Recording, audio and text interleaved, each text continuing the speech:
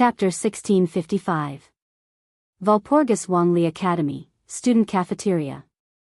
With Natsuki, Ikaros, Astria, Nagisa, and Kanon in tow, Wu Yen entered the student cafeteria under the gazes of the surrounding students and the astonished gazes of the other girls. He didn't know if it was fate or ill-fated, but the moment he entered the cafeteria, Wu Yen saw a seductress with a small dragon perched on her shoulder. Yo! Without thinking, Wu Yen raised his hand and greeted him with a nonchalant expression. Here to eat? Charlotte's shoulders trembled exaggeratedly when she heard the voice. She turned her head abruptly and looked towards the entrance of the student cafeteria. When she saw Wu Yen standing there, a panicked expression appeared on her pretty face. Then, Charlotte didn't even say a word. She turned around and ran in another direction as if she was escaping. Ikaros. Wu Yen waved at Ikaros with a, "I knew you would do this" look. Catch her. Ikaros's eyes quickly turned pink with an illusory square frame. She stretched out her hand towards Charlotte. Bzzz. In the next instant, a spherical protective barrier made of crystals appeared around the fleeing Charlotte, trapping her within and suspending her in midair. Let me out. Let me out. Charlotte was stunned at first. Then, she knocked hard on the aegis that trapped her inside the absolute defense circle. She screamed as she knocked on the cafeteria. Save me. Someone save me. I'm going to be violated by a pervert. Who's a pervert? Wu Yen ridiculed as he led the girls to the aegis that trapped Charlotte. Besides, if it's just a pervert, he wouldn't dare attack you, right? You pervert. Let me out. Charlotte glared at Wu Yen. Her eyes were watery. Could it be? Are you planning to take me home and enjoy me? If it's really possible, I don't mind. Wu Yen moved a chair to the nearest table and sat down with the girls. He looked at Charlotte, who was knocking on the barrier in the aegis, absolute defense circle, in a mocking manner. But I'm hungry right now. I'll come back and enjoy you after dinner. You. Charlotte secretly swallowed a mouthful of saliva. He said with a timid expression. You're not for real, are you? That depends on what you mean by that. Wu Yen rolled his eyes and he said in an annoyed tone. You're running away early in the morning and you're calling me a pervert? You're a pervert. Charlotte snorted. Don't tell me you've forgotten what you did to me yesterday. You're worse than a beast. As soon as Charlotte finished her words, the sound of a group of people falling to the ground and the sound of plates and cutlery shattering echoed in the student cafeteria. The students who are eating in the student cafeteria heard Charlotte's words clearly. An indescribable silence filled the cafeteria as they looked at Wu Yen and Charlotte in astonishment. After a moment of silence, many of them gave Wu Yen a thumbs up. To be able to subdue that Rex of Monarch's reign. Furthermore, he had done something that was worse than a beast. This was enough to establish a legend in the entire Walpurgis Royal Mechanic Academy. The students couldn't help but be speechless with admiration. Under those admiring gazes, Wu Yen couldn't keep his carefree expression any longer. He couldn't help but retort. Can you not say things that will cause misunderstandings? What did I do to you yesterday? I'm worse than a beast.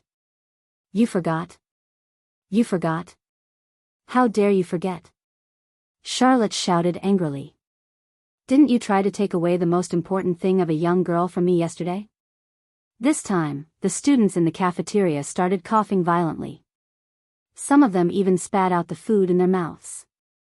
Big brother. Even Nagisa seemed to believe Charlotte's words and revealed a sinister expression. Surely you didn't.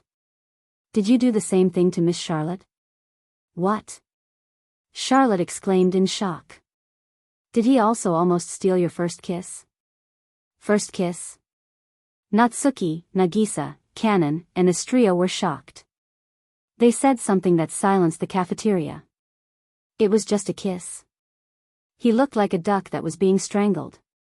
In an instant, the cafeteria fell silent. It was just a kiss. What does that mean? Crimson Eyes didn't just take advantage of Rex, he took advantage of Crimson Eyes and took advantage of Rex's robot. He even took advantage of her automaton, and this advantage wasn't as simple as just a kiss, right? This time, the gazes of the students in the cafeteria towards Wu Yan changed from admiration and reverence to disdain and contempt. Pervert. Pervert. You're an incorrigible pervert. The #1 pervert in the world. Charlotte shouted angrily. You even took advantage of your own automaton. Why don't a pervert like you just die? I really want to die now. Wu Yan forced a smile. He rubbed his forehead like he was having a headache. I beg of you. I don't care about the rumors, but please don't tarnish my reputation, okay? Natsuki, Nagisa, Astria, and Charlotte were angered by his words. Tarnish your reputation? That was something you actually did. How can this be tarnishing your reputation? It seems like even the bystanders were dissatisfied. They let out an inaudible sound. Stinky pervert, perverted bastard. I already said no. Wu Yan, who was about to retort, was startled. He turned around and looked to the side. In the next instant, his face twisted. Senior Flay. The one who is standing next to him and speaking is the one who caused Wu Yan to turn into a wolf and push down the 5 girls who came with him yesterday, Flay. Today, Flay only had Raby with her. The other automatons were nowhere to be seen. Flay was holding a bamboo basket that made Wu Yan's heart skip a beat. She walked over shyly and placed it in front of Wu Yan. Looking at the extravagant sandwiches in front of him, as if they could only be made in a high-class restaurant, Wu Yan's face twitched. What's going on? You. Flay sneaked a glance at Wu Yan. Her gaze kept drifting away.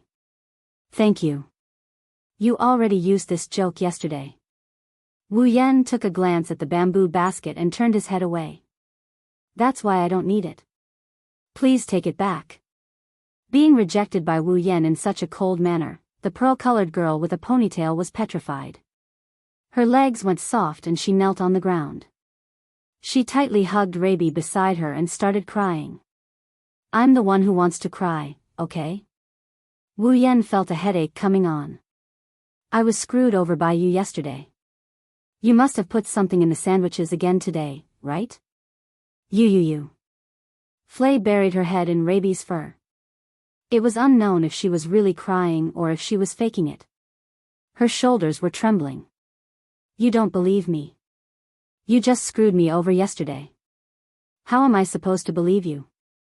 If this continued, there would be no end to it. At that moment, Wu Yan decided to change the topic.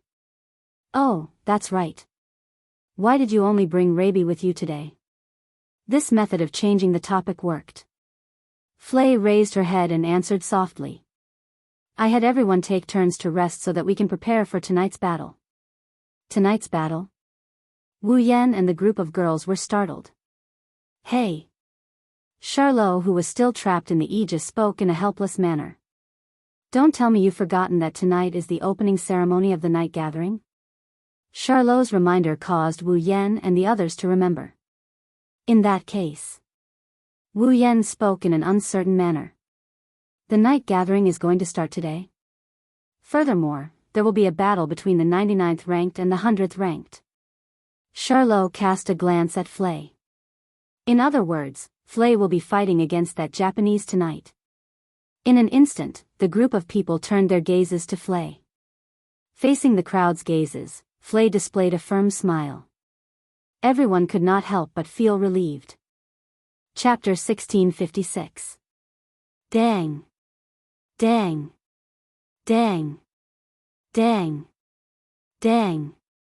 The clock tower of Walpurgis Royal Mechanic Academy rang its rhythm, bringing up a light and solemn chime that turned into echoes, echoing in the sky above the academy. Behind the central lecture hall of Walpurgis Royal Mechanic Academy, there was a stage on the lawn sandwiched between the medical department and the law department. Light trucks were arranged in all directions of the lawn. Wires were plugged into them, and they were ready to work at any time. At the front of the lawn was a temporary stage, and behind it was a passageway. On the left was a central lecture hall, and on the right was an ancient Roman-style auditorium. The auditorium surrounded the entire lawn. On the lawn, students in black robes gathered in groups of 2s and 3s, chatting and looking nervously at the direction of the stage, more or less making noises. The lawn was where the night assembly was held, and it was also the battleground for the contestants of the night assembly. Of course, the students who were able to gather in the battleground in black robes were naturally the gauntlet holders who had the qualification to participate in the night gathering. The students who couldn't participate in the night assembly went up to the auditorium, chatting with each other with noises that were noisier than the gauntlet holders in the battleground. There was still time until the night assembly. There were still around 15 minutes left. The gauntlet holders' official match would start at 6 p.m. when the bell rang. Right now, it was 5:15 in the afternoon. At 5:30 p.m., the opening ceremony would start, and until 6 p.m., it would be used for the opening speech. During this waiting time, putting aside the gauntlet holders in the field, the audience in the auditorium was using this time to enjoy the delicacies bought from the food salesman or stalls nearby. They were in a noisy state as though they had entered a circus to watch a show. It wasn't anything strange. For the gauntlet bearers, the night assembly would naturally be able to compete for the throne of the Devil King. It was an important competition to win everything, but for the students who didn't have the qualification to participate in the night assembly was just a form of entertainment. Therefore, the audience could see it clearly. In the audience, lunchboxes, snacks, drinks, and even alcohol sales staff were working in an orderly manner at the stalls. All of them were extremely busy, running around the spectator stands. Wu Yan and Charlotte walked together with the group of girls. When they arrived at the audience seat, the black robe that they were wearing and the gloves on their hands exposed their identities as the gauntlet, causing many pairs of eyes to gather on them. Charlotte kicked the ground in annoyance and complained.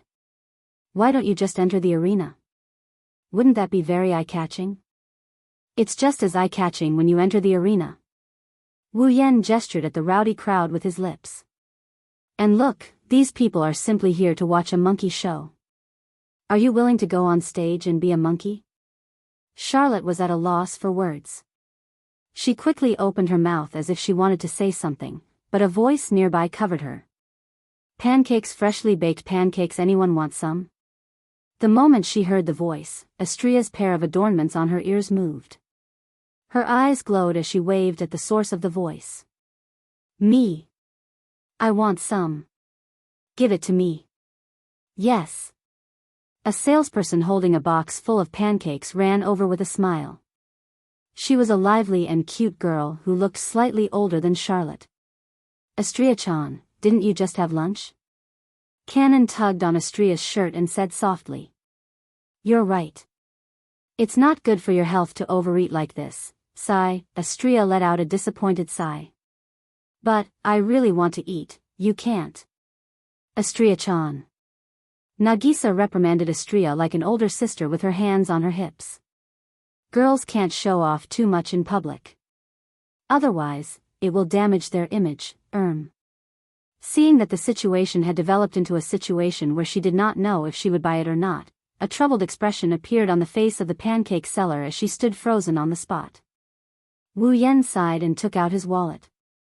"She came all the way here just to say no. It's going to be awkward."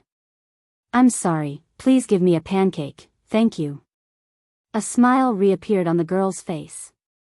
She wanted to thank him for his patronage, but when she saw Wu Yan, she paused for a bit before her eyes lit up. "Your scarlet eyes, Wu Yan, sama, right?" Wu Yan nodded with a confused expression. "Do you know me?" "It's my honor to meet you." The girl didn't answer. Instead, she grabbed the hand of the stunned Wu Yan who was holding the wallet and said in a joyful tone. "Oh right. This pancake is for you. Treat it as a congratulatory gift for your victory in the night gathering." "No. I'm sorry, please don't hold back." The girl stuffed a pancake into Wu Yan's hand. She looked at Wu Yan shyly and stuck her head out. She kissed Wu Yan on the cheek. "Ah, you kissed me," the girl screamed and ran away like a wisp of smoke, leaving behind a stunned Wu Yan who was still holding the pancake in his hand, stunned on the spot. In the next moment, waves of bone-piercing cold air began to rise from the side. He really is a pervert, Charlotte said coldly. He's reminiscing. Nagisa puffed her cheeks and said angrily. Master. Idiot. Bad. Even Astria started scolding him. Her face was filled with indignation. Ikaros and Canon didn't say anything, but their eyes were filled with anxiety. It was as if they were afraid their sweetheart would be snatched away by someone else. Natsuki didn't say anything. She just stared at Wu Yen with her emotionless eyes. She gave Wu Yen an indescribable sense of pressure. I didn't do anything, okay? Wu Yen cried out in grievance. How would I know what's up with that girl? Why did she suddenly kiss me? Humph. Charlotte turned her head away. She's probably a fan of yours, fan? You're one of the members of the 13, you should have your own fans. Charlotte glanced at Wu Yen. What's so strange about that? Fine. Wu Yen sighed and raised the pancake in his hand. So, are you eating or not? Of course I'm eating. Astria's indignation disappeared and was replaced by joy. She took the pancake from Wu Yen. You should have said no. Nagisa couldn't help but say. Astria-chan, you'll let Oniai-san off the hook if you do that. But the pancake is innocent. Astria said with a straight face. She took a big bite of the pancake and chewed happily. It's delicious. Everyone laughed bitterly when they saw the blissful expression on Nagisa's face. They couldn't bring themselves to complain. At this moment, on the lawn, the band around the stage began to blow their horns. The flock of birds was also deliberately released. They soared and danced in the air. Oh! The surrounding students clapped their hands and cheered. It was the prelude to the opening ceremony of the night party. This time, I have to go even if I don't want to. Charlotte calmly tightened her gown. All right, let's go. Wu Yen shrugged. He led Natsuki, Ikaros, Astria, Nagisa, and Canon to the stage. Just as Wu Yen stepped on the grass field representing the night assembly, a person in formal attire broke away from the line of gauntlets and passed by Wu Yen as if he's skipping the opening ceremony. For a split second, when the person brushed past Wu Yen, he paused for a bit. Wu Yan's expression stiffened and he stopped as well. The guy left the scene in a hurry as if he just completed a mission. Wu Yen didn't even look back as he stood there with his hand raised. There was a piece of paper in his hand. Chapter 1657. In the first battle of the night gathering, the participants were the 99th and 100th ranked participants. In other words, Flay would be fighting against Lei Zhen, who she had been scheming to assassinate all this while, on the first night of the night gathering. Originally, Flay wanted to assassinate Lei Zhen because Lei Zhen's strength was not something she could handle. In order to save the Hellhound automaton, Flay had no choice but to assassinate Lei Zhen. In other words, with Flay's strength, it was impossible for her to defeat Lei Zhen. If she were to fight, Flay would undoubtedly be defeated. However, that was in the past. Currently, Rabi's Hellhound automaton was no longer the only one by Flay's side. Instead, there were more than 10 Hellhound automatons by her side. The automaton of the Garm series was originally developed to allow newbie puppeteers to control it as they wished. Therefore, it was not difficult for Flay to control the Garm series automaton multiple times. On top of that, the sound pressure control was an extremely outstanding magic circuit to begin with. Now, Flay's strength could be said to have increased by several folds. Of course, with Flay's current level of skill and magic, even if the Hellhound automaton was easier to control, she was still unable to control more than 10 of them. With Flay's current proficiency in magic, under the condition that she did not affect the control of the other automatons, she could at most control 5 automatons of the Garm series. However, this still allowed Flay's strength to increase by several times. Under such circumstances, the situation in the first battle between Flay and Lei Zhen could be said to have completely reversed. Watching Lei Zhen and Yaya being surrounded by more than 5 Hellhound automatons and dodging the sound pressure cannons with great difficulty, the two of them looked like they were in a difficult situation. They seemed to have fallen into a bitter battle. Charlotte could not help but forget to avert her gaze. This is too ridiculous. That's right, it's too outrageous. With Lei Zhen's strength, even if he couldn't enter the ranks of the 13, he would definitely be an excellent puppet user who would follow closely behind. Now, because Flay had obtained the help of the other automaton from the GARM series, she was able to obtain the help of the GARM series. His strength had improved greatly. The level of these two people had already surpassed the level of those ranked in the top 20 or 30. It was close to the top of the 13, meet NDS. Yet, in the first battle of the night gathering, this first battle had evolved to a level that the previous night gatherings' first battles could never reach. Wasn't it ridiculous for the first match to be at this level? It could be heard from the frequent cheers and cheers from the audience. How exciting would tonight's first battle be? I'm afraid that the puppet users who are at the bottom of the night meeting are under a lot of pressure right now, right? This battle has already surpassed the standards of the previous night meetings. Charlot stared at the battlefield below without blinking. I wonder if there will be a victor between the two of them? It's hard to say. Sitting at the side, Natsuki shifted her gaze to Lei Zhen, who had a vexed expression on his face. However, a thoughtful glint could be seen in his eyes. Judging from that brat's appearance, he should be trying to think of a way to break this stalemate. If he can think of a way within an hour, that brat will be the victor. An hour? Charlot was slightly startled. Then, he understood. So that's how it is. The lower-ranked contestants had to stay on the battlefield for a full hour before they could request to leave. In other words, Lei Zhen had to either come up with a way to break through the encirclement of the GARM series automaton within an hour and defeat them one by one, or he had to hold on for an hour and go back to slowly think of a way. Lei Zhen was a person of action. However, his brain was not weak either. If he was given an entire day, Lei Zhen should be able to think of a way. At that time, Flay would have no choice but to announce her defeat. Of course, on the second night of the night gathering, the 98th ranked contestants would also enter the battlefield and cause chaos. No one could predict how the situation would turn out. That's why the best course of action is to decide the victor tonight. If Flay wants to defeat Lei Zhen, she has to defeat Lei Zhen while she still has the strategic advantage. She has to defeat Lei Zhen before he can think of a way to break through the stalemate. Therefore, this was a battle of speed. Lei Zhen has to think of a way to break through the stalemate.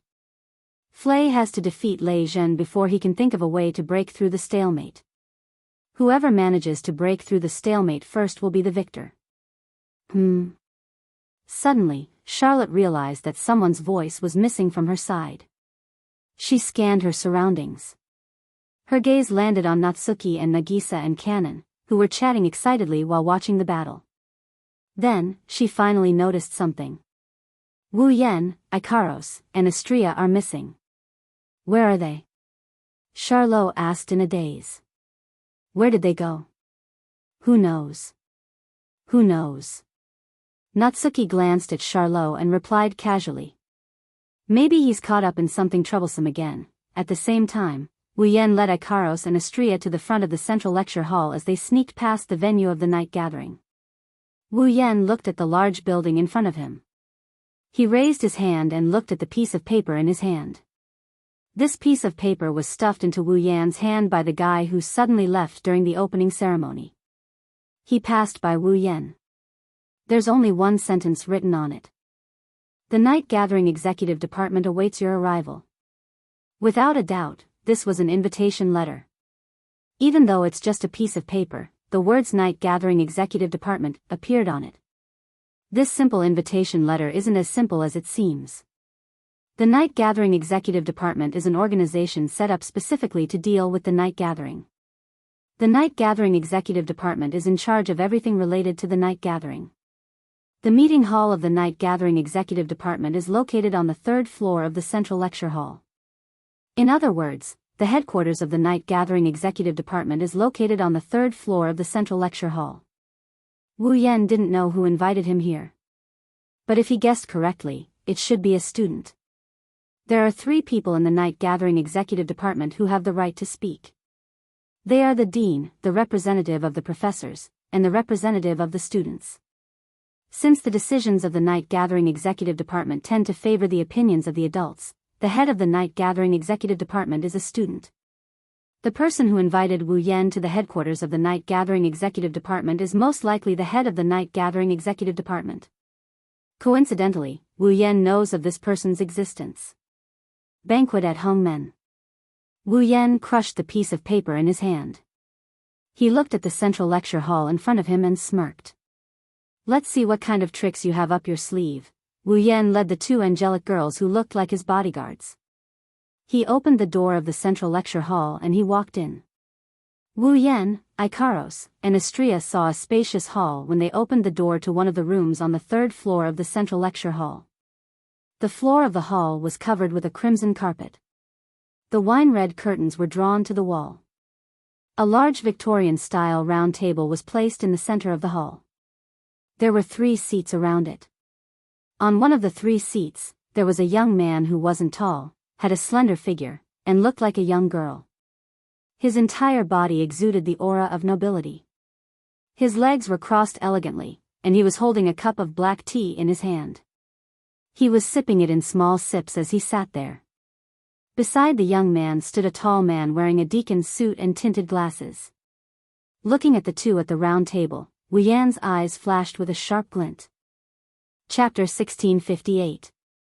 In the vast executive hall of the night party, a young man with green hair and silver hair sat at the head of the round table, one standing and one sitting at the head of the table, releasing a presence that couldn't be ignored. The sound of the door being pushed open reverberated clearly in the vast space, but the young man acted as if he didn't hear anything. He continued to hold the teacup and drink sip by sip. Only the man who looked like a deacon turned his head and shot a sharp gaze in the direction of the door. Anyone who met the sharp gaze of the man who looked like a deacon would be able to tell that the other party wasn't simple. That's because there's a faint smell of blood coming from the man's body. Those with keen senses would be able to detect it. This was an existence that had truly killed people. Moreover, other than the smell of blood, there was also an extremely strong sense of oppression coming from the other party's body. This told others that this person not only knew how to kill people, but his methods of killing people were also definitely of the valiant kind. However, those with keen senses would be able to detect it. On this person's body, there was a hidden smell of blood and a sense of oppression that made people feel extremely out of place. That feeling of incompatibility was as if the other party was a wolf in sheep's clothing. Compared to the deacon who gave off a sense of incompatibility, the young man sitting at the head of the table who was elegantly enjoying his tea looked like a normal person. Of course, that's just how it looks. My Disty, my honored guest. As if he was satisfied, the noble and elegant young man put down the teacup in his hand and slowly stood up and turned around. He faced the door with a sly smile on his face. Really? Palace, welcome to my palace. Palace Hall? Did this person treat the meeting hall of the executive department as his own palace? I don't know if he's arrogant or confident. Pursing his lips, Wu Yan led Ikaros and Astria into the meeting room of the executive department. Their footsteps were muffled on the luxurious carpet. The young man watched as Wu Yan and the two angelic girls got closer.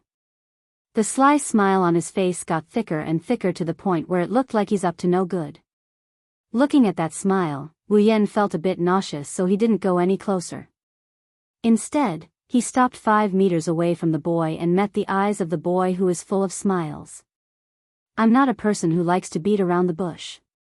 His first sentence was a tit for tat. This caused the eyes of the man standing behind the young man, which were hidden under his tinted glasses, to quickly condense killing intent. He moved a few steps to the side so that there's no obstacle between him and Wu Yan. Clearly, this man had the intention of charging forward. Really, you can't be rude to my esteemed guest. The young man was clearly being treated with disrespect in the beginning, but he still sounded happy. He spread his hands and said as if he was putting on a show. However, I don't mind beating around the bush. At the very least, please give me the esteemed Scarlet Eyes. Do you have the time to introduce yourself? The head of the night meeting hall's executive department, number 10 of the 13, Cedric Granville. Cedric Granville. Wu Yan looked at the boy with a gaze that seemed to be able to see through everything before he opened his mouth with a smile that is not a smile. For now, I'll treat you as this person. Treat me as this person? The young man raised an eyebrow. The sly smile on his face turned into an enigmatic one. That's an interesting way to put it. It seems like you're not as simple as I thought. Well. The young man showed an exaggerated smile. He looked at Ikaros and Astria behind Wu Yan. His eyes were filled with curiosity and amusement. You can carry 5 high-performance automatons with you, and you've even suppressed Marshall before. You defeated Felix, and even sent Bronson, who almost took the throne of Demon King, to prison. Everyone knows that you're not simple. Everyone only knows about the first half of the fight. No one knows about the fact that I defeated Bronson, the head of the nightclub executive department. Wu Yan shrugged. Since you know this, doesn't that mean you're the same as me? Using your logic, let's assume that's the case for now. The young man smiled nonchalantly. His gaze never left Ikaros and Astria as he spoke in a praising tone. You have a very beautiful automaton. And? Wu Yan glanced at the young man. You didn't ask me to come here just to see my automaton, did you? No, it's just a little. The young man waved his hand. His expression was as pure as an angel's, but his words sent chills down everyone's spine. After all, one of my few interests is to destroy beautiful things. That's a good interest. Wu Yan smiled knowingly. I'll see if I can kill you later. Pang! As soon as he finished speaking, the man standing next to the young man who looked like a deacon suddenly stomped on the ground and charged forward. Mana fluctuations flashed on the man's body. The man had clearly used some kind of magic to make his figure disappear in a flash. No. He didn't really disappear. The man's speed increased to a point where the naked eye couldn't catch him. In the blink of an eye, he appeared in front of Wu Yan and grabbed Wu Yan's neck. During the whole process, Wu Yan didn't move a single muscle. His neck was easily grabbed by the attendant's hand. The man who looked like a deacon tightened his grip on the neck that looked like it would break with a single pinch. His eyes, which were hidden under his tinted glasses, were filled with murderous intent. Although you're the young master's VIP, can you please watch your mouth a little? Zhen said without a trace of a smile. The Granville family's deacons are excellent but not perfect. If you want to point out a flaw, it would be that you can't stand to hear your master being badmouthed. Wu Yan laughed when he heard that. He laughed as if he was watching a clown perform. His laughter was full of sarcasm and he wasn't worried that his neck would be crushed. This caused Shinobi's murderous gaze to turn cold. Just as Zhen was about to teach Kirin a lesson, the young man's unhurried voice entered his ears. Stop it, Zhen. As a deacon, it's my duty to stand up for my master. Zhen replied without turning his head as he tightened his grip on Wu Yan's neck. So, even if it's the young master's order, please let me delay it for a while. Well, I don't mind. The young man's reproachful words carried an imperceptible dissatisfaction as it reverberated in the air. But, rather than standing up for me, I hope you care more about my safety. Zhen paused for a moment before his expression changed. He turned around and looked at the young man. The young man was still standing at his original spot. However, at this moment, he raised his hands up high and made a gesture of surrendering. He had a smile on his face as he shrugged his shoulders. Behind the young man, a girl with a pair of pure white wings stood there. She held a laser sword in her hand and held it against the young man's neck. It was none other than Astria. Zhen was shocked. He turned around and looked behind Wu Yan. He saw that where the 2 angel-like girls were supposed to be standing, the one with long golden hair and pure white wings had disappeared at some point in time. All that was left was the girl with pink wings and pink hair, who was staring at the real girl with a pair of illusory square frames and a pair of cold, heart-piercing crimson eyes. Zhen's scalp tingled as he looked at the pair of cold crimson eyes. He had a feeling. If he really dared to crush the neck in his hand, then this beautiful girl who was as beautiful as an angel in front of him would definitely blast him into pieces before he could do so. Chapter 1659. One of them was choked by a hand while the other was held by a sword. Both of their necks were in a position where a fatal wound could be inflicted on them within a second. Tension filled the air. Oh, what a shocking speed. The young man with the laser sword on his neck said with a smile on his face. This is the first time I've seen an automaton that can move faster than a real one. Is there a magic circuit inside it that increases its speed? Or is it a magic circuit related to space? You think that speed is magic? Wu Yan smiled calmly. If that's the case, then I'm sorry, but can you not compare my Astrea to your automaton? You can tell that it's really my automaton? The young man asked in surprise. There are plenty of people who can tell that it's an automaton, but I've never seen anyone who could tell that it's an automaton so quickly. After all, it's too similar to a real person, isn't it? It doesn't change the fact that it performed magic in an instant. Wu Yan explained with a lack of interest. The only thing that can perform magic in an instant is an automaton. This is common knowledge, the head of the night meeting. Beautiful. The young man clapped happily from the bottom of his heart. In other words, you didn't see that it was really an automaton, but that his speed was performed through magic, right? Isn't this even more difficult than seeing if it's really an automaton? Too bad, unfortunately. Wu Yan glanced at Shinichi, who had a sour expression, and he shook his head in disdain. This isn't the first time I've seen the magic your deacon used. Not the first time? Shinichi was stunned. Oh. The young man narrowed his eyes as if he was trying to see through Wu Yan. That's interesting. From what I know, the only automaton that can perform this magic is the one that can do it. At the current stage. Other than my people, no one else can do it. That's true. Wu Yan nodded in agreement. Only you people would treat a low-quality product like this as a treasure. Zhen's eyes suddenly released a murderous aura that was 10 times stronger than before. His heart was filled with anger. The smile on the young man's face finally disappeared. He stared at Wu Yan intently. Low-quality product? Your automaton magic trick. It should be the control of vectors, right? Wu Yan sighed. Controlling the vectors related to your body to increase your attack, defense, and speed, isn't it?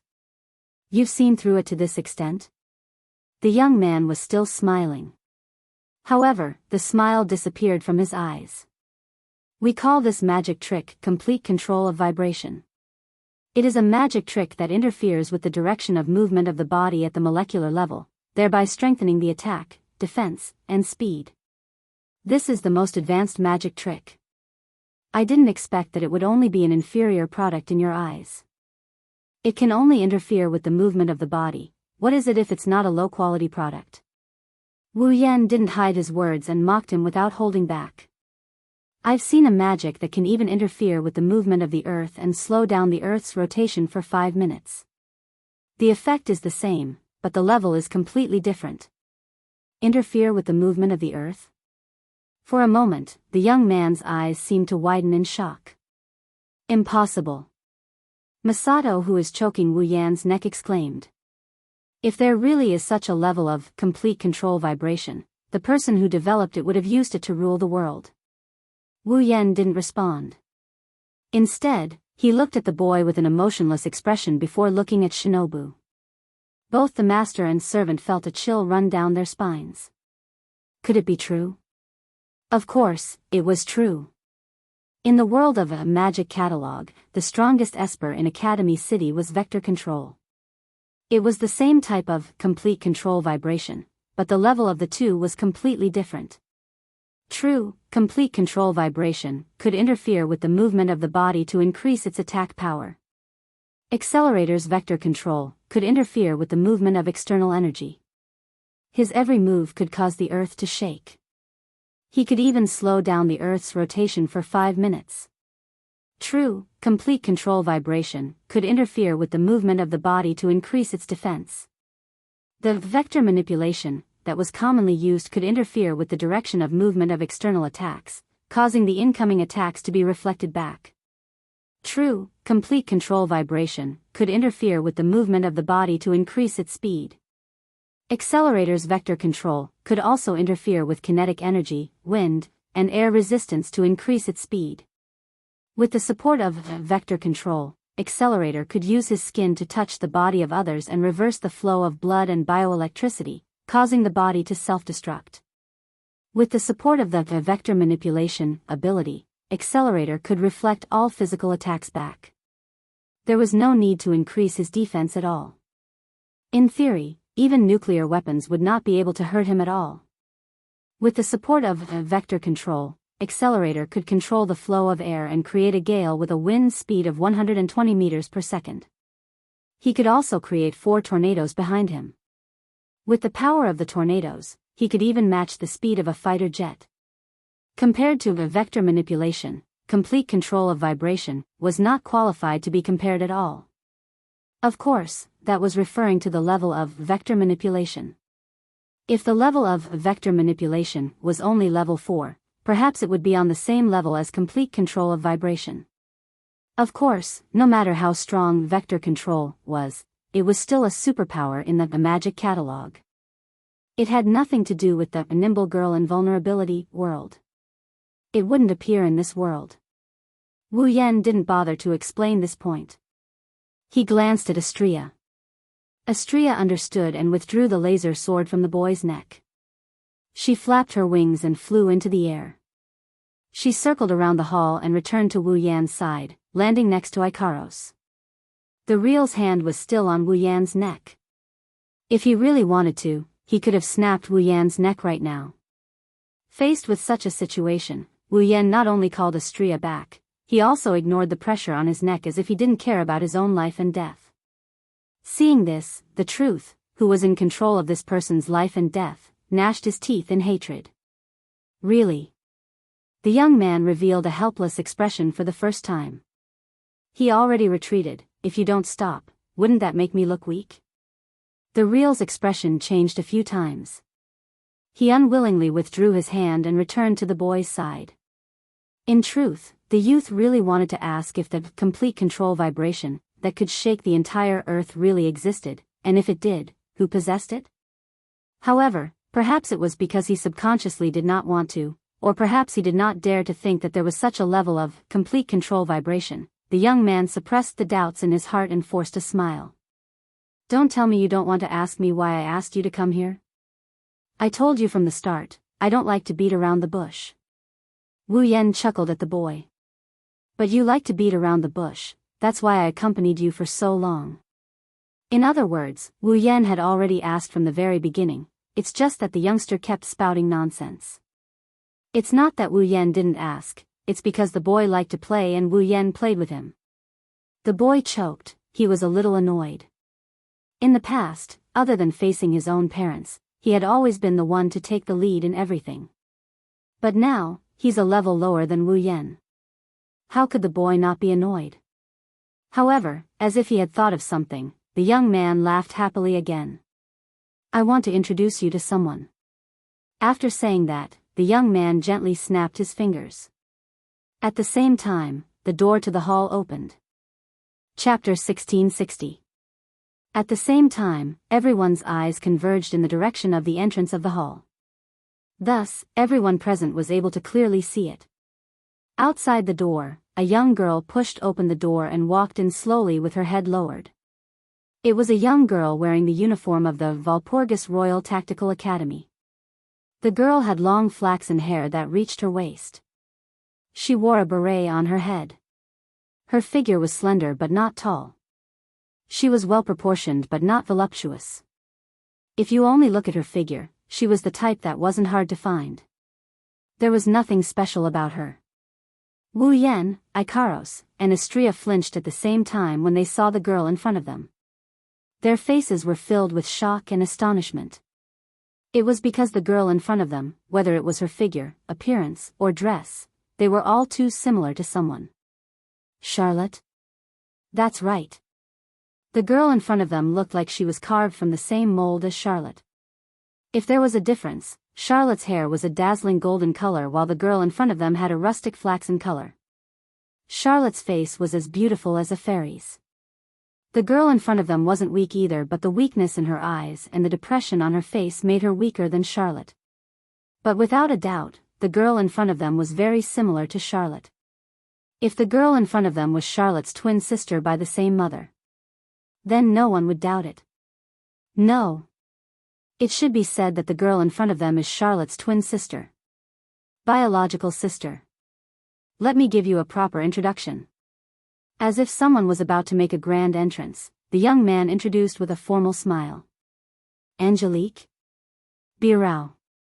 I heard that she's the younger sister of Tyrant Rex. Wu Yan had his suspicions, but when he heard the boy's straightforward introduction, he reacted. He looked at the girl named Aliette Kagura. He looked at Birao. So you're Charlotte's sister?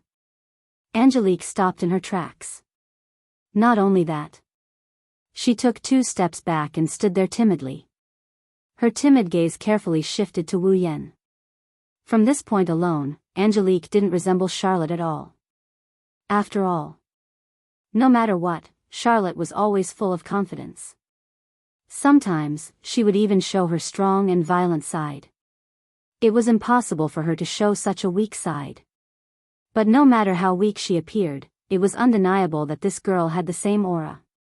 Wu Yan felt the same aura as Charlotte. It was the same aura as Charlotte, who came from a prestigious family and went through many hardships.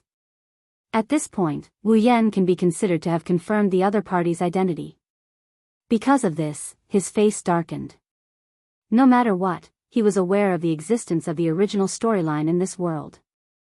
Looking at Charlotte's younger sister appearing here at the academy, and instead of meeting her own sister, she came here to meet him under the arrangement of the head of the night party. How could Wu Yan not guess what's going on? Wu Yan used a slightly cold and smiley emoji and turned around to look at the smiling young man. What do you mean by this? Due to certain reasons, Angelique is now mine. The young man chuckled and spread his hands. Originally, I wanted her to meet her sister.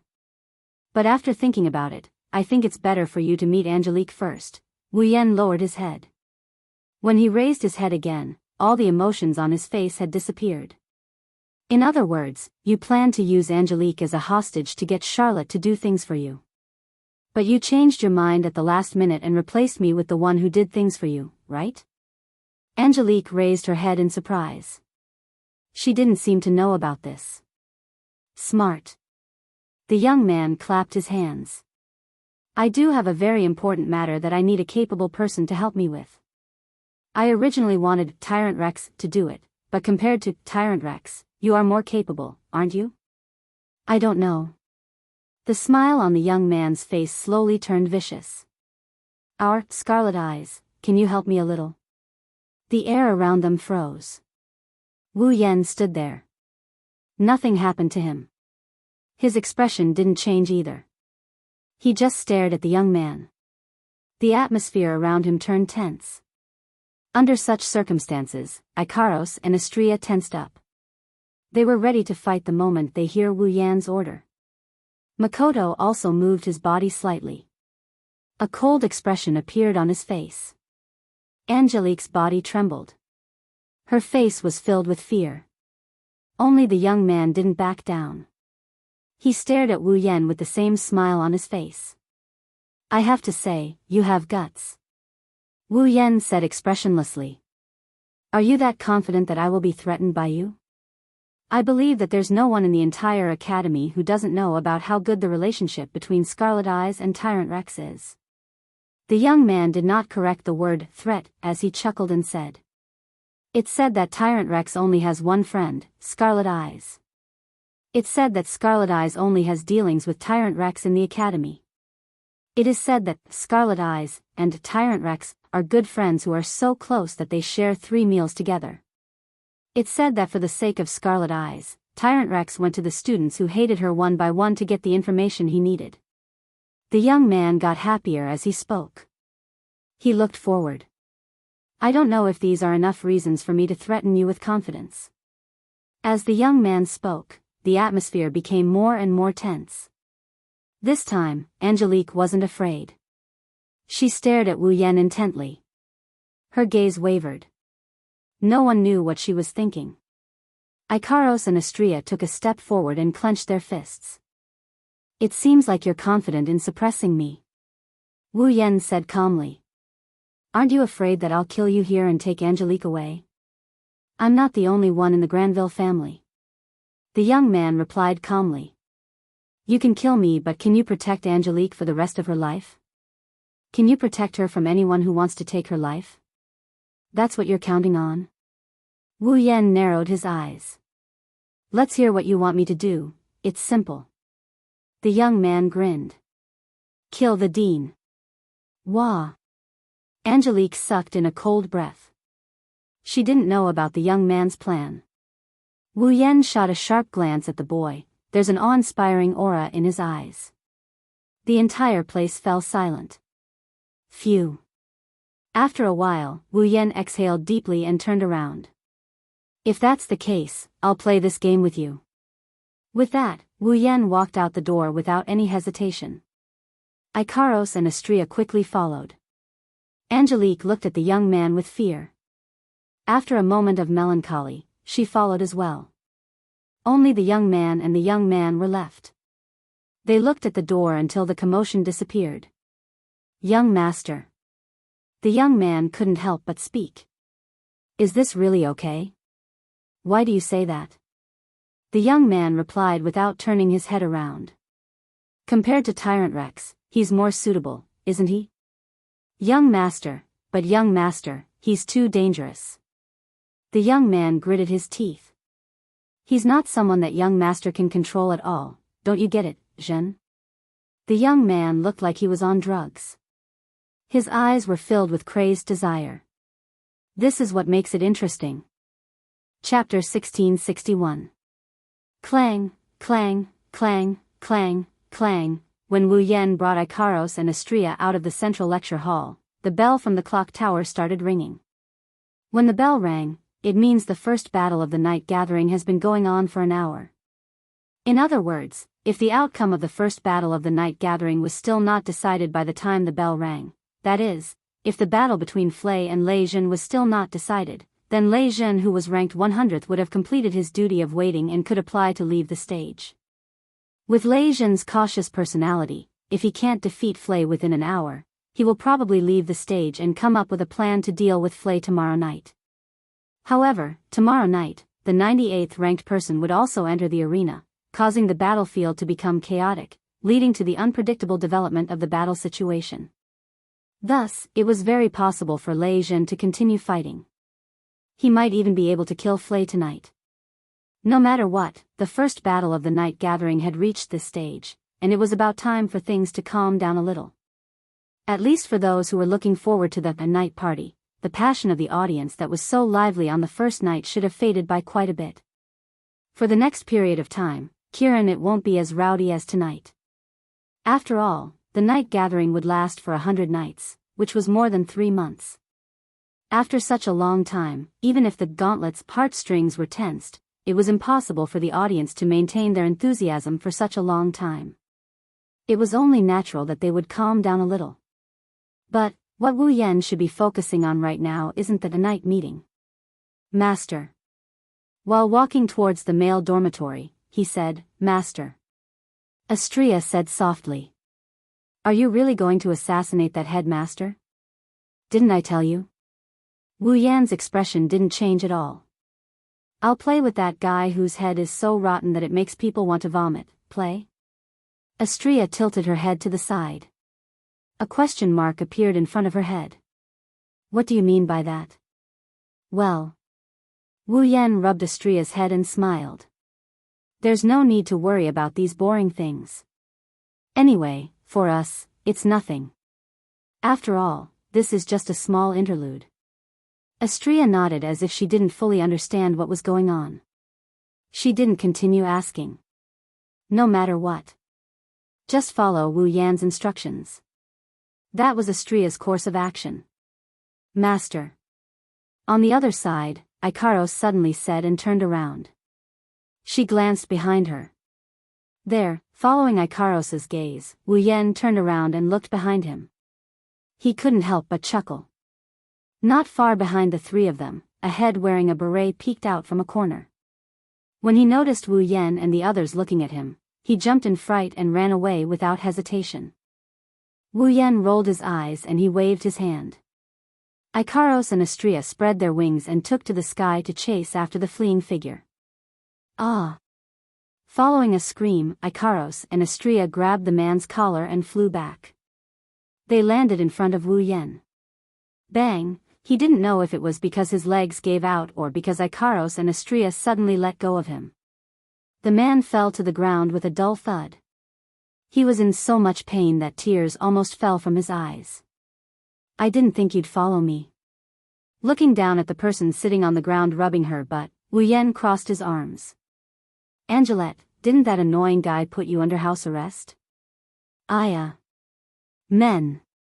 Angelette exclaimed. She looked up and saw Wu Yan standing in front of her. Then, as if she saw a ghost, she shuffled her butt and retreated far away. Hey! Seeing how Mariette is trying to avoid him like the plague, Wu Yan had a rough idea of what's going on, but he still felt hurt. I'm here to save you, don't you think it's unreasonable for you to act like this? Angeliette's shoulders trembled as she pulled down her beret to cover her face. I'm sorry.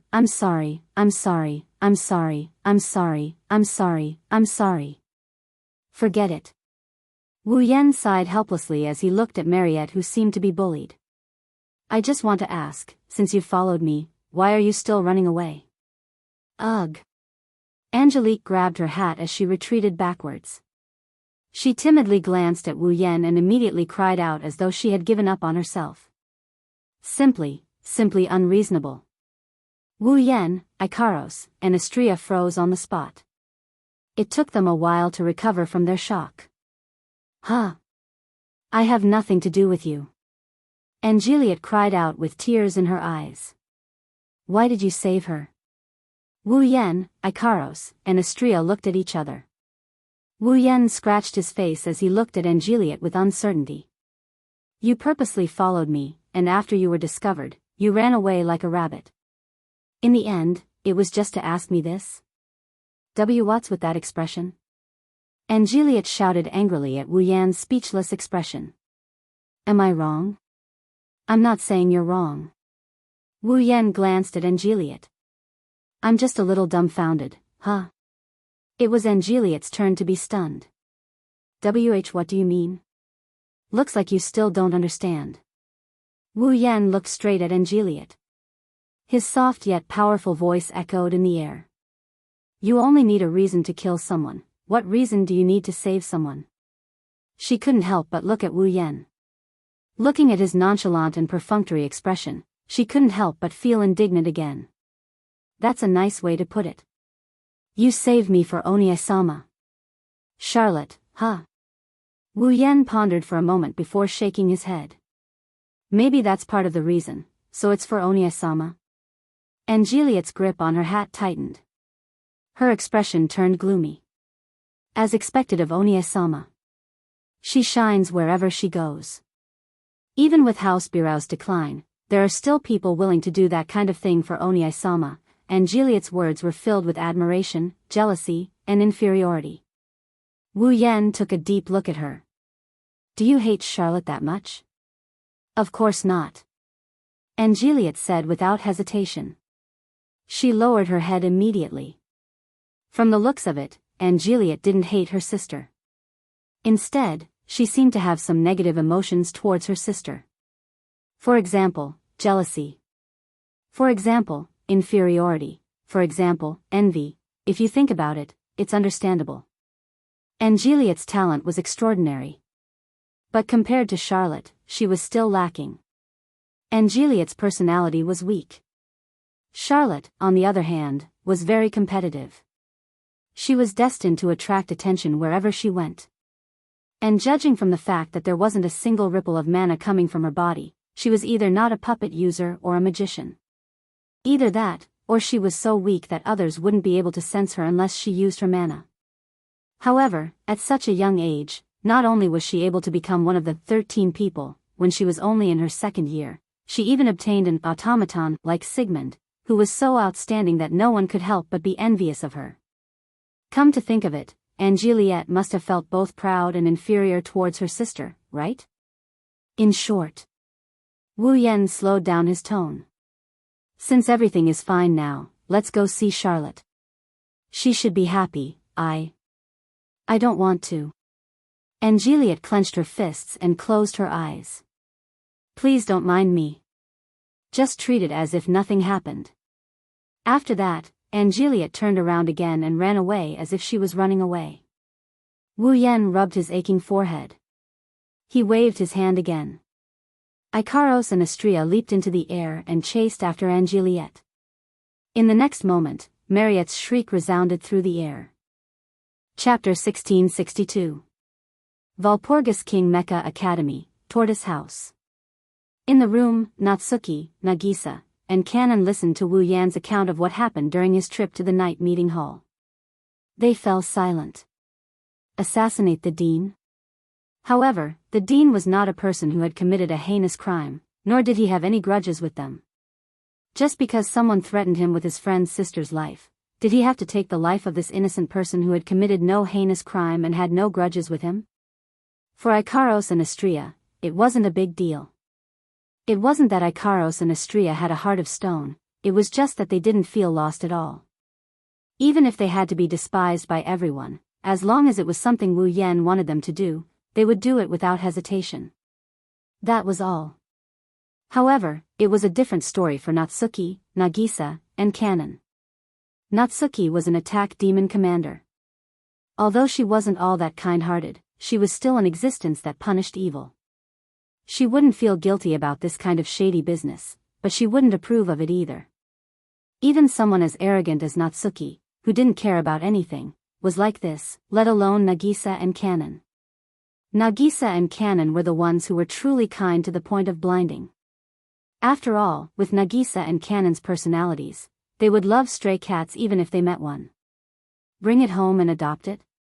Are we really going to assassinate the dean? Nagisa didn't try to hide her displeasure at all. Her cute face was gloomy. But Nagisa doesn't think it's a good idea. Oniai-chan. Kanon looked at Wu Yan pleadingly. She was in a difficult position. If we do that, we won't be able to stay in the academy anymore, right? For the time being, I don't think we have to continue hiding here. Wu Yan knew Nagisa and Kanon didn't like this idea, so he smiled bitterly. After all, we still have a mission to complete. It won't be long before we finish replicating Eve's heart. Before that happens, if we hide in the academy, we shouldn't be discovered. In other words, Natsuki frowned. Are you really going to assassinate the dean? Are you going to? Wu Yan mused for a bit before continuing. Actually, I don't think we can kill the dean. You don't think we can kill the dean? Many young girls were at a loss. Edward? Rutherford. Wu Yan looked at the girls. The dean. He's not a simple character. I heard it from Miss Charlotte. Misha raised her hand. She said, the dean is known as the strongest magician of the 19th century. The strongest magician of the 19th world? Natsuki turned to look at Nagisa. It seemed that it was rare for him to be a little interested. That is to say, Edward? Rutherford is the strongest existence? I don't know about it now. Nagisa said after recalling what Charlotte had told her. However, Charlot said that at least in the last century, the dean was publicly acknowledged as the strongest existence. Even the demon kings of the past were no match for him. Is that old man really that strong? Astrea was surprised, but she nodded as if she understood the situation. Indeed, the last time I saw that old grandpa at that awards ceremony, I kept feeling that there was an unusual aura on him. It's the ceremony for the gauntlet. Natsuki waved the lace fan in her hand as a look of dissatisfaction appeared in her gem-like eyes. At that time, I also felt that the dean wasn't a simple character, but I didn't think much of it. What a failure. I can't blame you for that. Wu Yan shook his head. Our levels and strengths have been restricted. Our strength has definitely surpassed the academy head. Therefore, even though our levels and strengths have been sealed, we would still subconsciously ignore those who are weaker than us. This is understandable. That's right, Luo Ruoxin said. Then, Canon's beautiful eyes were filled with unease. Can we defeat the Dean if our level and strength are restricted? Win? Wu Yan subconsciously looked at Ikaros and Astria. Without a doubt, Ikaros and Astria are the strongest trump cards in the group. On the surface, Natsuki hid her personal guardian and only used her space manipulation magic in front of outsiders. Nagisa and Agrora hid their familiars and only used their byproduct freezing ability. Canon also hid her purification ability and only used her healing ability. Each of the girls had their own trump cards hidden. However, compared to Ikaros and Astria, their trump cards were lacking. Ikaros hid almost all of her strength and only used Aegis. She was only responsible for defense. On the other hand, Astria didn't hide her strength. She was the opposite of Ikaros. She hid her Aegis-type shield, which is superior to Aegis. Of course, this doesn't mean Ikaros and Astria are the strongest trump cards in the group. What makes Ikaros and Astria the strongest trump card in the group is their strongest ability, Pandora mode. As long as they activate Pandora system, Pandora evolution and enter Pandora mode, Ikaros and Astria will be the strongest in the group. With Pandora mode as their trump card, Wu Yan and Ko might have what it takes to challenge the strongest magician of the 19th century, that's for sure. Even if it doesn't work out, Wu Yan still has 7 rank cards as his trump cards. Once he uses dreamy summoning and turns himself into a heroic spirit, Wu Yan will be able to unleash unparalleled power in this world. No matter how strong the Dean is, he can at least gang up on them. Thinking about it, Wu Yan shook his head and tossed away the thoughts of wanting to give it a try. Anyway, I don't think the Dean will be taken care of so easily. It's impossible that the head of the night party doesn't know about it, but he still asked us to kill the Dean. I see. Natsuki understood. Killing the Dean is just a bait. Does that person have another goal? Then, Nagisa and Canon's eyes lit up. We don't have to kill the Dean anymore? No, we still have to kill him. It doesn't matter if we can kill him or not, we have to at least make it look like we're doing it. Wu Yan poured a bucket of cold water on Nagisa and Canon. He rubbed Nagisa and Canon's heads and he continued in a gentle tone. All right. You don't have to do it, I'll do it. Master.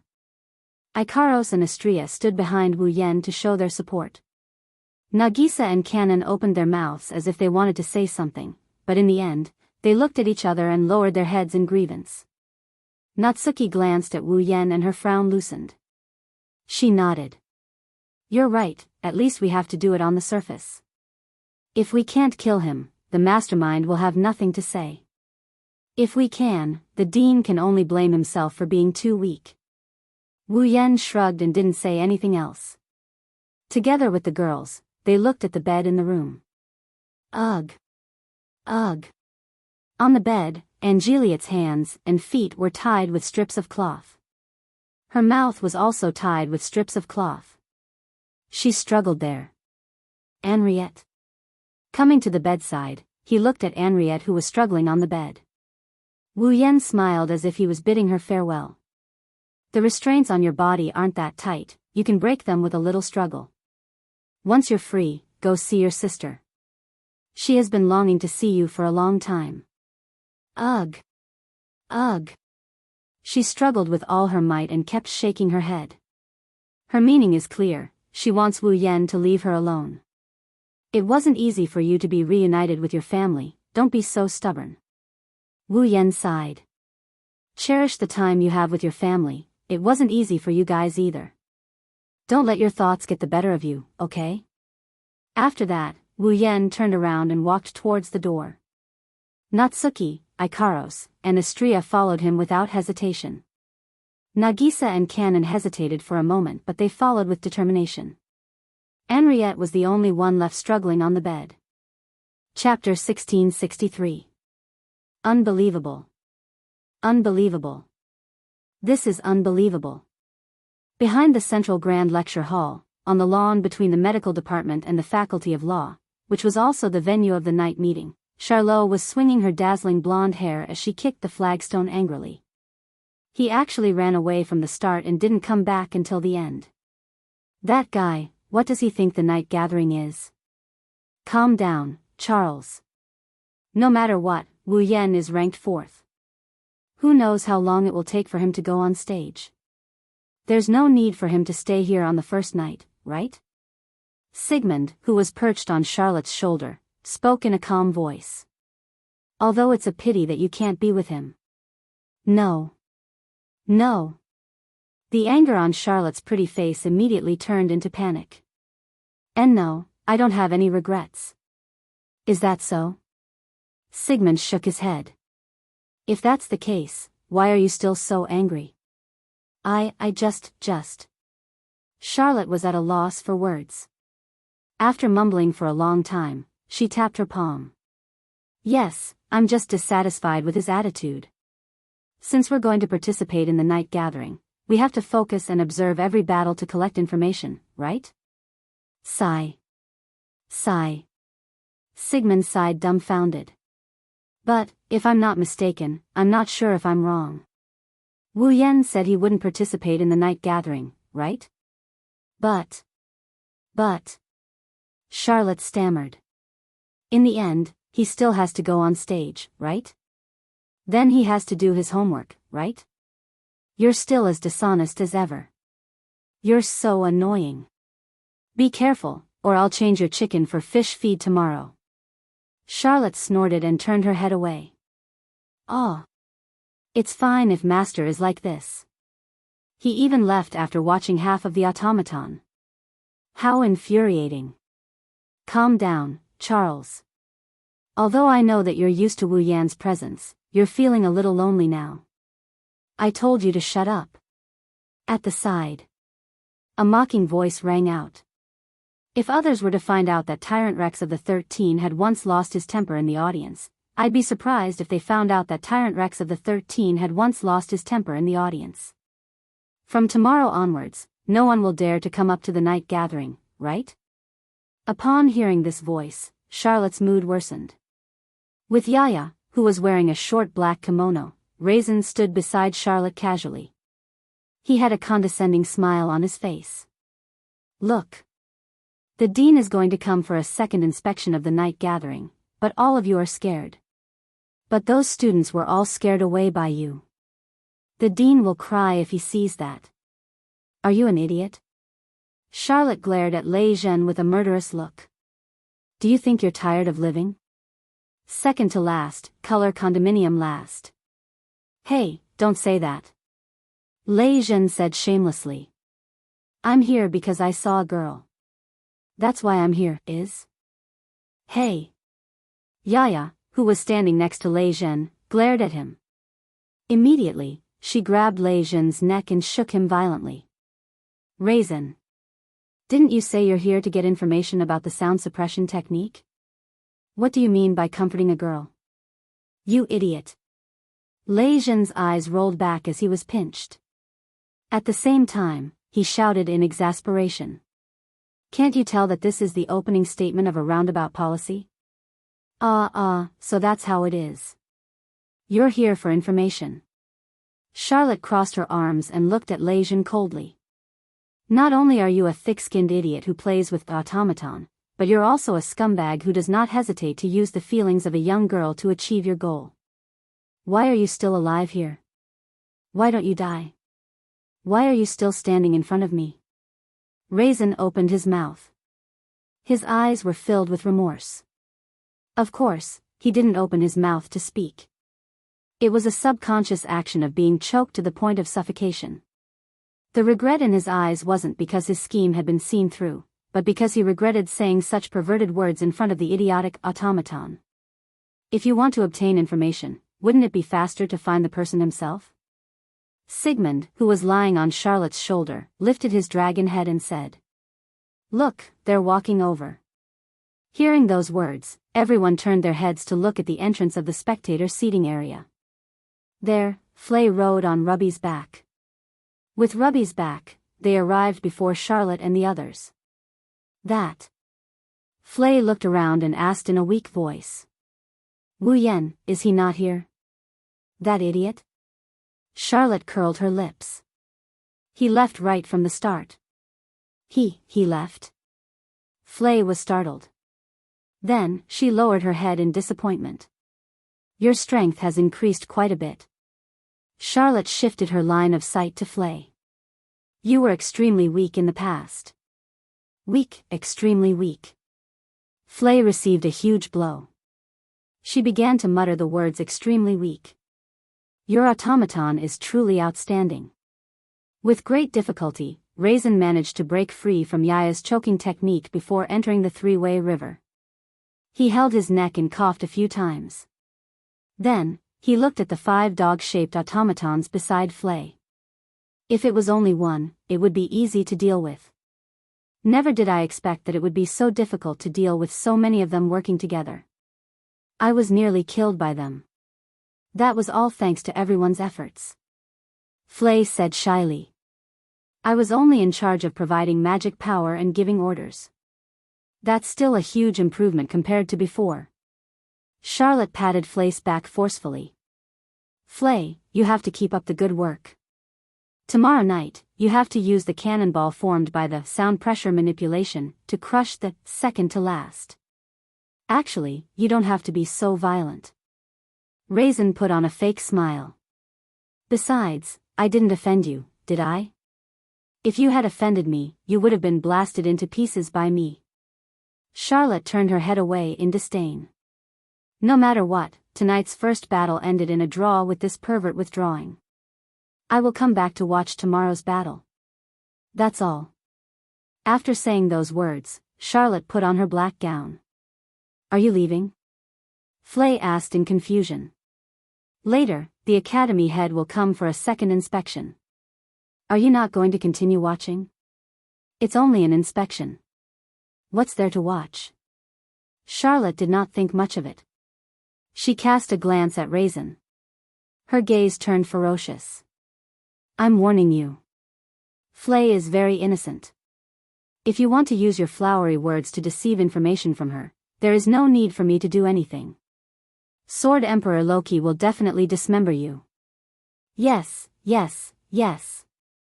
Raisin agreed helplessly. While they were talking, a commotion below the arena entered everyone's ears. Everyone looked toward the direction of the commotion. They saw a group of guards below the stage. A middle-aged man with a tall and sturdy body, dark skin, beard, and gorgeous clothes walked in from outside the stage. It's the academy head. Ye spoke in surprise. Could it be that the second inspection has begun? Tisk. Charlotte was speechless. He truly came at the wrong time. Elder sister. Suddenly, a shout reverberated from the other side of the spectators' stand. Hearing this voice, Charlotte's body trembled violently.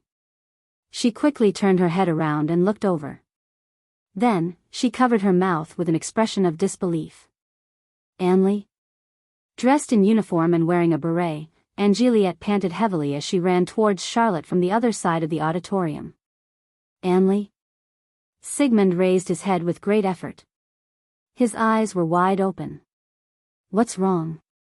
Raisin asked in confusion. Is it someone you know?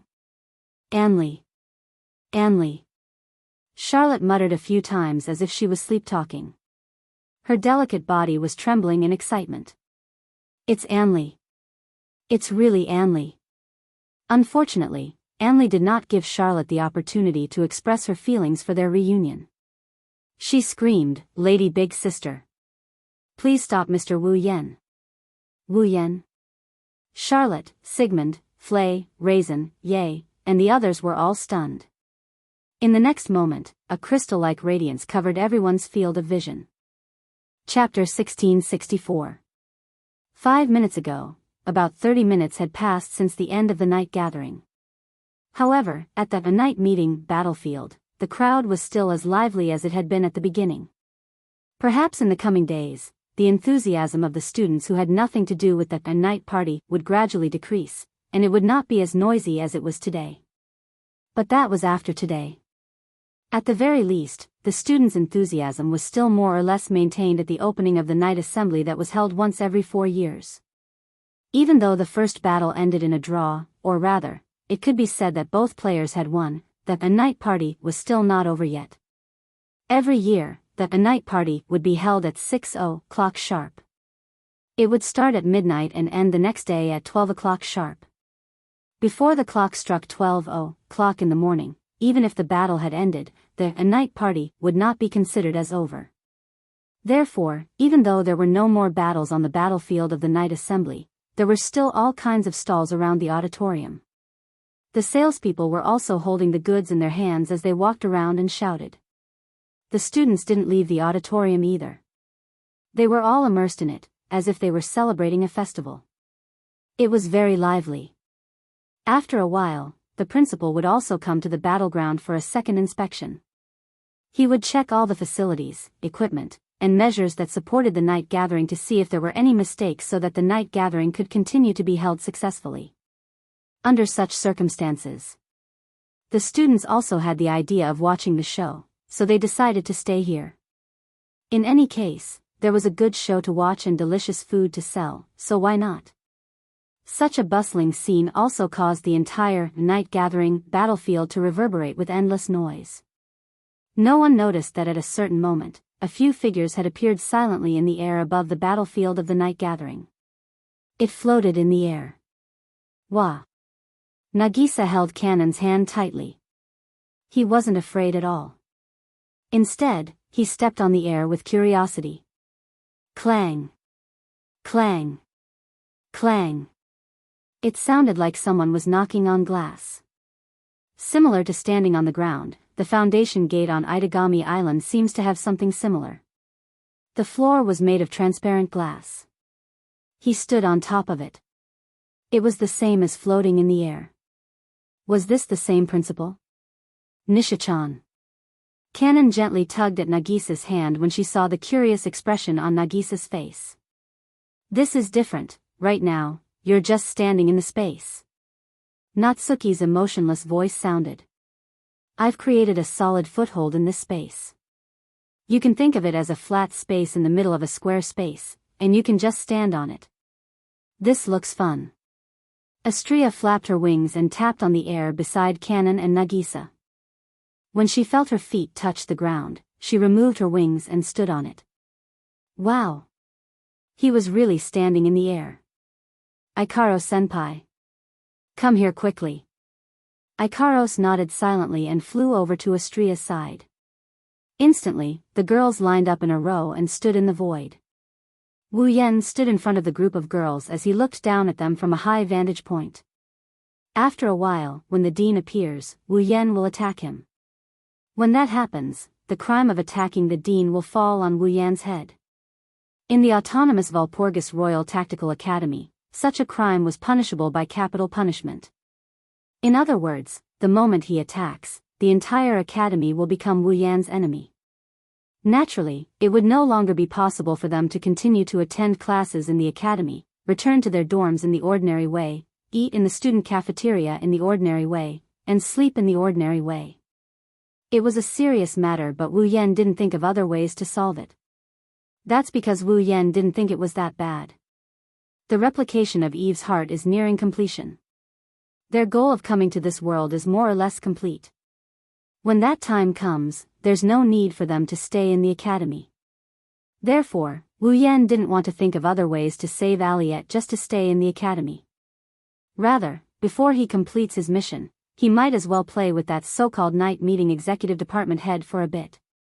That's not a bad idea. At least, that's how it is for now. Oniai-chan. Nagisa and Cannon looked at Wu Yan anxiously. Master. Ikaros and Astria couldn't help but call out to him softly. Actually, with our means, it's easy to come up with other solutions. Natsuki said helplessly. Why do you want to play so big? That's why I said from the start, since he wants to play, I'll play with him. Wu Yan looked down as he replied. It's not a bad idea to use this opportunity to see what the strongest magician of the 19th century is capable of. If he can't even survive our attacks, then so be it, You don't look like someone who would say something like that. Natsuki looked at Wu Yen thoughtfully. Could it be that you know something else? I'm just thinking that the other party might be thinking the same thing as us, thinking that we can't kill the dean. Wu Yen chuckled. It's an enigmatic laugh. If we really do kill the dean, what do you think he'll do if he has anything to do with that annoying bastard? You. Natsuki shifted her gaze away in dissatisfaction. Since when did you become so evil? Let's do the same. Wu Yen shrugged. Wu Yen shrugged. The only way to deal with evil people is to use the same evil method. After that, Wu Yen waved his hand to stop Natsuki and the girls who were about to say something. Alright, it seems like the main character is here. Upon hearing that, the group of girls lowered their heads and looked down. Then, the scene of the dean being escorted by a group of guards and entering the battlefield during the night fell into the eyes of the group of girls. Natsuki let out a sigh. I didn't think I'd become a criminal one day. It's not a bad idea to change things up once in a while. Wu Yen chuckled and turned to Ikaros. Ikaros, I'll be the one to attack. I'll leave this to you. Yes. Master. An illusory square frame appeared in Ikaros's eyes. Her eyes quickly turned crimson red, changing her pure and holy temperament. She was cold and beautiful at the same time. At the same time, Wu Yen raised his hand. A crimson spatial ripple spread out from his hand. Not long after, a beautiful bow that was completely black but transparent like crystal slowly emerged from the crimson space ripples. Big sister. Angelique ignored the fact that she was gasping for breath and ran toward Charlotte while shouting. Please stop, Mr. Wu Yen. Wu Yen. Charlotte, who was excited to see her little sister she hadn't seen for many years, was stunned. It wasn't only Charlotte. Flay, Raisin, Yaya and the others were also stunned. Stop Wu Yen. Stop him for what? Bzzz. Just as this question appeared in their minds, everyone present, including Charlotte, Flay, Raisin, Yaya, Sigmund and the others, suddenly saw a crystal-like radiance flash before their eyes. In the light, pale blue translucent barriers made of crystals rose like walls around the battlefield of the Night Assembly, forming a wall that surrounded the entire battlefield of the Night Assembly. Inside the walls formed by the light blue translucent barriers, the students present were all covered by a spherical barrier. This included Charlot, Flay, and Juliet, who had just run into the arena, Raisin, and Ye. This is... Charlotte, who was incomparably familiar with this barrier, cried out in alarm. Isn't this the magic barrier formed by Ikaros's ripple barrier? What's wrong? Flay spoke in a somewhat fearful manner. What happened? Raisin raised his head and looked to the sky. His pupils shrunk. Above. Everyone present who heard the voice raised their heads and looked to the sky. Soon after, everyone saw what was happening. In the sky, a figure pulled open a beautiful bow. On the bow, an arrow that looked like a shooting star gradually condensed into form. Chapter 1665. Wang. In the air, the space seemed to be trembling. Specks of starlight appeared out of thin air from all directions and turned into streams of light that converged towards the same direction. And the place where they gathered was an extremely dazzling arrow that was knocked on a gorgeous bow. On the ground, the students, professors, and guards of Walpurgis Wangli Tactical Academy all looked up at the scene that looked like a meteor shower converging in one direction. They were slightly dazed at first, and then each and every one of them was at a loss. What is that? Lei Zhen's voice trembled as he realized how strange the situation was. What the hell is going on? Charlotte couldn't care less about her sister, who she hadn't seen for years. Her eyes were filled with emotions as she stared at the figure holding the bow and condensing the meteor-like arrow. Charlotte couldn't be more familiar with that figure. Even under the cover of the night, she could still recognize it. Not to mention, behind that figure, there was a line of young girls of different sizes who were equally beautiful, just like a symbol of the world. In the entire Walpurgis Royal Tactical Academy, there was only one person who brought along 5 girls of different sizes who were all equally beautiful. Wu Yen. Charlotte's voice was hoarse. Is it him? What is he trying to do? Sigmund's calm voice carried a hint of uneasiness. I have a bad feeling about this. Sigmund wasn't the only one who had a bad feeling about this. But no matter how bad the feeling was, no one dared to do anything. It wasn't that they didn't want to, but there was an aegis, absolute defense circle, around them, trapping them inside. What the hell is this? Damn it. I can't open it. Let us out. Let us out. Perhaps the uneasiness in everyone's heart had turned into an atmosphere that spread to everyone present. Not long after, many people began to hit the aegis that trapped them in panic and began to yell, causing a commotion. Only Charlotte and Lei Zhen were staring at the figure in the sky with his bow and arrow knocked. Then, they suddenly remembered. Holding the bow? Why is he holding the bow? Who was he aiming at with this bow and arrow? With this thought in mind, the ominous feeling in their hearts grew even stronger. They forcefully turned their heads and looked in the direction of the arrow that was gradually forming in the sky. In the next moment, Charlotte and Lei Zhen's expressions changed drastically. Because in the direction the arrow was pointing at, in the middle of the battlefield of the night gathering, stood a figure who did not fit in with the surroundings at first glance. Why is he so out of tune with the surroundings? The reason was simple. The aegis, absolute defense circle, defensive barrier formed a wall around the battlefield of the night assembly, encircling the entire battlefield. Inside the walls formed by the aegis, the students, professors, and guards were also surrounded by a spherical aegis, trapping them firmly inside. However, in the direction the arrow was pointing at, there was no aegis around the figure standing in the center of the battlefield of the night assembly. Out of everyone present, he was the only one who was safe and sound. No. That should be the case. He was the only one not protected by the aegis. That person was none other than the Academy Dean. Could it be? Charlotte's voice finally started to tremble. Yen, is he planning to attack the Academy Dean? How could that be? Lei Zhen and Ye said those words at practically the same time. However, all of them had forced smiles on their faces. Big sister. Big sister. Not far away, Mariette, who was also trapped in the aegis, shouted at the top of her lungs. Quickly, stop Mr. Wu Yen. At this moment, everyone understood what was going on. Wu Yen was indeed planning to attack the Academy Dean. It was because Angeliette knew this that she said the words that made Charlotte stop Wu Yen from speaking. Understanding this point, Charlotte's pretty face turned ghastly pale in an instant. With some shock, she let out a sorrowful cry. Stop. However, it was already too late. In the sky, the starlight that converged on the arrow flickered and disappeared into thin air. Aiming the fully formed meteor shower arrow at the only figure not enveloped by the aegis, Wu Yan's wine-red eyes glinted with a deadly cold glint. Soon after, he released his hand without hesitation. Swish!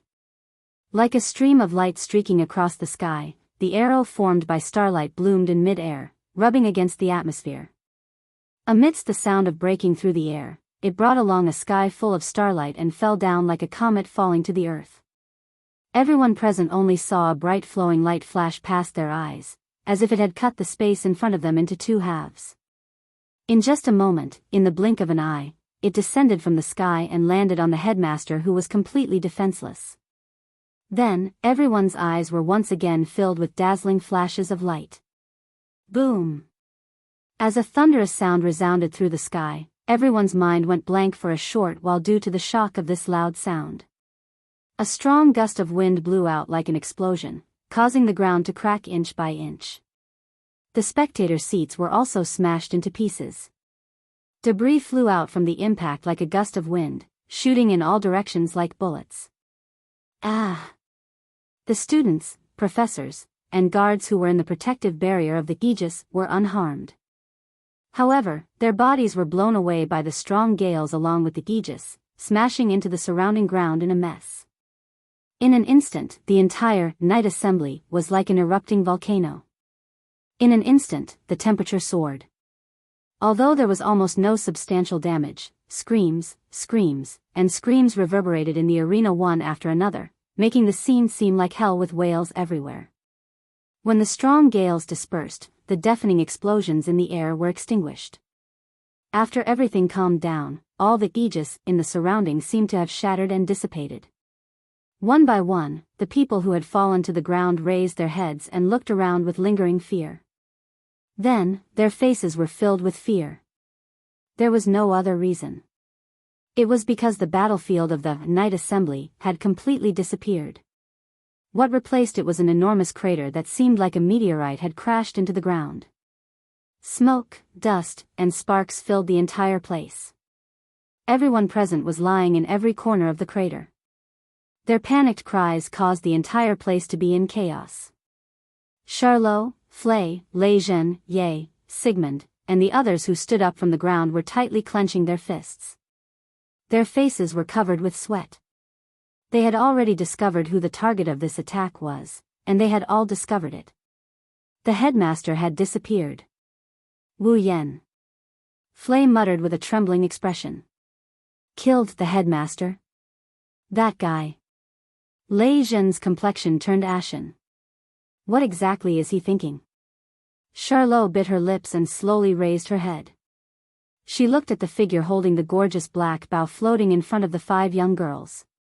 She couldn't help but shout. Why? Perhaps because he heard Charlot's voice, Wu Yan lowered his eyes and took a glance at Charlot, who was on the ground. However, it was as if he had seen a stranger. In less than a second, he retrieved his gaze. Natsuki. Natsuki replied and raised her hand. She gently pointed the lace fan in her hand at the empty space before her. With the tip of the fan as the source, spatial ripples began to appear in the air. The spatial ripples completely covered Wu Yan and the group of young girls. The group of people immediately became illusory and dreamlike. It was like a mirage. Not long after, they disappeared together with the spatial ripples. On the ground, in the enormous crater, everything was in chaos. Chapter 1666. Behind the central lecture hall of the Walpurgis Royal Mechanical Engineering Academy, the lawn between the medical department and the law department was used as the venue for the night meeting. In just one night, it had turned into a huge crater. The students, professors, and guards who were originally present stood up from the ground in a wretched manner. They looked around the scene as though they had yet to react to the sudden situation. Fear and bewilderment could be seen on their faces. Under such circumstances, the entire place was strangely silent. It was only after a while that the people who were the first to react to the situation gradually caused a commotion, causing the entire place to be in chaos. Standing at the edge of the giant pit, Charlot brought along Sigmund, Flay brought along the 5 automaton from the Garm series, and Lejeune brought along Yaya. The group of people looked at the chaotic scene in front of them and were rendered speechless for a long time. At this moment, there was only one question in everyone's heart. Why? Why would Wu Yan attack the dean? Why would things suddenly turn out like this? Only. Charlot suddenly spoke. She walked up to Onli, who had her head lowered. Her expression could not be seen clearly at all. With trembling hands, she grabbed Onli's slender shoulders. Did you just ask me to stop him? Do you know why he would do such a thing? Am I right? Sister. My lady. Onli raised her head and looked at her beautiful, strong, and powerful sister, who was better than her in every aspect. Her face was pale and her eyes were filled with helplessness. Her heart was twisted in pain as though it was being cut by a knife. Tell me. Onli. Charlot's voice was almost muffled. The words that came out of her mouth were blurry and hoarse. What do you know? Calm down, Seal. Sigmund spoke in a deep voice. If you continue like this, even if Onli knows something, she will still be frightened by you.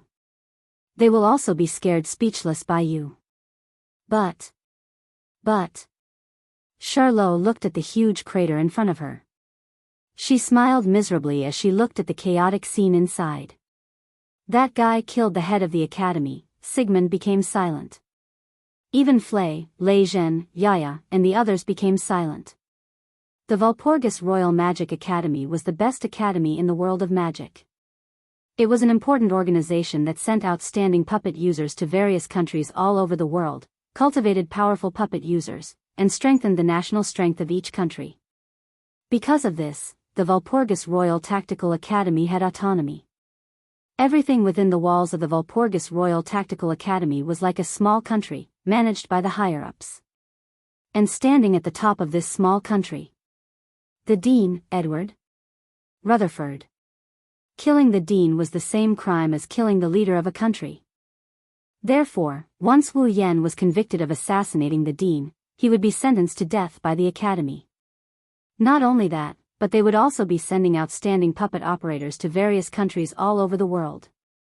The leader of an important organization that nurtured powerful puppet users and strengthened the national strength of each country was killed. The various countries and powers outside the Academy could also hunt down Wu Yan and treat him as a criminal.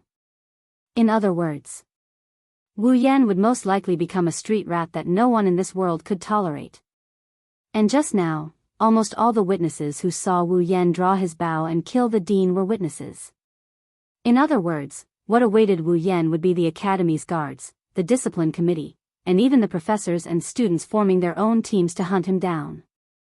Knowing this clearly, Lei Zhen and Yaya, who were more or less related to Wu Yan, had gloomy expressions. Flay even covered her mouth and tears flowed down from her eyes. Charlotte did not show any expression. She only lowered her head and did not say anything. However, Angelique, who was held by Charlotte's shoulder, and Sigmund, who was standing on Charlotte's shoulder, could both feel it. Charlotte's body was trembling. It had to be said that fate really played tricks on people. In the past, Count Bilo's family was a famous family in England. They were nobles who were bestowed with a unicorn emblem and Northern Territory by Her Majesty the Queen. However, due to an extremely noble child who was a guest at Count Bilo's house, he was bitten by one of Charlotte's dog-shaped automaton.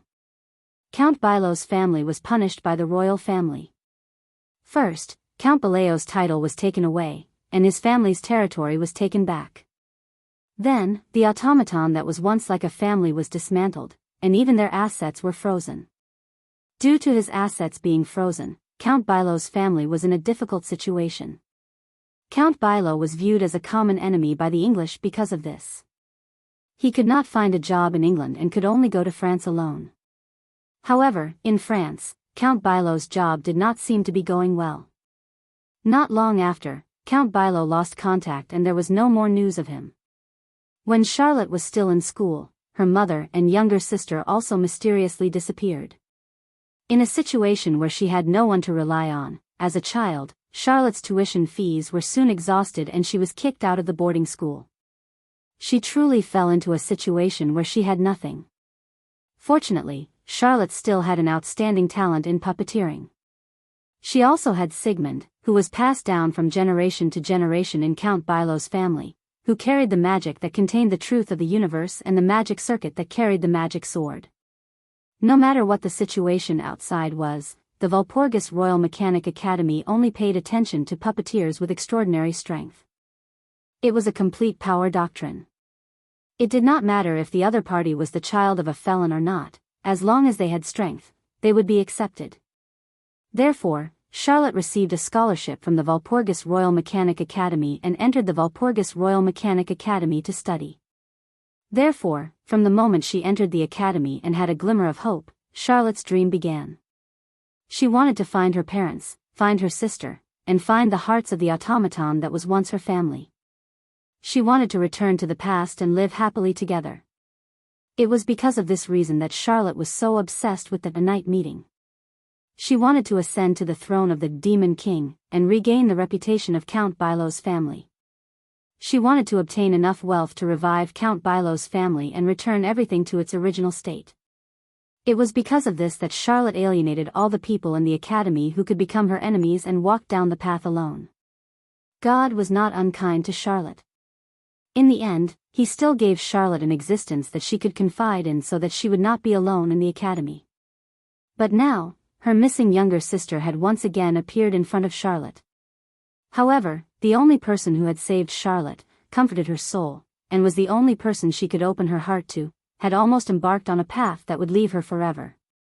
How could Charlotte, who looked strong on the outside but was weak on the inside, endure this? Unable to bear to see Charlotte like this, Sigmund turned his head away and looked towards the center of the crater. When he saw the scene there, Sigmund's eyes shined and he cried out, "Charles! Look over there!" Hearing Sigmund's voice, everyone was startled and they all looked over. Soon after, the eyes of the group of people lit up.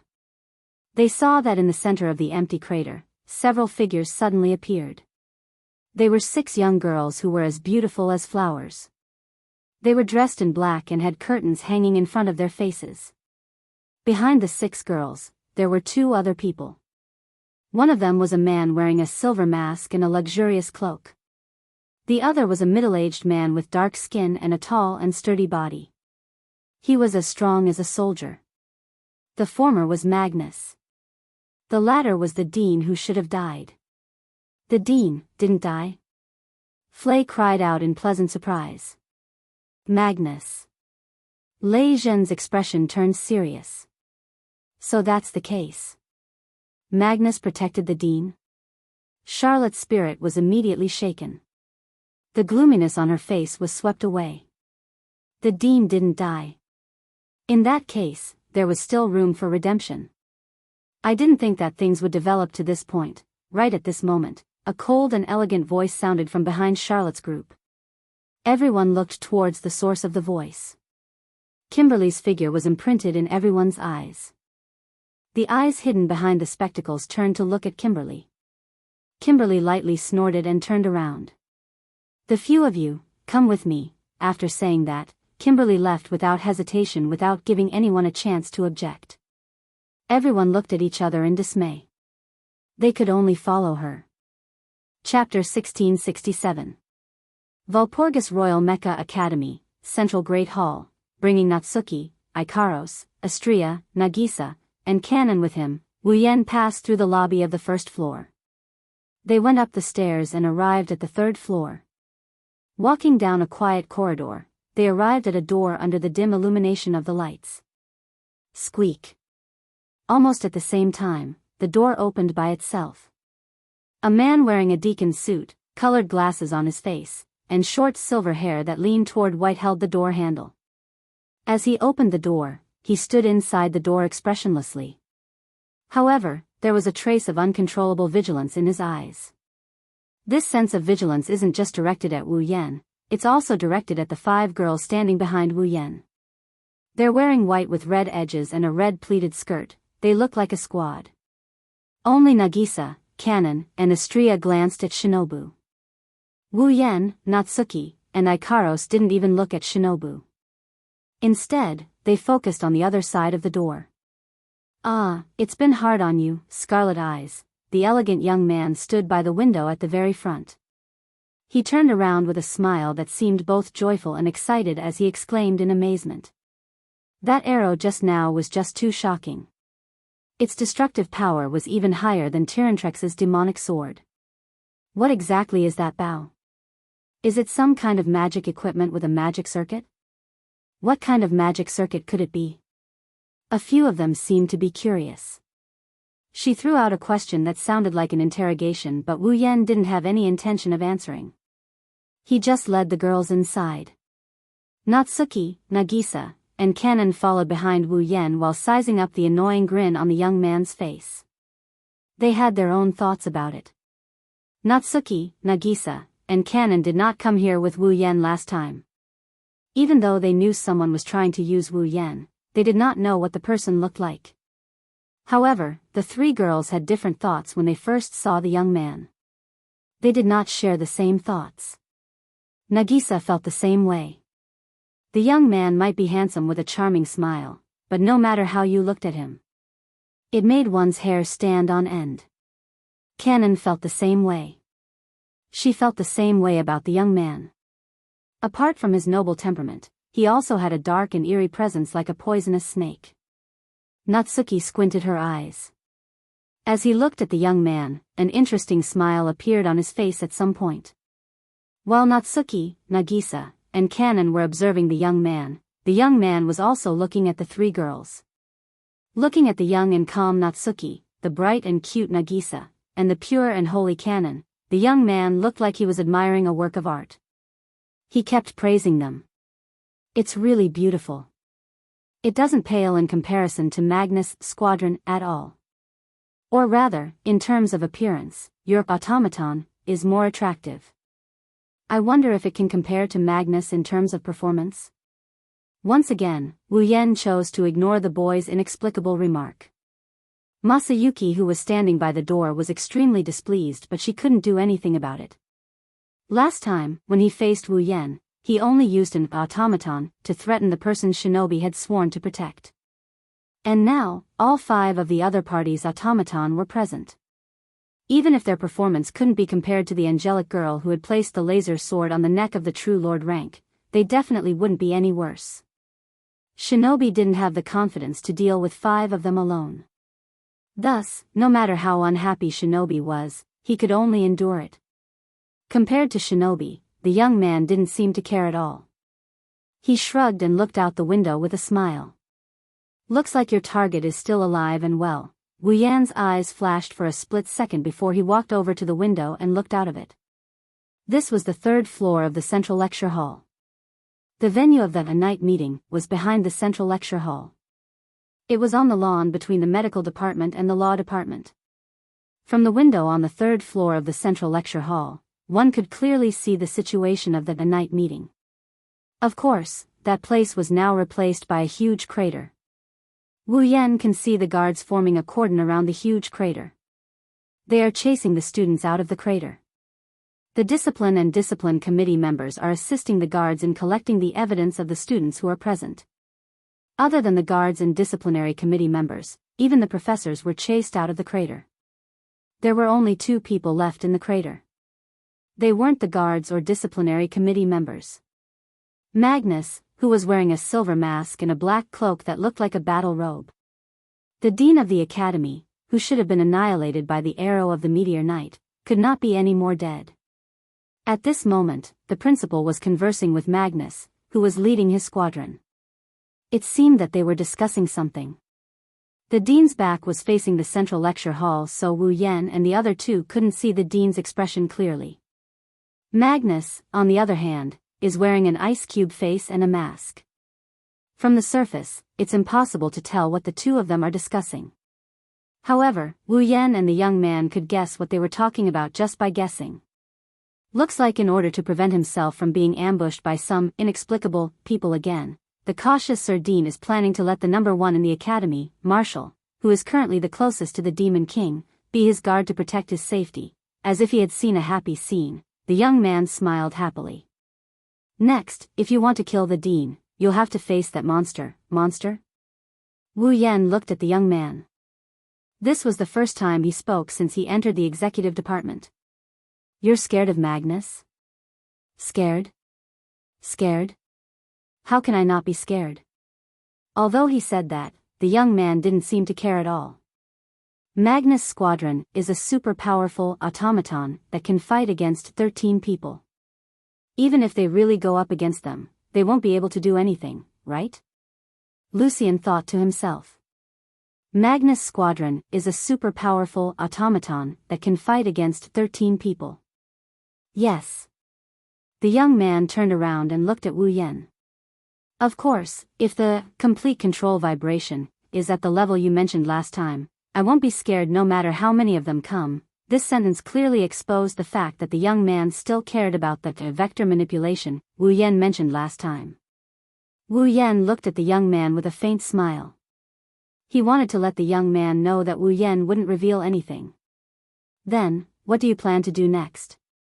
The young man curled his lips in boredom. If you don't kill the dean, even if I don't do it, the Granville family will still have their eyes on Angelique.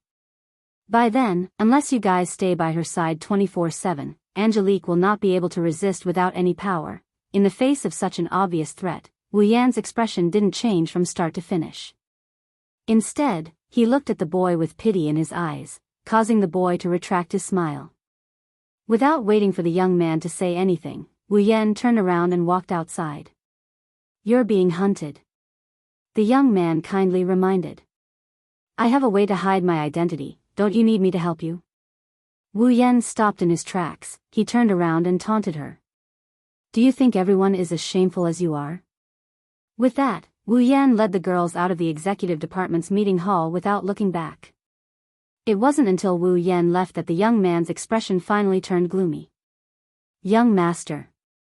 Zhen asked with a gloomy expression. Could it be that he has already seen through me? The young man was silent for a while before smiling. Anyway, judging from his attitude, he'll still play with us, right? Hearing this, his heart trembled slightly. In his master's heart, that person changed from a flag to a player? Chapter 1668. Kimberly was sitting on a rather luxurious chair in the middle of the room filled with bookshelves and books. She closed her eyes and tapped her fingers on the armrest, letting the sound echo in the air. Yaya was making tea beside her, but it was obvious that she was absent-minded. Charlotte, on the other hand, was holding Angelette's hand and standing in front of Kimberly with Flay and Raisin. They were all silent as they waited for Kimberly to speak. Sigmund was standing on the back of one of the Garm series automatons. He was standing in the corner of the room with 5 other Garm series automatons. This scene was maintained for a full 10 to 20 minutes, but there was not a single person who spoke, causing the surrounding atmosphere to be filled with a strange sense of heaviness. Perhaps Wu Yan's attack on the dean had a huge impact on Charlotte, Flay, Raisin, and the others. At least, even the most impatient Charlotte was holding Angelette's hand and didn't say anything. If it was under normal circumstances, perhaps this indescribable silence would have been broken. Of course, the owner of the room, Kimberly, didn't intend to let the silence last for too long. A few minutes later, Kimberly opened her eyes. His somewhat cold gaze landed on Angeliette's body. Actually, I really want to capture you and interrogate you directly. Angeliette was clearly shocked by this sentence. Tears appeared in the corners of her eyes, and she couldn't help but hide behind Charlotte. Teacher Kimberly. Charlotte quickly hugged Angelette's shoulder and glared at Kimberly. This has nothing to do with Angelette, right? What nonsense are you talking about? Kimberly glanced at Charlotte. Do you really think that Angeliette had nothing to do with this matter? Charlotte opened her mouth slightly, but she couldn't refute Kimberly's words. It doesn't matter if Mariette had anything to do with Wu Yan's assassination attempt on the dean. She seems to know something. Lei Jin chimed in like he's trying to do justice to Wu Yan. After all, before Wu Yan made his move, Angelette had indeed arrived. Angeliette had indeed come to the scene and had Tyrant Rex stop him. This also proved that Angeliette had known beforehand that he would make a move on the headmaster, right? Correct, correct. Kimberly's voice was so calm that it was reminiscent of a machine. She said to the others. Of course. I'm curious as to why the second daughter of Count Bilao, who has been missing for many years, would suddenly appear in the academy. I'm even more suspicious about the fact that she became a student of the academy. After hearing Kimberly's words, Charlotte recalled something and spoke to Angelette in agitation. Angelette. Where have you been all these years? Do you know how worried I was? Where's Mom? You're together, right?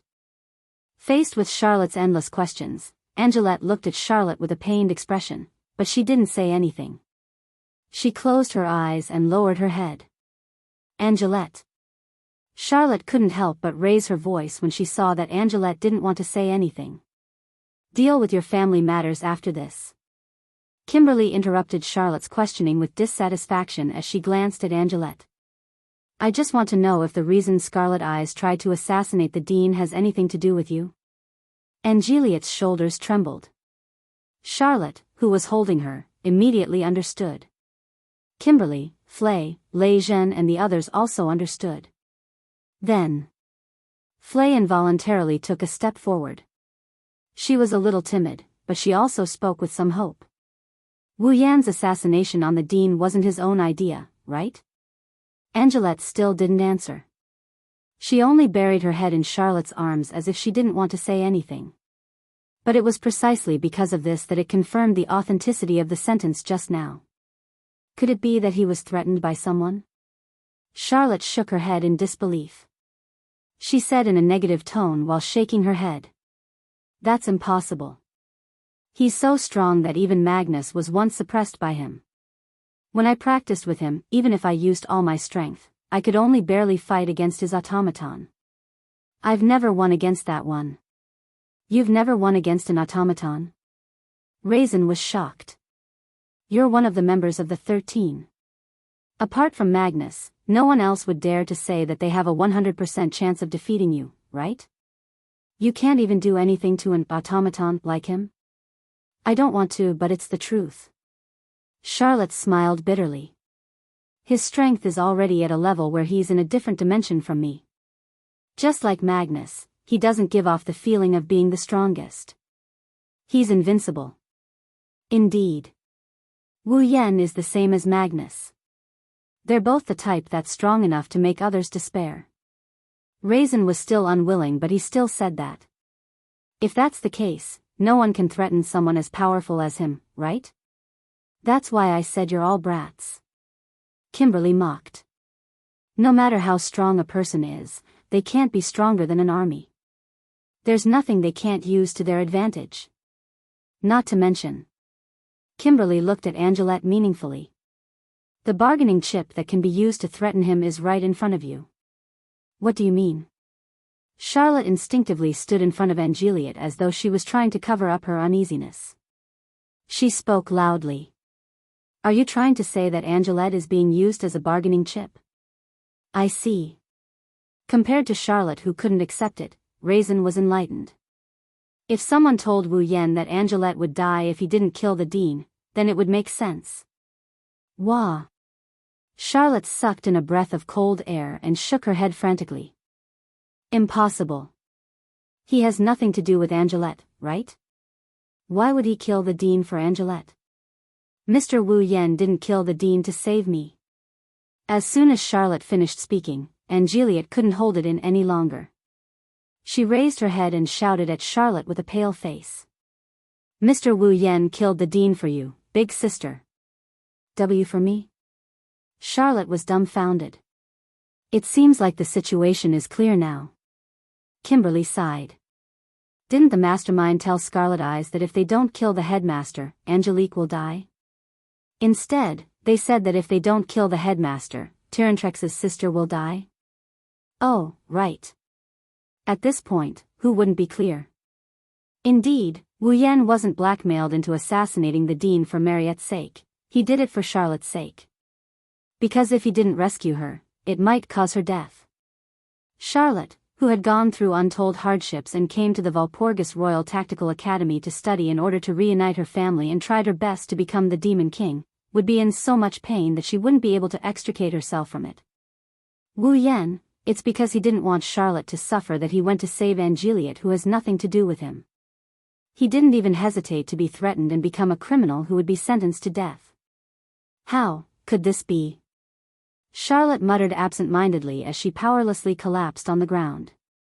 So it's all my fault. Flay couldn't help but turn her head away when she saw Charlotte's absent-minded appearance.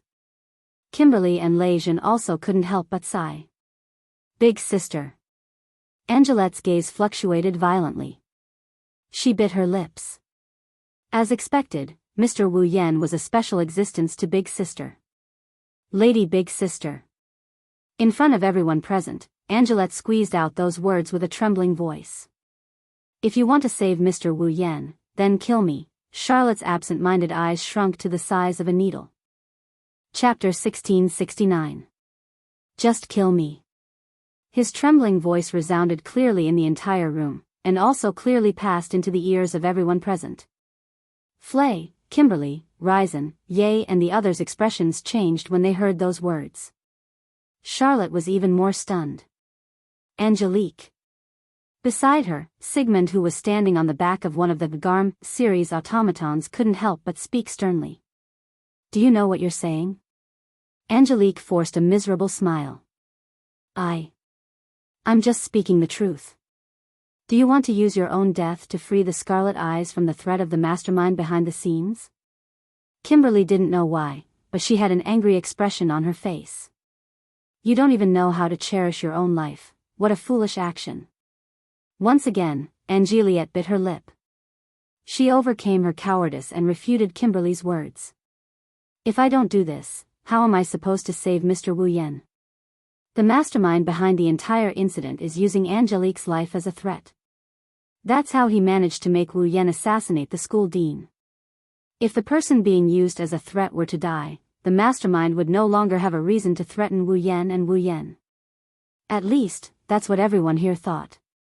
Do you think that fellow will be happy if you do this? Raisin took a step forward and looked directly at Angelique. You're the person he's willing to become a criminal to save. If you're willing to give up on yourself, wouldn't everything he's done be in vain?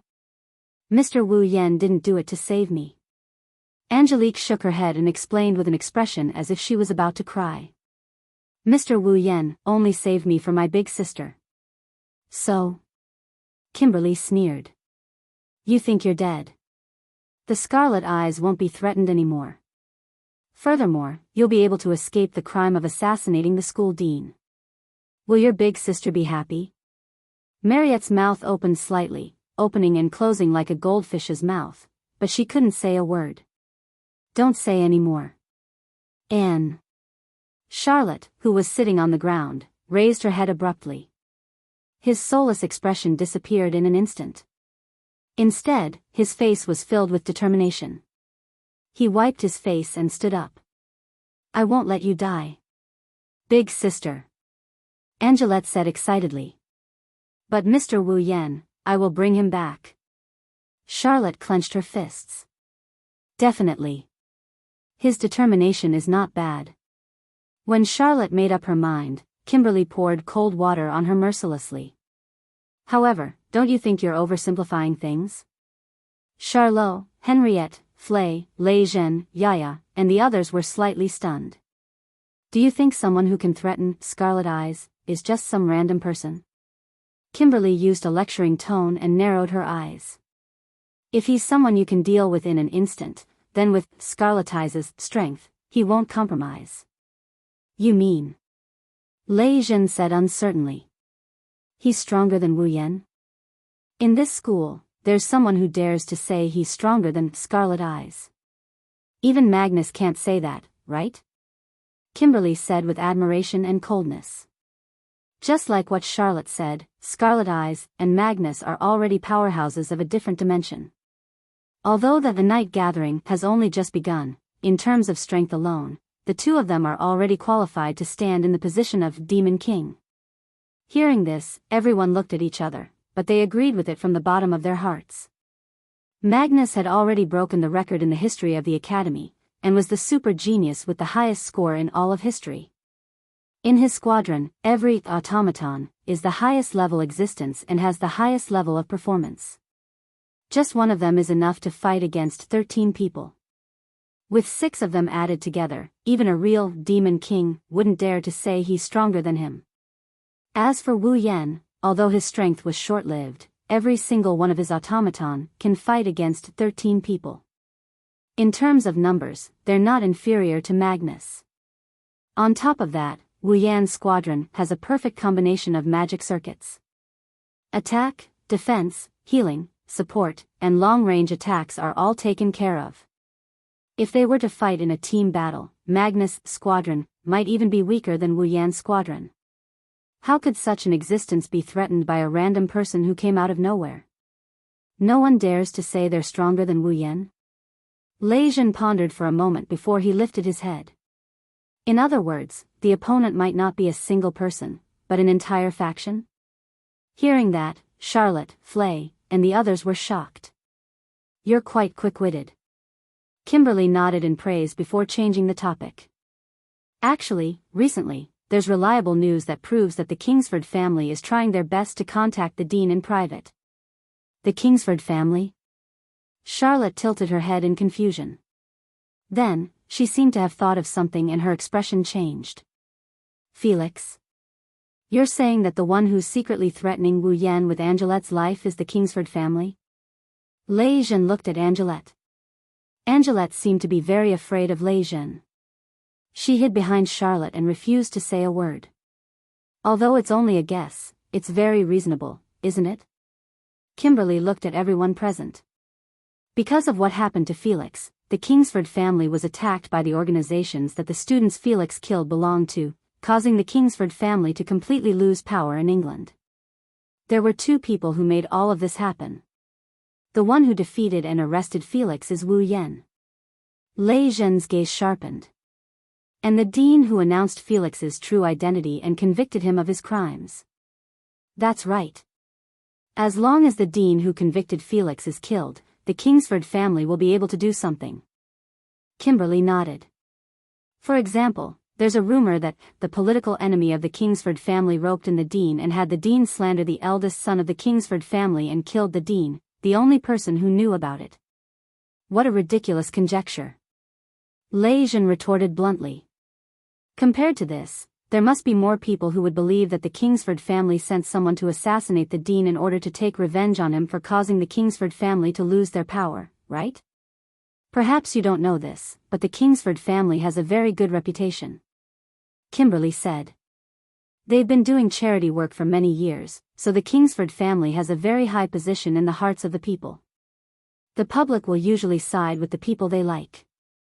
On top of that, Felix used to be very popular in the academy and always appeared kind and benevolent in front of others. Which one do you think the people will believe between the two public opinions? Then, Flei's expression became uncertain. If Wu Yan killed the dean, the Kingsford family will push him out to be the scapegoat. Kimberly said. As long as he's the subordinate of the political enemy of the Kingsford family who colluded with the dean to frame the eldest son of the Kingsford family and killed the dean, the Kingsford family will be able to smoothly return to the political scene. The people who are in the way will all shut up because of the public opinion. Bang! Right after Kimberly said those words, Charlotte slammed the bookshelf beside her. Her face and eyes were burning with anger. I will absolutely not let them succeed. After saying those words, Charlotte turned around and ran out of the room while holding Angelette's hand. Chase after them. Kimberly ordered Flay and Lei Zhen coldly. Don't let her do anything foolish. Flay and Lei Zhen finally reacted and hurriedly chased after them. Chapter 1670. Seal. At the same time Charlot pulled Angeliette out of the door, Flay brought the Garm series automaton, Raisin brought Yaya, and Sigmund flapped his wings and chased after them. Calm down. Seal. Sigmund landed on Charlotte's beret and spoke sternly with the words he always used to warn Charlotte. If you act so recklessly, not only will you fail to save Wu Yan, you might even lose your life. Sister. Sister. You can't go. Angelette held Charlotte's hand tightly and shook her head desperately. Even if it's sister, you're no match for them. Then do you want me to just stand by and do nothing? Charlotte screamed with a face full of agitation. He's in this state because of me and the mastermind is the Kingsford family. I'm the one who set up the trap for Felix and I'm the one who dragged him out. However, I was too naive and didn't expect Felix to attack me. That's why Wu Yan had no choice but to fight Felix. So, I should be the one who caused the Kingsford family to lose their power. Charlotte's eyes were wet as she spoke.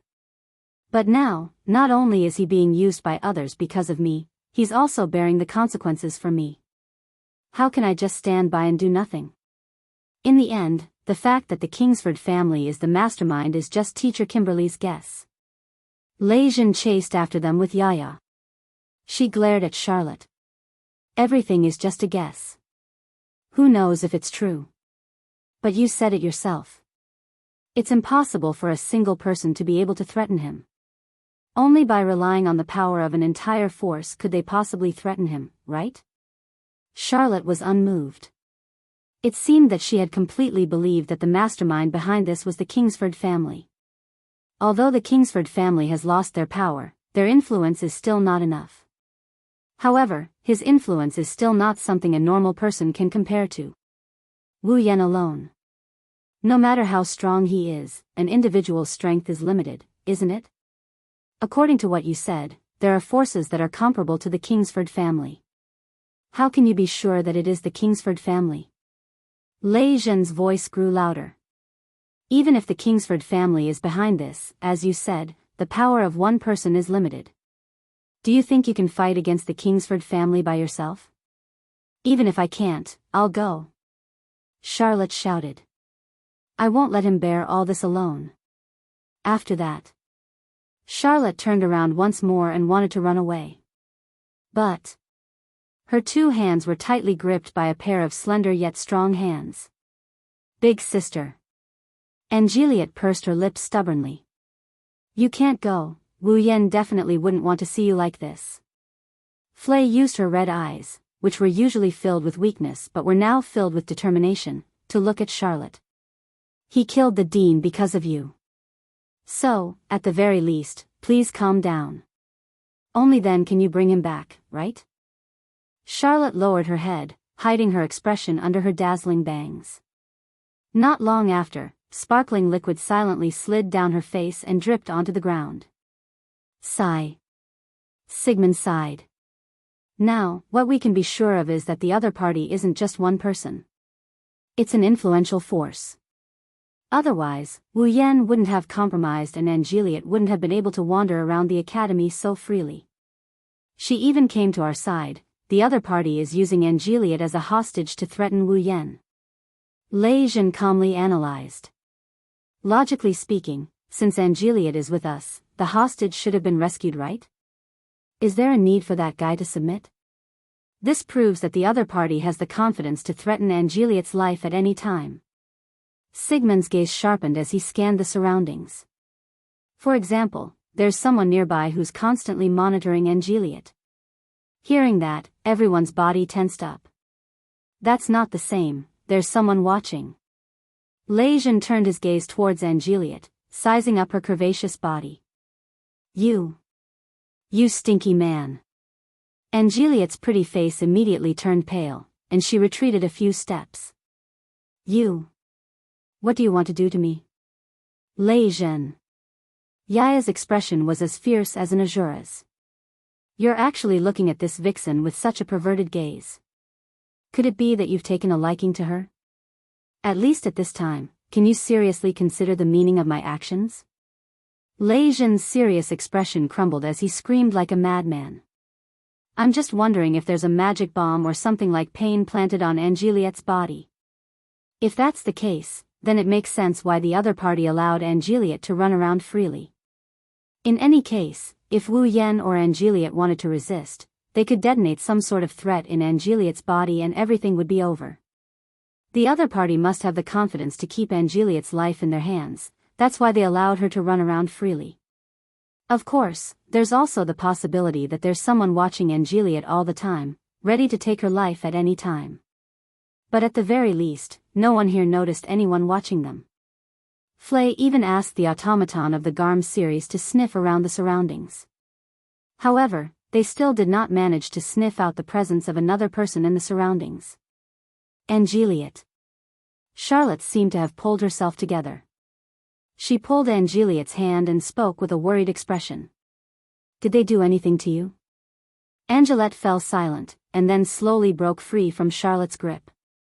Please don't meddle in my affairs anymore, big sister. Angelette lowered her head, her low voice echoing in the room. Mr. Wu Yan is being threatened, sister is in so much pain, and everyone is so worried because of me. So, don't worry about me and let me run my own course. This way, Mr. Wu Yan will be able to return. What nonsense are you spouting? Charlotte said angrily. You're my sister, how can I let you run your own course? Juliet glanced at Charlotte and clenched her teeth. She didn't say anything else and ran into the depths of the forest. Wait. Juliet. Charlotte was shocked. She wanted to chase after Juliet but Sigmund stopped her. Let Juliet go.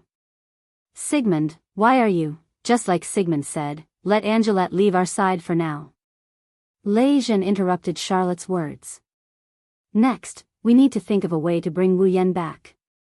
For this, there are many things we need to discuss. If there really is someone watching Juliet's surroundings, wouldn't bringing Juliet with us expose our movements to the enemy as well? This. Charlotte was speechless but she still spoke with a face full of worry. But I'm afraid Angeliot will take things too hard. Angeliot is the only bargaining chip that can threaten Wu Yan. They won't let this chip slip away. Sigmund said in a deep voice. We can rest assured about Angeliot's safety for now. Charlotte hesitated. After a while, she let out a sigh. I understand. But, do you want to get involved as well? He saved me before. Flay said without hesitation. This time, it's my turn to save him. I'm not that familiar with him. Lei Zhen and Yaya looked at each other and smiled. However, we agreed to fight again during the award ceremony. If he runs away just like that, I will be troubled, you all. Charlotte turned around and let her choked voice resound in the surroundings. You, idiots, well, in short, let's form a battle line first. Lei Zhen smiled and became serious again. Wu Yan's target is the school head. Since the school head is still alive, Wu Yan will definitely find him again. We must stop him from killing the school head. Sigmund's voice was strong and forceful. Once he kills the school head, no matter how many difficulties we have, we will not be able to salvage the situation.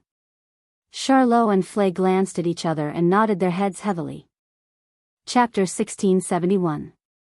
Valpurgis Kingly School of Engineering, Griffin Lodge. Charlotte opened the door to her room and brought Sigmund in. She waved her hand and closed the door behind her. She went to her own bed and fell on it. Logically speaking, since the curfew had passed, even if Charlotte was one of the 13, she should have been scolded by the dormitory supervisor for not locking the door when she came back. In the past, it wasn't as if Charlotte hadn't sneaked out at night. Every time, the warden of the Griffin hut would give her a good scolding. However, tonight, Charlotte returned to her room without a hitch. The reason was none other than the glove bearers who were qualified to join the night gathering had the right to postpone their return to their dorm during the night gathering. After all, the night meeting would last until midnight every night, even if the battle ended earlier. Therefore, for the convenience of the glove bearers, the dormitory supervisor would give them the spare key to the main door during the night gathering, allowing them to decide on the time and return to their dorm freely. Thanks to this, Charlotte didn't have to be scolded by the dormitory supervisor at night. Otherwise, with her current agitation, she would have flipped out. She buried her face in her bed and smelled the fragrance from her body. However, Charlotte's mind was in a mess. It wasn't Charlotte's fault. After all, too many things had happened tonight. First, the battlefield of the night assembly was destroyed, and the dean's life was targeted. Then, the battlefield of the night assembly was destroyed. The one who targeted the dean's life was none other than Charlotte's only friend in the academy, or rather, in the world. Again. Her long-lost sister suddenly appeared in front of Charlotte and asked her to stop her only friend from murdering the dean. After everything was over for the time being. One after another, the inside stories were revealed. Charlotte's sister was taken as a hostage by someone else. In order to save her sister, Charlotte's only friend had no choice but to assassinate the dean and become a criminal worthy of capital punishment. The mastermind behind this is most likely someone that Charlotte admired in the past but tried to frame Charlotte. In the end, Charlotte found out and caused Felix's family to lose their influence in the political world. Also, the Felix family. It should have been Charlotte's own responsibility, but she ended up letting her only friend, her only younger sister, shoulder everything for her. Charlotte, who looked strong but was actually very weak, almost couldn't breathe when the truth came out one after another. She shed tears. Sigmund. Charlot opened her mouth in a low voice. Tell me, am I a person who brings misfortune to the people around me? Sigh. Sigh. Sigmund seemed to have expected Charlotte to have such a thought. He sighed. Sighed. Do you think everything is your fault? Am I wrong? Charlotte hugged the blanket tightly and buried her head in it. Back then, if it wasn't for the fact that I didn't control my automaton properly and let it bite someone, Count Bilo's family wouldn't have fallen to such a state. Father, mother, and Anli wouldn't have all disappeared. If Anli didn't go missing, she wouldn't have been taken as a hostage. She's being used to threaten my only friend. Charlotte's voice was getting lower and lower. Those who are close to me all met with misfortune, and those around me left me one after another. Isn't this enough to prove that I'm a person who brings misfortune to others? So, do you think you should be responsible for the misfortune you brought to others? Sigmund landed in front of Charlotte and stared at her, who buried her head in the blanket. The reason you want to stop Wu Yen is because he's doing something you should be responsible for, right? Of course not. Of course not. Charlot immediately raised his head and looked at Sigmund as he denied it. Because he's my friend, I can't watch him become a criminal who will be ostracized by everyone. Furthermore, he did it for me. Just because he's your friend? Sigmund seemed to be trying to see through Charlotte's heart as he stared into her eyes. Don't tell me you don't think of him as a member of the opposite sex. Charlotte's eyes trembled violently as she became agitated. She wanted to say something, but in the end, the agitation in her eyes turned into sadness. Sigmund's real age was more than 10 times Charlotte's. Ever since Charlotte was born, Sigmund had always been by her side and had never left. Perhaps Charlotte's father didn't understand her, her mother didn't understand her, and even her sister, and Juliet, didn't understand her. However, Sigmund was definitely the person who understood her the most in the world. It was impossible for Charlotte's true thoughts to be hidden from Sigmund. He would be able to see through her with a single glance. And that was the truth. You think you don't have the right to like Wu Yen, right? Every word of Sigmund struck Charlotte's heart. Because you think you're an unfortunate woman. Liking someone will only bring misfortune to him. Because you think you need to revive the Bilo family and find your family. That's why you don't have time to waste on liking someone. Because you used to like Felix. If you fall in love with Wu Yen now, you're an inattentive and frivolous woman. Sigmund lowered his voice and slowly revealed all of Charlotte's worries. I'm right, aren't I? Charlotte went silent. That was a sign of being speechless. In response, Sigmund scolded Charlotte for the first time. Wu Yen can become a criminal who might be sentenced to capital punishment for you. Don't you dare to be mistaken as a frivolous woman for Wu Yen? This sentence was like a bolt of lightning that struck Charlotte. That's right. If Wu Yen can become a criminal for her sake and to save her sister, then why can't she become a frivolous woman for his sake? Even if outsiders look at me like that, even if they look down on me, despise me, and spurn me, so what? In the academy, didn't he also live under the same gazes of others?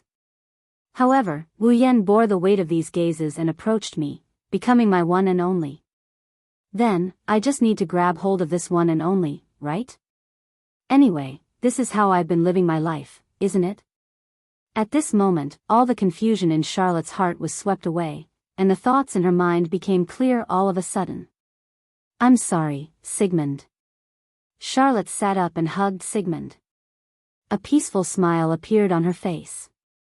Indeed, I've been using the term, frivolous woman, to avoid my true feelings.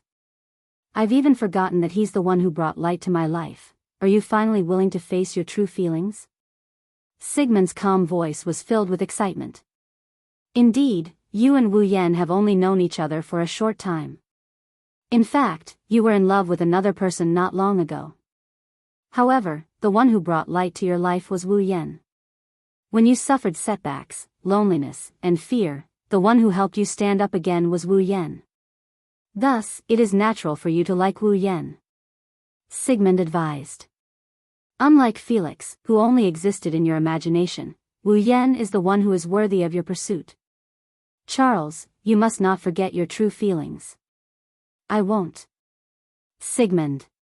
Charlotte looked out of the window and looked at the full moon and stars hanging high in the night sky. Her resolute words gradually echoed in the cold room. I will bring him back. Not because he is my friend, and not because I feel like I owe him, but because he is the person I like the most. Chapter 1672. The sky was blue and the morning light shone. The cold morning breeze swept across the entire Walpurgis Wangli Machine Learning Academy, whistling and blowing to every corner. In the cold breeze, the grass swayed, the leaves flew, and the sounds of birds, beasts, and insects turned into echoes in the forest and gradually spread out, making the morning more peaceful than the night. However, no matter how peaceful it was, it was just on the surface. Whether it was those in the know or those with sharp senses, they could faintly sense that during this period of time, Walpurgis Wangli Machine Learning Academy would not be too peaceful. As a matter of fact, what happened last night had spread throughout the entire Walpurgis Wangli Machine Learning Academy in a short span of a night. Nowadays, there was almost no one in the Walpurgis Royal Tactical Academy who didn't know about this. The fourth member of the 13, Scarlet Eyes, had destroyed the venue of the night gathering when he won the first battle of the night gathering. He even almost killed the principal. It couldn't be helped. There were too many people at the venue of the night gathering last night. Even if there weren't 1,000, there were at least 700 to 800. Under such circumstances, Wu Yan used some kind of defensive means to protect the people at the venue, but he left the principal alive and attacked the principal. There were too many people who saw it. There were too many witnesses. Even if they wanted to deny it, how could they deny it? As for why the fourth of the 13, Scarlet Eyes, who defeated Felix, attacked the principal, the outsiders didn't understand. However, in this world, the most unstoppable thing was rumors. As a result, in response to Scarlet Eyes' attack on the venue of the night gathering, Scarlet Eyes, guess after guess turned into rumors. Instantly, the news spread throughout the Walpurgis Wangli School of Mechanics. Of course, rumors were just rumors. When it fell into the ears of the wise, they knew it couldn't be any more fake and could only be treated as a joke after a meal. However, as the saying went, even a blind cat can catch a dead mouse. Some of the rumors poked at something that was extremely unfavorable to the principal and Wu Yan. It also fell into the hands of some people with bad intentions. Charlotte, who was having breakfast with Sigmund in the student cafeteria, overheard the conversation among the students. Who would have thought that the newcomer, Scarlet Eyes, would actually do something like destroying the night meeting? It's not as simple as destroying the night gathering. Back then, everyone at the venue was protected by an unknown magic spell, only the principal wasn't protected. On top of that, the arrow shot by Scarlet Eyes that was attacking in mid-air was also aimed at the dean. Needless to say, Scarlet Eyes must be trying to assassinate the dean. How dare he offend the symbol of the Academy's authority? He's going to be sentenced to death. I thought something was wrong. Say, a freshman who just transferred to the Academy was already in the limelight and suppressed Magnus before he even entered the Academy. How could a normal person do that? That Scarlet Eyes must be a genius that was specially nurtured by some force, faction? Could it be a faction that doesn't get along with Felix's Kingsford family?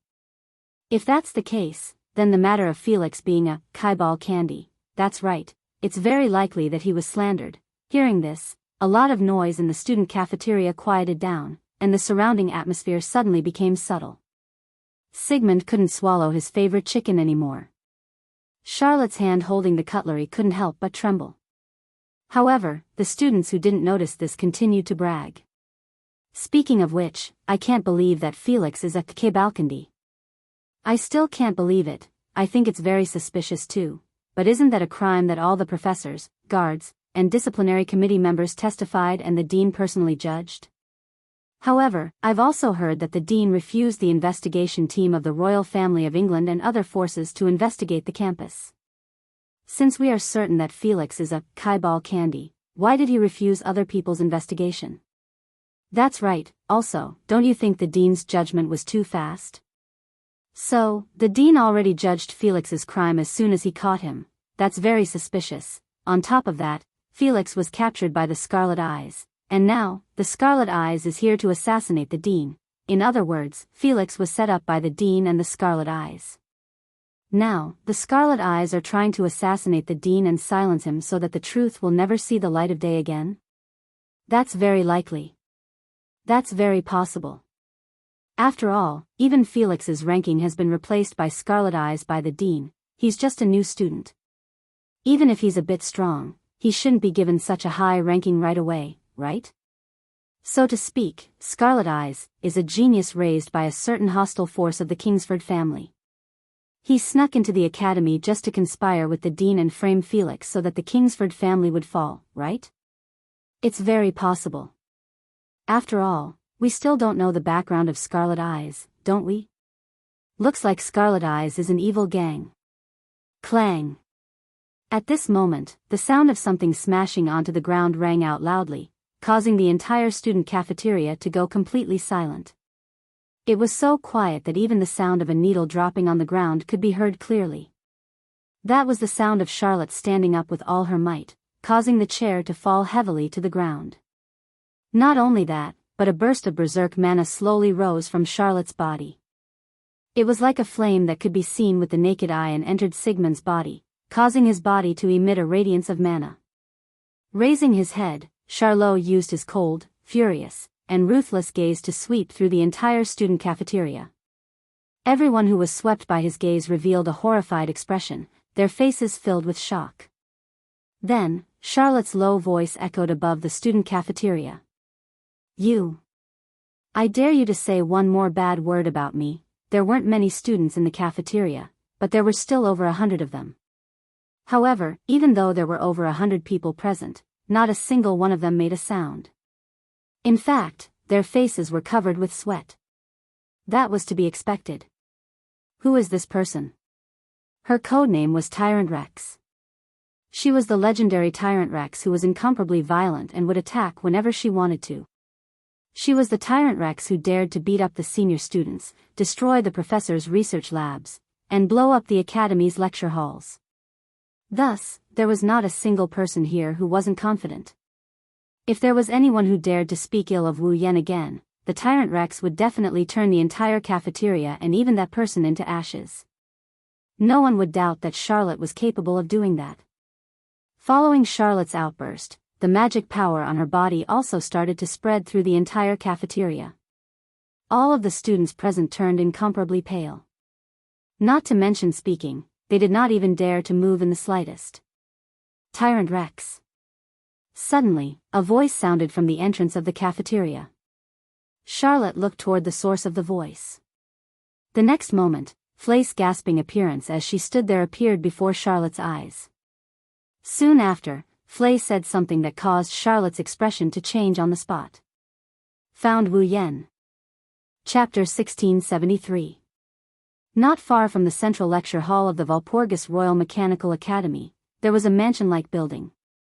This mansion-like building was the residence of the Dean of the Walpurgis Royal Mechanical Academy, the strongest magician of the 19th century, Edward Rutherford. Rutherford's personal residence. At this very moment, armed guards were patrolling the surroundings of the mansion. They were very vigilant. Beside the armed guards, there were strange-looking robots that looked like they were made of white wood. Of course, the white material on the robot's body was not made of wood, but of a white metal sheet. The robots were wearing toy-like helmets on their heads. Some were big, some were small. The big ones were 2 meters tall, and the small ones were only the size of a child.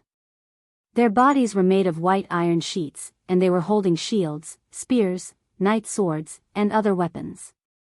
These white robots with weapons were the mass-produced automaton, the Heimgarder, that was assigned to every guard in the Walpurgis Wangli Robotics Academy.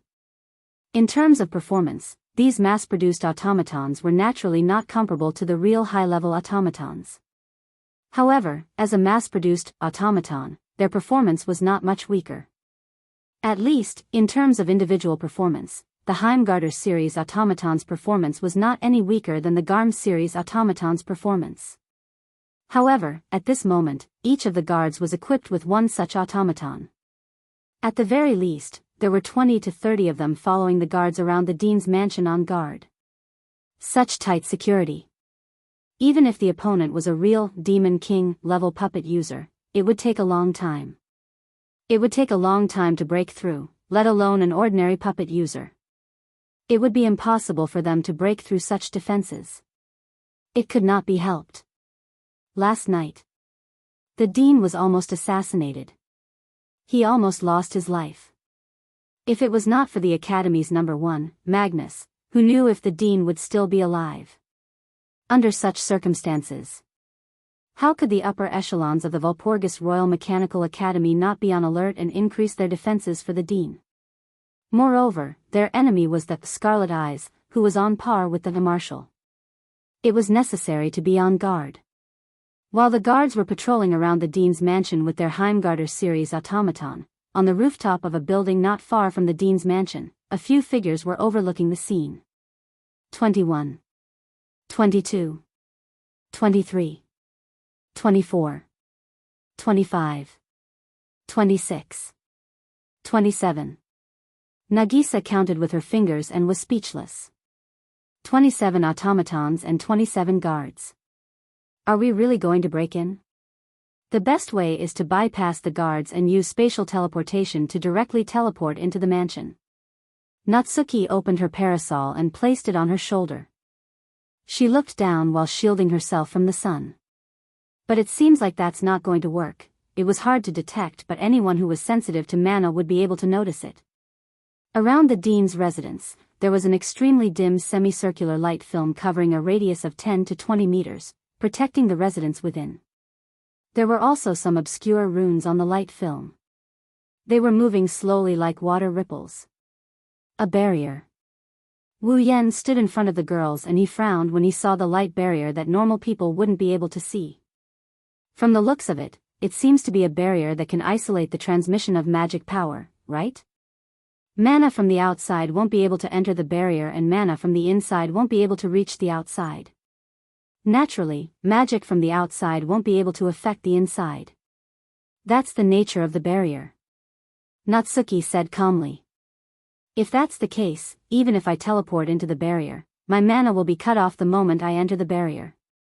In other words, teleportation will only bring us to the edge of the barrier. The moment we touch the barrier, the teleportation will fail and will be revealed. Wu Yan stroked his chin. If that's the case, we won't be able to teleport into the barrier. We won't be able to blow up the dean and his mansion, so, the conclusion is that we have to break in? Nagisa seemed to be excited and nervous at the same time. Then, we have to, that's right. Natsuki nodded. If we want to enter the mansion and find the dean, we'll have to fight the guards. If that's the case, we might as well just barge in. Wu Yan made a decision. Take down all the guards.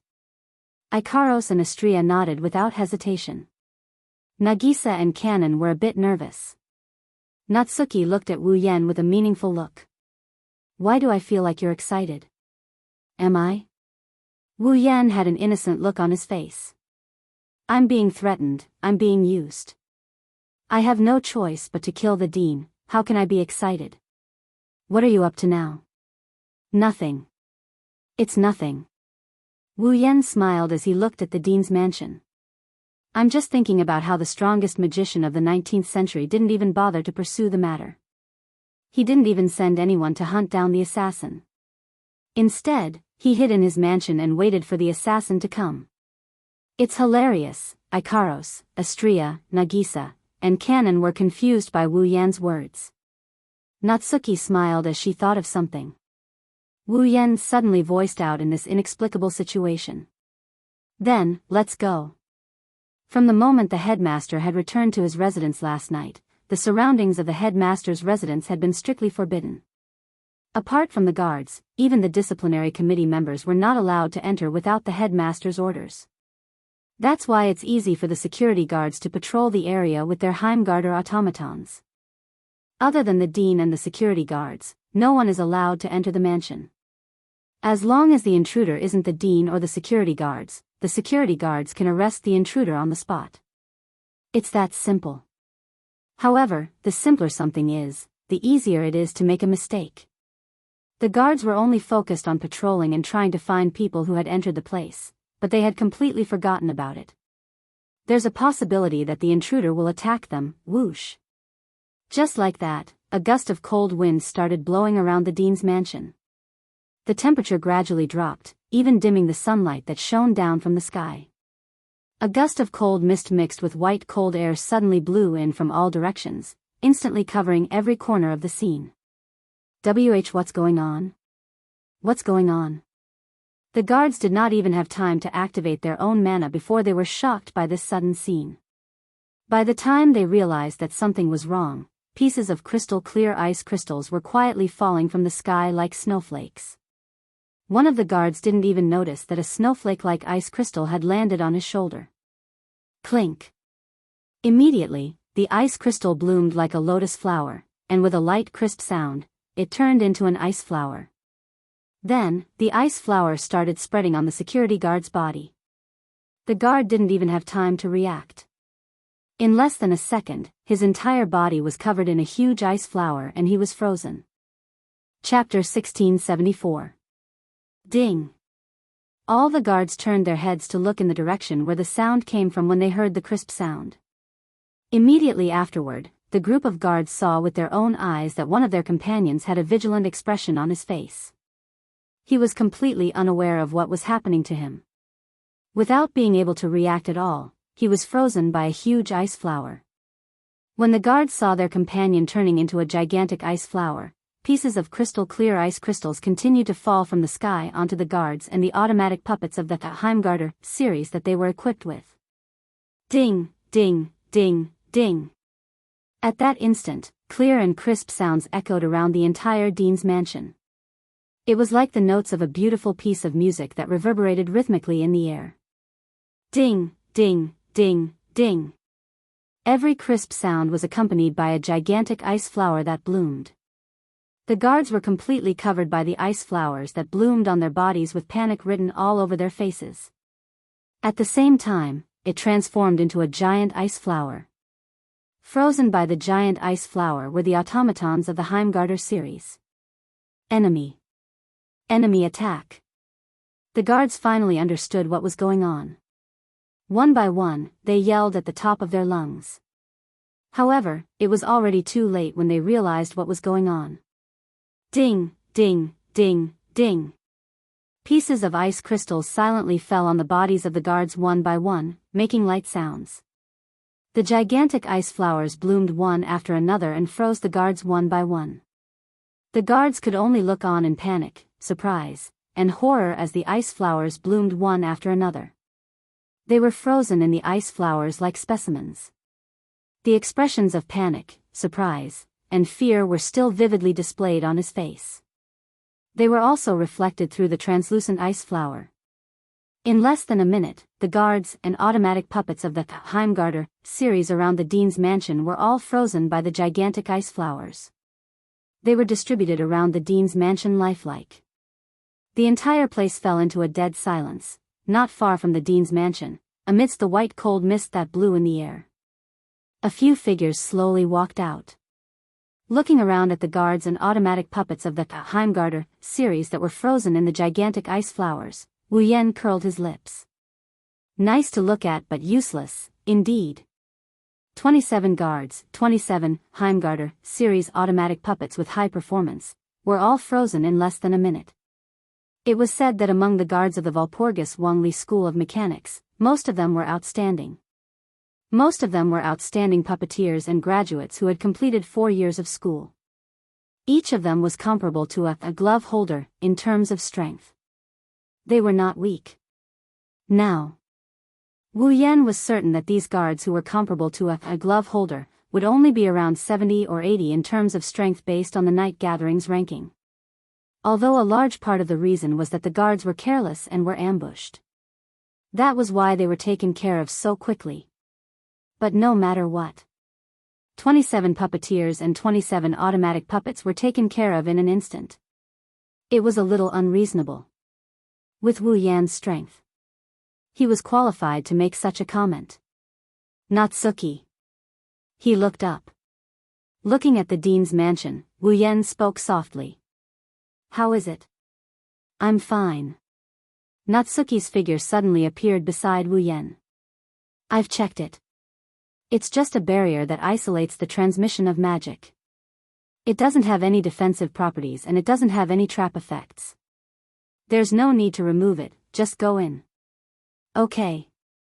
Wu Yan lifted his feet and led the group of girls towards the entrance of the Dean's mansion. Suddenly, a voice called out to him. Wait. As the voice sounded, a huge black shadow appeared in the sky. A giant dragon with a steel-colored body flew out from the forest in the distance. It rushed into the sky and circled around before it descended from the sky and landed heavily on the ground. Bang! A muffled sound was heard. The ground shook slightly. The ground where the giant steel-colored dragon landed cracked and countless rocks scattered in all directions. The moment the giant steel-colored dragon landed on the ground, figures jumped from the back of the giant steel-colored dragon one after another. They were none other than Charlot, Flay, Raisin, Yay, Sigmund, and the 5 Garm series automatons that he had found. Yen. Charlot took a step forward excitedly when he saw Wu Yen and the group of girls standing in the center of the giant ice flowers. However, when he saw the guards frozen in the ice flowers, his gem-like eyes widened. They. Flay, Lei Zhen, Yaya, and Sigmund all saw the expressions of panic, shock, and fear on the faces of the guards that were frozen in the ice flowers. Astonishment appeared on their faces. Could it be, "Don't worry, they're not dead. They're just frozen." When Wu Yen saw the shocked expression on his friends' faces, he chuckled softly as though he could see through their thoughts. "Heat up those ice flowers and melt the ice. They'll be able to come out safely. Of course, I can't guarantee that they won't catch a cold or have a fever." When Charlot and the others heard that, they heaved a sigh of relief. However, at the same time, their hearts felt heavy. When they saw Wu Yan's carefree appearance and how there was not even a speck of dust on his body, as well as the calm expressions of the girls beside him, it was not difficult to imagine that these guards were merely here to deliver food to them. That was a total of 27 guards equipped with automatic puppets of the Heimgarder series, whose performance was comparable to the automatic puppets of the Garm series. If they were to fight against such a group of guards alone, even if it was the strongest puppeteer in the academy other than Magnus, they would still have to consume a lot of magic power to deal with them even if they were not injured. However, Wu Yen was still the same as before. He had a lazy smile on his face. There was not even a single drop of sweat on his face. It is clear that his strength has exceeded the level of a student of the academy. Just like Magnus, he is a true demon king. When Charlot, Flay, Raisin, Yaya, and Sigmund were sizing up Wu Yen, they noticed something different about him. First of all, the group of beautiful girls were still wearing the same white knight battle uniform with red edges and a red pleated skirt. However, Wu Yen didn't wear his usual academy uniform. Instead, he wore a black shirt and black casual trousers with a black jacket. His entire outfit is pitch black. Similarly, in that group of young girls, one of the young girls was replaced by another young girl. The lively, cute, and cheerful Nagisa was nowhere to be seen. At this moment, other than Natsuki, Ikaros, Astria, and Kanon, there was another girl beside Wu Yen. Charlot and the others did not recognize her at all.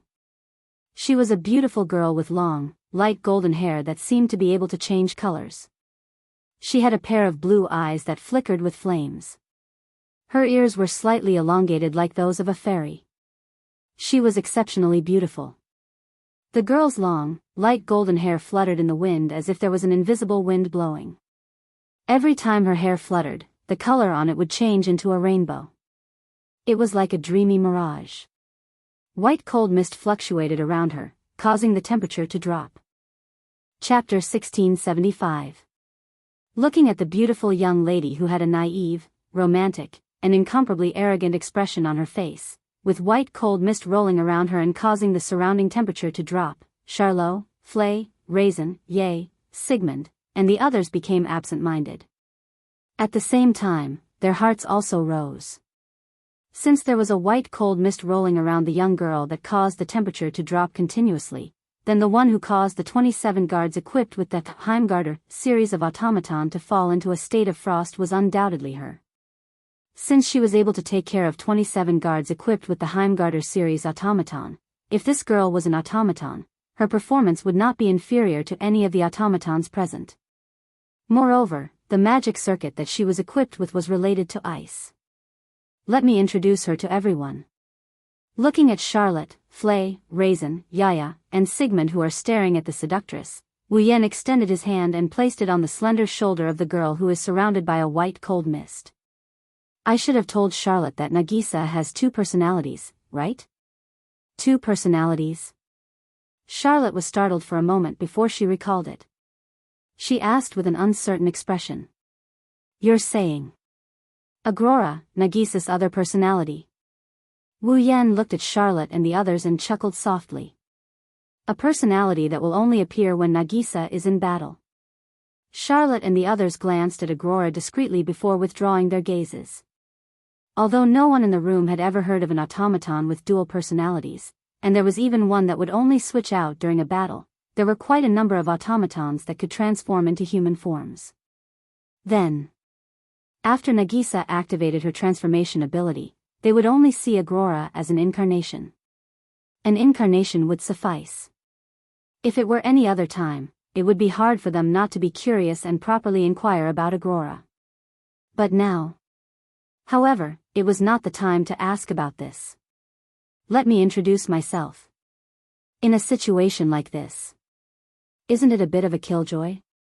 Raisin had a teasing expression on his face as if he did not understand the position of both sides. Why don't we go to the student cafeteria and have a seat first? Nice. It's rare for you to invite me. Wu Yan shrugged. Sorry, I still have something to do here. It won't be too late for me to go with you after I'm done with it. It'll be too late when you're done with it. Charlotte stood up involuntarily and shouted at Wu Yan excitedly. Her voice was filled with pleading. Come back with us. Yen. Yen? Wu Yan was stunned.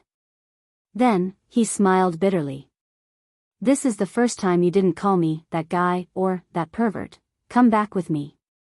You can listen to it as many times as you want in the future. I won't call you that anymore. Charlotte held back her tears and forced a smile. That's why, come back with us. It's rare for you to be this gentle today. Wu Yan looked at Charlotte with a surprised expression. He didn't say anything about Charlotte's request. If you were like this in the past, you would definitely be very popular. I don't need to be popular with others. Charlotte shouted sorrowfully. I only want you to listen to me this once. Just this once. Haha. Wu Yan scratched his face and spoke in a pretentious manner. This seems to be the first time you've begged me like this. What should I do? Yen. At this moment, Flay also took a step forward. With a timid yet pleading tone, she tried her best to squeeze out a voice. You can't kill the dean. If you kill the dean, you won't be able to make a comeback. Is that so? Wu Yan regained his composure and he continued with a calm expression. Unfortunately, I've already assassinated the dean once. However, the dean isn't dead yet. You have your own difficulties. You don't really want to kill the dean, do you? Leijin said in a deep voice. You should stop before you commit a grave mistake. As long as you tell the dean that you were used, then. Then what? Wu Yan interrupted Leijin and looked at him mockingly. Will the dean choose to believe me? Yes. Leijin wanted to say yes, but he couldn't say it no matter what. After all, even if the mastermind behind all of this wasn't the Kingsford family, it was still a major power on the same level as the Kingsford family. That kind of big power that occupied a high position in the political world had an extraordinarily wide influence. I'm not afraid to tell you that the other party even occupies a high position in the academy. Wu Yan shook his head. If you were to compare them to me, one side is just a student of the academy, the other side is a great power that can influence the political world and even infiltrate the upper echelons of the academy. If the two of us were to speak, who would others choose to believe? Yes. The answer was obvious. It was like a commoner telling the king that a noble framed him so he would assassinate the king. The king would think that the commoner was spouting nonsense. Not to mention that the noble who framed the commoner was the king's favorite. Wasn't it obvious who the king would choose to believe? Without clear evidence, no one would choose to believe Wu Yan. Isn't there still Anli? Charlotte said loudly. Anli is also a victim and a bargaining chip used to threaten you. If she testifies, then there will be a chance to turn things around, right? I have to say, your thoughts are more naive than a child's. You didn't even consider anything before standing in front of me, right? Wu Yan didn't know whether to laugh or cry. Well, even if others choose to believe me, so what? Do you not care about Anli's life? Charlotte and the others were stunned. Since you've seen Anli, you should know more or less about the inside story, right? Wu Yan continued in an indifferent tone. Right now, Anli's life is in the hands of the mastermind. That's why I went to assassinate the dean. If I give up, what will happen to Anli? Hearing Wu Yan admit that he went to assassinate the dean because he wanted to save Anli's life, Charlotte became agitated once more. If Anli is willing to tell us everything, the Academy will definitely protect her. Even if the Academy doesn't protect Anli, Teacher Kimberly is still in the Academy. Raisin advised. If you tell Teacher Kimberly everything, Teacher Kimberly will definitely represent the Magician Association to protect Anli. That's why I said, you didn't consider anything. Wu Yan's voice turned cold. If it's just protection, do you think I can't protect Anli with my strength? Charlotte, Flay, Raisin, and the others were speechless. Indeed. Even though the other party was a powerful faction, this was still the highest academy in the magic world. They couldn't possibly do anything big. Wu Yan could easily deal with those little tricks by himself. The other party told me personally that I had to stay by Angeliet's side for the rest of my life. Otherwise, if I reveal any flaws, the assassins hiding in the dark will come out like venomous snakes. Can you guarantee that someone will protect Angeliet 24/7 without slacking off? Raisin, Flay, and the others fell silent. Then I will protect Anli. Charlotte bit her lips so hard that it looked like she could bleed. Anli is my younger sister. Protecting her is my responsibility. You don't have to take on everything for me. Take on everything for you? Wu Yan sighed helplessly. Perhaps this is part of the reason. After all, to me, the other party is just a clown who knows how to play petty tricks. But to you, the other party is an invincible giant. I can't bear to let you take on everything for me. He didn't give Charlotte and the others a chance to reply as he continued in an indifferent tone. Get out of my way. Hearing those words that sounded like an ultimatum, Charlot, Flay and Lejeune took a glance at one another and nodded. Magic power fluctuations gradually rose from their bodies. Since that's the case, we will bring you back even if we have to defeat you. Chapter 1676. Since that's the case, we will bring you back even if we have to defeat you. 3 majestic streams of mana surged and surged, surging into the bodies of the automatons. Roar. In an instant, Sigmund's body expanded to the size of a building. His steel-colored dragon scales flickered with an ice-cold luster under the sunlight. Roar. As though responding to Sigmund's roar, the Garm series automaton howled like wolves and scattered in all directions, forming an encirclement in the surroundings. Unlike Sigmund and the Garm series automaton, Yaya jumped out silently and stood in front of Raisin. Mist of magic power surged around her body as she stared ahead. At this moment, the 6th member of the 13, a mad dog, who possessed the world's highest level automaton, and a dog princess who possessed multiple automatons and had greatly improved her strength stood before Wu Yan together. Without a doubt, Charlot possessed the strength to rank within the top 10 even in the Valpurgis Royal Tactical Academy. Lejeune's strength was also sufficient to fight against the 13 men.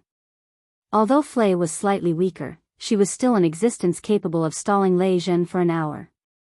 When the 3 of them worked together, one of them used an automaton that carried a magic circuit that contained the truth of the universe in his body, the other used the highest level of automaton in the world, and the last one had multiple automaton. Who could ignore them?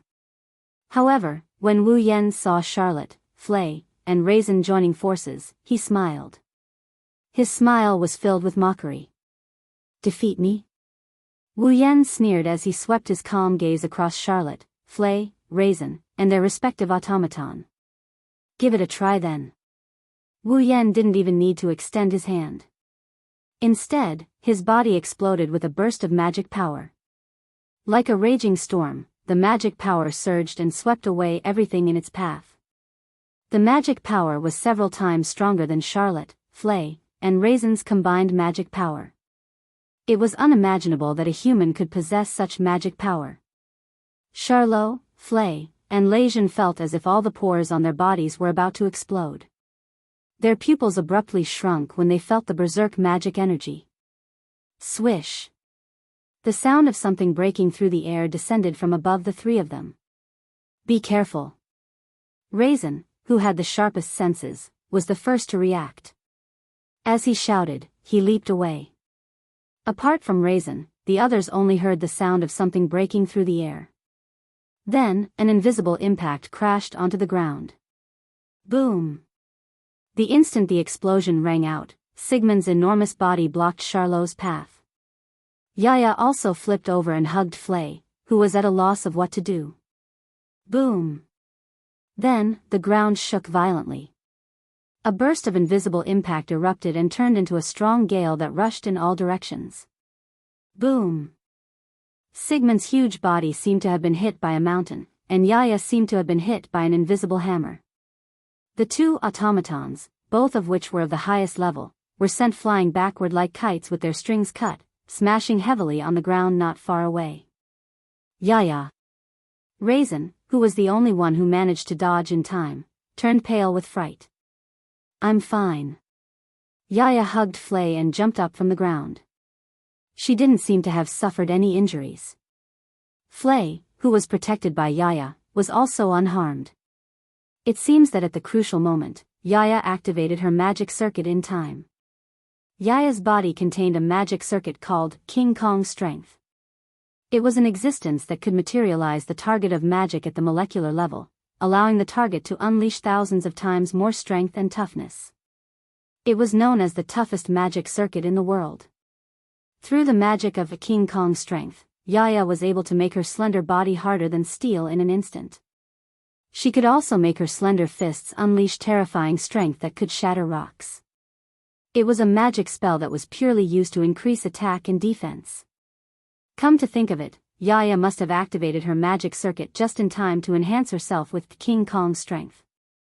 That was why she was able to completely block the impact that was enough to send Sigmund, who was as tall as a building, flying. Are you alright? On the other side, Charlotte, who was protected by Sigmund, also supported Sigmund, who had fallen to the ground. I'm fine. Sigmund flapped his wings and flew up with Charlotte on his back. Everyone present turned their gazes to the front and saw what was going on. At the center of the explosion, a petite young lady wearing a gorgeous night attire and holding a parasol silently descended from midair. Her delicate, childlike face stared ahead expressionlessly. Her gaze landed on Charlotte's group. Natsuki. Charlotte called out the petite young lady's name with a solemn expression. However, Natsuki didn't respond. She took down the parasol in her hand and gently closed it. Buzz. At the next moment, a purple magical ritual rippled from the front of the parasol. Inside the magical ritual, spear-like chains emitting purple radiance coiled into a vortex and shot towards Charlotte's group. Dodge. This time, everyone reacted in time. Sigmund carried Charlot, Ye carried Flay, and Leijun ran by himself. They retreated rapidly, dodging the incoming chains and creating a distance between them and the headmaster's residence. Natsuki, along with Wu Yen, Ikaros, Astria, Agrora, Canon, and the others, slowly emerged from the void and appeared in front of Charlotte's group. So that's how it is. Leijun squeezed out a smile. That wasn't an attack. Instead, it was an attack that forced us here, right? That's right. That's right, little brat. Natsuki said in an indifferent tone as she glanced ahead without any ripples. After all, if we were to fight beside the frozen guards and accidentally break some of them, you wouldn't be able to save them even if you wanted to, right? How gentle. Leijun said in a mocking tone, but the vigilance in his eyes had already started to fluctuate crazily. It's only natural. Raisin didn't understand what kind of attack that was. How can he not be vigilant? The one who spoke on Raisin's behalf was Charlotte. Natsuki. Charlotte clenched her fists. She stood on Sigmund's dragon head and yelled. Do you really want to fight us? Natsuki glanced at Charlotte. She raised the lace fan in her other hand and pointed it at Sigmund. Boom. In the next moment, Sigmund's body was hit by a shockwave without any warning. He howled in pain and fell down from the sky. It took him a while to adjust his body and land on the ground with his feet. Bang! Bang! Bang! Sigmund staggered back a few steps. What? Charlotte, Flay, Raisin, and Yaya sucked in a breath of cold air. Raisin was already on high alert. He even prepared himself for another attack. In the end, he still failed to react to Natsuki's attack. What kind of attack is that? I don't intend to play this kind of game with you. Natsuki gracefully lowered her parasol and put away her lace fan as though she had just done something insignificant. Her azure eyes remained calm. That's why it would be best if you all are willing to back down obediently. You've always been the most rational and calm one. Charlotte gritted her teeth. Don't tell me you support Yen to kill someone who has nothing to do with him. I feel like laughing when I hear that. Doesn't an automaton have to obey its master? Yen has never treated you all as automatons. Instead, he treats you all as someone close to him whom he trusts absolutely, isn't that right? He will definitely listen to you, right? That's right. That's exactly why. Natsuki looked at Charlotte. He is the one who deserves my unconditional support, isn't he? Charlotte had nothing more to say. Since that's the case. Charlotte's expression turned resolute. Dense magical power surged from her body. I won't go easy on you either. Sigmund abruptly raised his head and roared at the top of his lungs. Roar. Yaya. Raisin gathered his magical power and turned it into a circle of light. Ripples spread out from his palm and entered Yaya's body. Let's go. Robbie. Riviera. Ruby. Lavina. Robin. It was unknown when Flay had retreated to a distant place. She closed her eyes and turned her magic power into wires. She divided them into 5 and sent them into the Garm series automaton that had formed an encirclement around her. I'm counting on you all. This battle for the sake of each other has begun. R1152. Chapter 1677. The surrounding space seemed to have turned into flames as it started to fluctuate irregularly. Behind them, the silent Wu Yen closed his eyes. He had no intention of saying anything to the group of girls. Instead, he incessantly mobilized the enormous amount of demonic energy that was comparable to the ocean and channeled it into Natsuki's body. With the support of the enormous amount of demonic energy, the power that belonged to Natsuki, other than the portion that was restricted by the restriction bracelet, surged forth without reservation. It allowed Natsuki's petite body to ignore gravity and gently float into the air. Looking down at Charlot, Flay, Lei Zhen and the group of automatons from above, Natsuki's tranquil expression transformed into a mountain-like oppressive feeling. This caused the shoulders of Charlot and the others to sink and their expressions to turn grave. Looking at Natsuki who was floating in the air, Charlot lowered his voice and warned, "Be careful. Yen once said that Natsuki's body contains a magic circuit called spatial manipulation. It is capable of allowing Natsuki to freely use spatial magic." Freely use spatial magic? Flay was stunned. Lei Zhen spoke with a face filled with shock. Is that even possible? Spatial magic was the highest level of magic among all other magic spells. That was because even if it was contained in an automaton, the burden would still be enormous. If one wasn't a highly skilled puppeteer, one wouldn't even be able to activate the magic circuit. Furthermore, that was when the spatial magic was separated and used separately. Only a single aspect could be used. For example, there were only spatial transference, spatial distortion, spatial fissure, and so on. However, Natsuki was able to freely use all of the spatial magic. With such a huge burden on just a single aspect, if one wasn't a highly skilled puppeteer, one wouldn't even be able to activate the magic circuit, much less the spatial magic. If there was really an automaton with a magic circuit of this level in its body, then Lei Zhen was certain. In this world, there wouldn't be a single puppeteer capable of using an automaton. Including the dean of the Walpurgis Royal Magic Academy, who was known as the strongest magician in the 19th century. Can you do it? Natsuki casually glanced at Charlotte and the others. Why don't you give it a try? After saying that, Natsuki raised her left hand that was holding the lace fan. He suddenly waved his hand. Boom! A muffled sound reverberated in the air. It was like a shock wave. It fell down violently. Boom! Suddenly, a lot of smoke and dust rose from where Lei Jin was standing, as if he was hit by a mortar. Lei Jin himself was sent flying and hit the trunk of a tree not far away. Lei Jin, who had the keenest senses and was the most agile among them, could more or less perceive the invisible attack, but this time he was sent flying before he could even react. Yaya cried out in disbelief. However, Yaya didn't know that she was in a bit of a predicament. Boom! This time, the muffled sound came from Yaya's body. To be more precise, it came from inside her head. Following the muffled sound, Yaya, who was looking at Lei Jin, staggered. Her vision shook intensely. As if she was drunk, she lost her balance and fell limply to the ground. Her face was pale. What's wrong?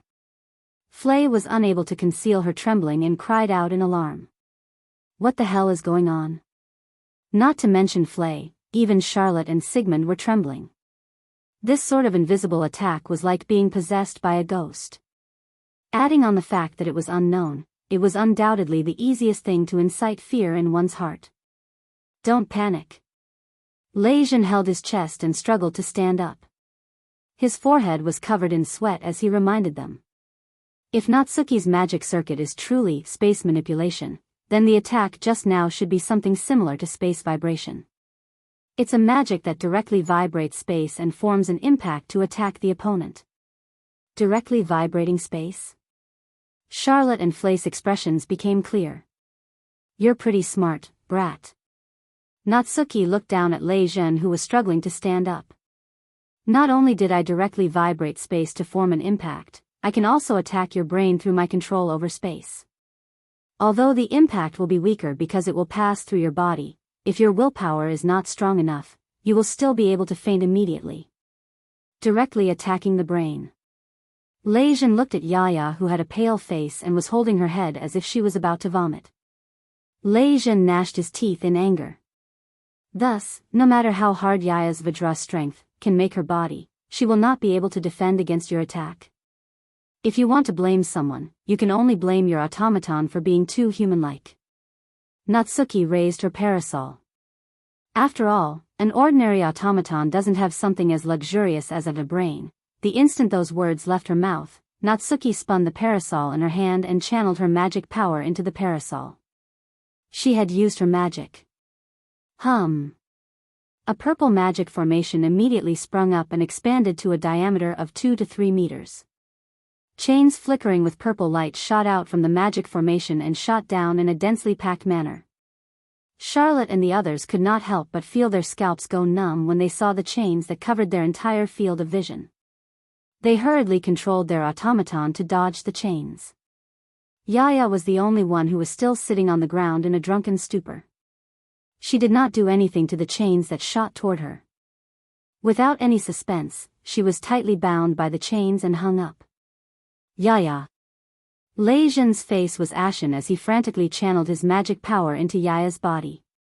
Those weak chains. Break them for me.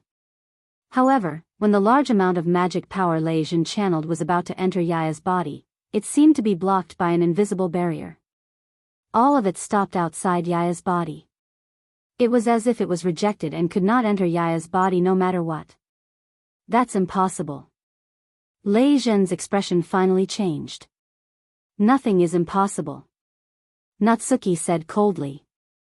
As long as I channel my magic power into my discipline lock and repel the external magic power, the little girl who is bound by the discipline lock won't be able to receive anyone's magic power. As she spoke, Natsuki waved the lace fan in her other hand, and the space behind Yaya began to ripple like waves. Then, move that little girl to another place first. When you all meet up again, the matter will be over. Along with this cold and emotionless voice, a chain extended out from the ripples of space behind Yaya and wrapped around her body. It pulled Yaya, who was bound by the commandment lock, towards the door that floated in the void and was used for teleportation. Without the ability to receive the magic power of a puppet user and with her head still in a dizzy state, Yaya's most prided, Vidra strength, couldn't be used at all. She didn't even have the strength to pull the discipline lock apart and could only be pulled into the space ripples bit by bit. I won't let you get away with this. Lei Zhen stood up. Just as he was about to run to Yaya's direction, a tender voice rang out, faster than Lei Zhen's movement. Everyone. Bang. Bang. Bang. Bang. In an instant, a series of muffled gunshots shook the air. From all directions, formless sonic pressure cannons dug through the earth and cut through the air. Amidst the sharp vibrations, all of them landed on the discipline lock that extended from Natsuki's direction and tied to Yaya's body between the two girls. Bang! The sturdy commandment lock shuddered, causing Yaya, who was being pulled into the spatial ripples, to stop. Raster cannon. Soon after, another lovely cry sounded. A fatal beam of light flashed through the air like a meteor. Wherever it passed, the atmosphere and wind were vaporized into nothingness. With an irresistible force, it shot toward Nayu, who was floating in the air. The beam of light that contains the truth of the universe and can, in theory, wipe out everything. It's absolutely impossible to defend against and is absolutely impossible to defend against. In Natsuki's blue eyes, the beam of light gradually approached. Chapter 1678. Whoosh! A dazzling beam of light shot up from the ground into the sky, as if it wanted to cut the entire space in half. It streaked across the space, and also streaked across the chains of discipline that bound Yaya. Bang! Before the elemental destruction that contained the truth of the universe and was capable of destroying all material existence, even the chains of discipline were unable to resist the beam of light. Like magma, the chains of discipline that were streaked across by the beam of light melted like candy and broke apart. Yaya, who was bound by the chains of discipline and hung in midair, lost its binding power and fell to the ground. As for the beam of light, it continued to flash past. In the blink of an eye, it arrived before Nayu. Nayu's pair of azure eyes were turned golden by the dazzling light of the beam of light. Her field of vision was completely covered by the light from the beam of light. Apart from light, she was unable to see anything else. However, this did not cause any change to Nayu's delicate and beautiful face that seemed as if it would not change even if she were to face the destruction of heaven and earth. In fact, she did not even attempt to dodge, receive, resist or collide with the beam of light. Nayu merely floated there without moving in the slightest. Seeing this, Charlotte cried out in shock. Quickly, dodge it. Unfortunately, Nayu did not even attempt to dodge the beam of light. She allowed the beam of light capable of destroying everything to land on her body. The next moment, an inconceivable scene occurred. The beam of light that landed on Nayu's body was like an illusion. It directly passed through Nayu's petite body and continued to shoot into the sky. The beam of light turned into a ray of light and disappeared into the distant horizon. Charlotte, Sigmund, and the others were all stunned. Soon after, they discovered something. Before Nayu, there was a small spatial ripple. It was fluctuating there. No. It wasn't just in front of Nayu.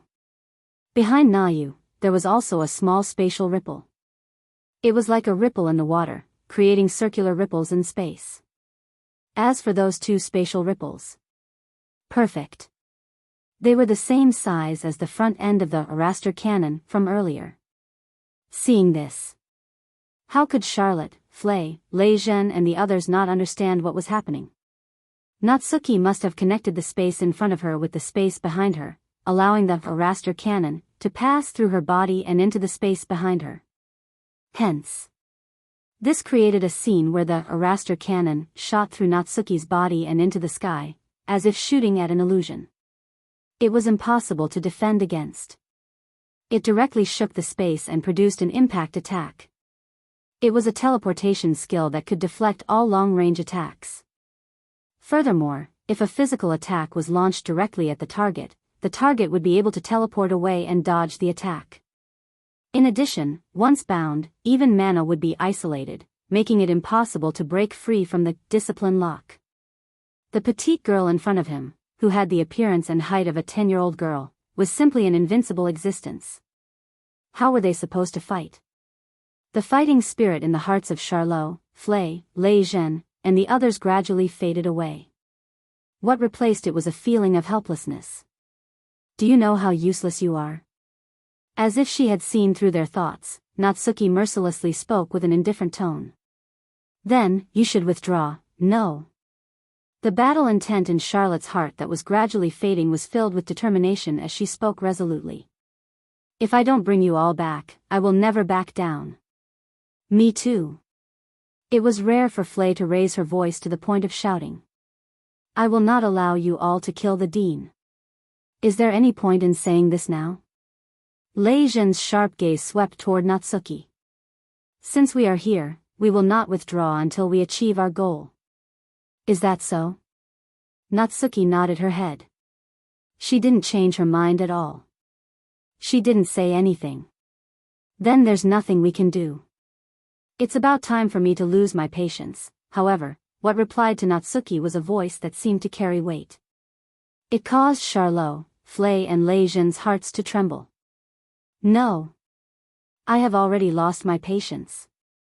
Wu Yan walked forward with Icaros, Astrea, Agrora, and Cannon. His wine-red eyes emotionlessly swept across Charlot, Flay, Lei Zhen, Yaya, Sigmund, and the others. Under that emotionless gaze, Charlot, Flay, Lei Zhen, and the others felt as if a mountain was pressing down on their shoulders. In the calm before the storm, they couldn't help but hold their breaths. No matter what, you all refuse to withdraw? In midair, Natsuki melted into the void and appeared beside Wu Yan. Icaros, Astrea, Agrora, and Cannon also stood behind Wu Yan in a row.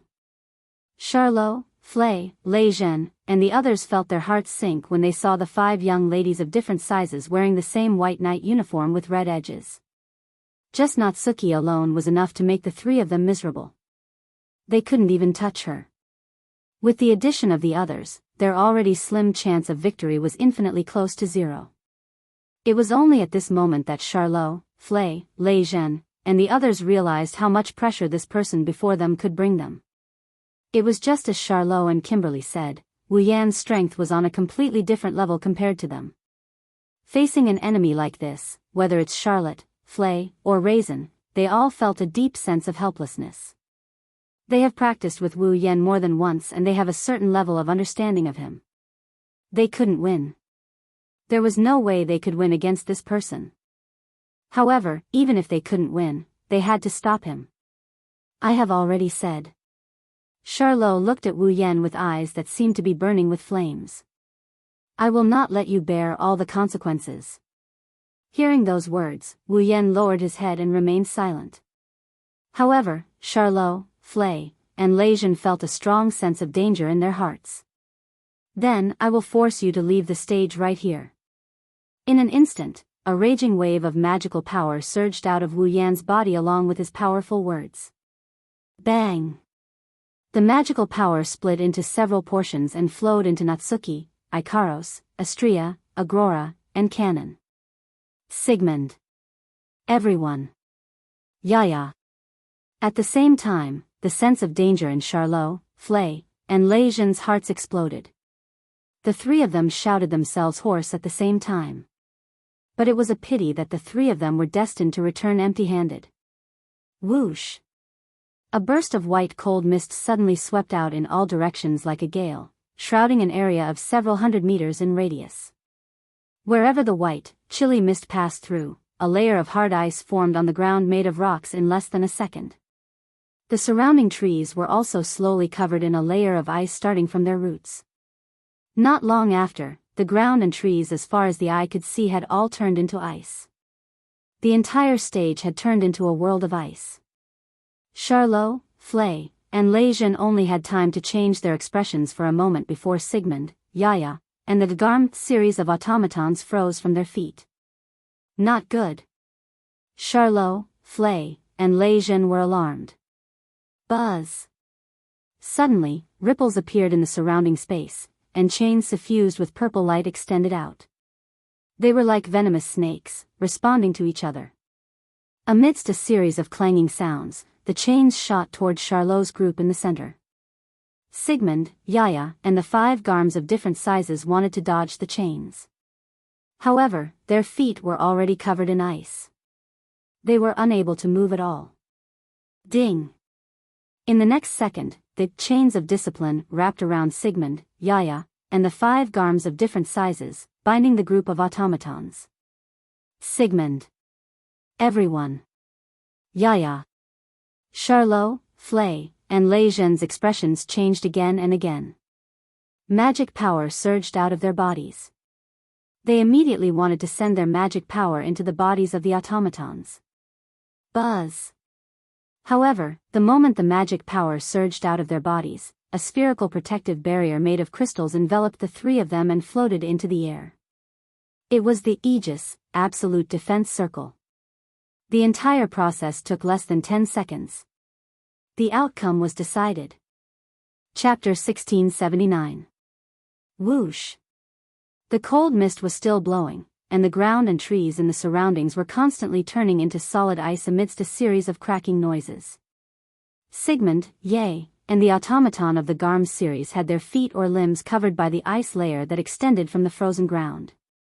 Their bodies were also bound by the lock of discipline, so they could not move at all. As for Charlot, Flay, and Lei Zhen, the 3 of them, they were trapped in the Aegis barrier. No matter how they pounded on the barrier of the Aegis barrier, they were unable to do anything to it. The 3 puppets, Charlot, Flay, and Raisin, were imprisoned. Sigmund, Yaya, and the automaton of the Garms series were restrained. Coupled with the fact that the automatons were still wrapped in the commandment lock, that flowed with the moon's magic power, which could repel external magic power, the connection between the 3 puppeteers and the automatons had been severed. This battle had ended without any suspense. Looking at Charlotte, Flay, and Raisin who were trapped inside the Aegis barrier, Wu Yan retracted most of his mana. He also watched as the automatons whose limbs were encased in ice and whose bodies were bound by chains of discipline, leaving only the magic power to maintain the Aegis, Absolute Defense Circle, and the lock of discipline. I've spent quite a bit of time with you all. After taking a glance at Charlot and the others, Wu Yan turned around. All of you can stay here for the time being, Yan. Don't go. Charlot knocked on the Aegis barrier as he cried out with tears streaming down his face. I beg of you. Don't go. You don't have to do this. Wu Yan did not even turn his head around. He merely let his monotonous voice spread to every corner of the scene and into everyone's ears. No matter what, we've only known each other for less than a month. Is it worth it for you to risk your life for me? I should be the one asking you that. Charlotte couldn't stop her tears no matter how hard she tried. She could only bite her lips and yell. We've only known each other for a month. Am I worth it for you to give up everything to save me? Felix framed me. When he planned to give me a fatal blow, you appeared and saved me. You exposed Felix's true colors. Now, my little sister is being held hostage. I should be the one being used. Charlot's cheeks were soaked with tears. But now, you're shouldering everything for me. Is this worth it? I don't know if it's worth it or not. I only know that I shouldn't do this. I'll feel very uncomfortable. Wu Yan turned his head slightly and looked at Charlot. You've said it yourself. The one being used might be you. If you were me, wouldn't you do the same? When the time comes, we'll switch sides. I'll be the one to stop you and persuade you to go back. Will you listen to me? Even though he was the one asking the question, Wu Yan shook his head and answered it himself. No, you won't. You'll definitely dig yourself into a corner and not even struggle. Instead, you'll sink deep into it and be stubborn. If that's the case, why don't you let me finish it for you? Isn't that better? It's definitely not good. Charlot shouted without hesitation. She was so agitated that she put her hand on the barrier of the Aegis. You're right. If I were you, I'd be more stubborn than you. If you come to stop me, I won't listen to you either. But you'll still stop me, won't you? That's why. I have to stop you. Charlotte's beautiful eyes were completely red and swollen. She was crying and laughing at the same time as she said those words. Who told me to like you? This time, Wu Yen was truly stunned. Not only Wu Yen, everyone except Sigmund, including Natsuki, Ikaros, Astria, Agarola, and Kanon were all stunned by what they saw. You. Wu Yen looked at Charlot, who was crying and laughing at the same time with a bitter smile. Is that a confession? Yeah, do you hate me? Charlot had a self-deprecating smile on her tear-stained face. Do you hate the flirtatious me who was in love with Felix not long ago and now I'm saying that I like you? I don't hate you. Wu Yan's bitter smile deepened. Or rather, I don't know what to do. I don't care if you hate me or don't know what to do. I just want you to listen to me this once. Charlot wiped her face and looked at Wu Yan with her swollen eyes. You can't kill the dean. You cannot go and kill the academy head. Flay also spoke. She had a pleading expression on her face. There must be another way. Since you are so strong, use it to resist. Raisin clenched his fists and said firmly. I don't believe that the Kingsford family or any faction on the same level as the Kingsford family can do anything to you with your strength. Wu Yen, Natsuki, Ikaros, Astria, Agarola, Kanon, and the others all fell silent. Yen. Charlot, Flay, and Lejeune spoke with hope in their voices. Wu Yen. Sigmund shouted. Wu Yen, San. Yaya called out. Wu Yen heard every single one of them calling out to him. He felt touched but also helpless at the same time. As expected, these guys are just foolishly doing their jobs. Right at this moment, an emotionless mechanical voice echoed from not far away. Let's go back. Scarlet Taze, following this voice, at a corner of this snowy world, a space suddenly distorted. It was like an invisible black hole that kept on spinning. Then, several figures were spat out. It was a group of a man and 4 young girls. The young girls were wearing black formal attire. They were about the same height. There was a large word written on a piece of cloth hanging in front of their faces. They were holding weapons of different styles, but all of them were bright red in color. The man was wearing the academy's uniform. He was wearing a cloak and a silver mask that only revealed one eye and part of his body below his nose. Seeing the masked man leading the 4 young girls, Charlot and Flay revealed shocked expressions. As for Lejeune, it was as if he had seen his enemy. His eyes were about to spurt flames. Magnus. That's right. The person who came was the number 1 student in the history of the Walpurgis Academy. He was, without a doubt, the strongest existence among the students. His code name was Marshal Magnus. As for the 4 young girls behind Magnus, they were naturally Magnus' most famous and also his greatest reliance. They were a group of 6 automatons that had the ability to fight against 13 people. They were a squadron. Magnus.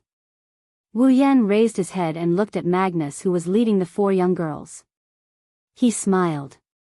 Since you've appeared here, it means that you've become the Dean's Guard, right?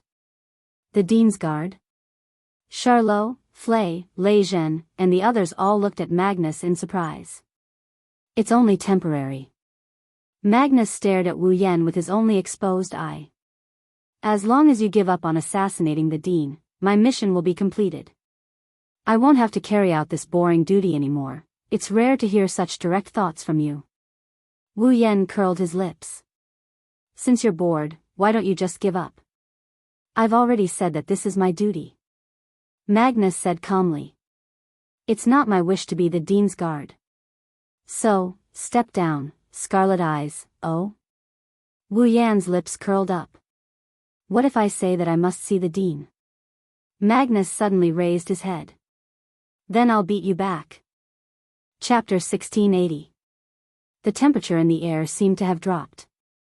An indescribable tension filled the air, causing beads of sweat to appear on the foreheads of Charlot, Flay, and Raisin, who were watching from the side.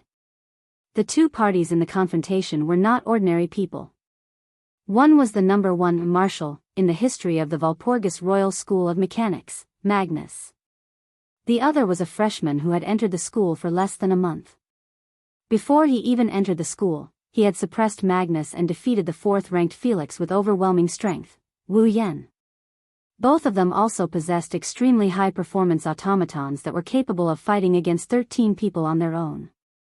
They formed a squadron of automatons. Regardless of which side it was, Kimberly had personally evaluated them. They were no longer on the same level as the students of the academy. They were definitely existences at the level of demon kings. If these two existences were to really fight, who would not be nervous watching from the side? At the very least, it was not only Charlot, Flay, and Raisin who were nervous. Even Sigmund, Ye, and the group of automatons from the Garm series were holding their breaths as they waited. They were afraid that they would accidentally break the tension that symbolized the stalemate and trigger a great battle. In such a tense atmosphere, the 4 girls standing behind Magnus leaped forward. They arrived in front of Magnus. They wore flower-like black formal attire. There were Chinese characters written clearly on the cloth on their faces. They were respectively Fire, Sickle, Jade, and Dragonfly. Those were some of the names of the 4 girls who were part of the squadron. The names of the 4 automatons standing in front of Magnus were respectively Fire, Sickle, Jade Worm, and Dragonfly. At this time, Huazuo was holding a red dagger that looked like a sharp thorn in each hand. Yu Xia was holding a long and large sickle with a similarly red blade. Yu Chong was holding a red longsword, while Gu Fei was holding a red single-edged battle axe with a red blade. The 4 girls from the squadron raised the weapons in their hands as though they were worried that Magnus would be suddenly attacked. It was aimed at Wu Yan. Although he couldn't see their expressions behind the curtains, he could tell that they were hostile towards him. However, Wu Yan turned a blind eye to the hostility of the 4 girls. He frowned. The squadron that Magnus led was made up of 6 automatons, in the form of young girls. This was something that everyone in the Walpurgis Wangli School of Engineering knew. However, now, there were only 4 people by Magnus' side, and the other 2 were nowhere to be seen.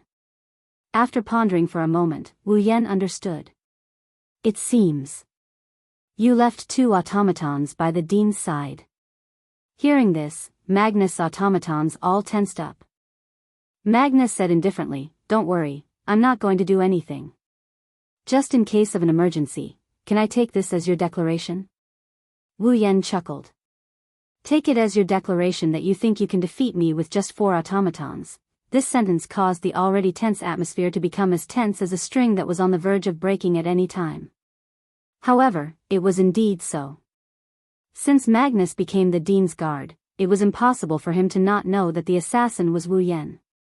Since he was here, it was impossible for him to not know that Wu Yan was here.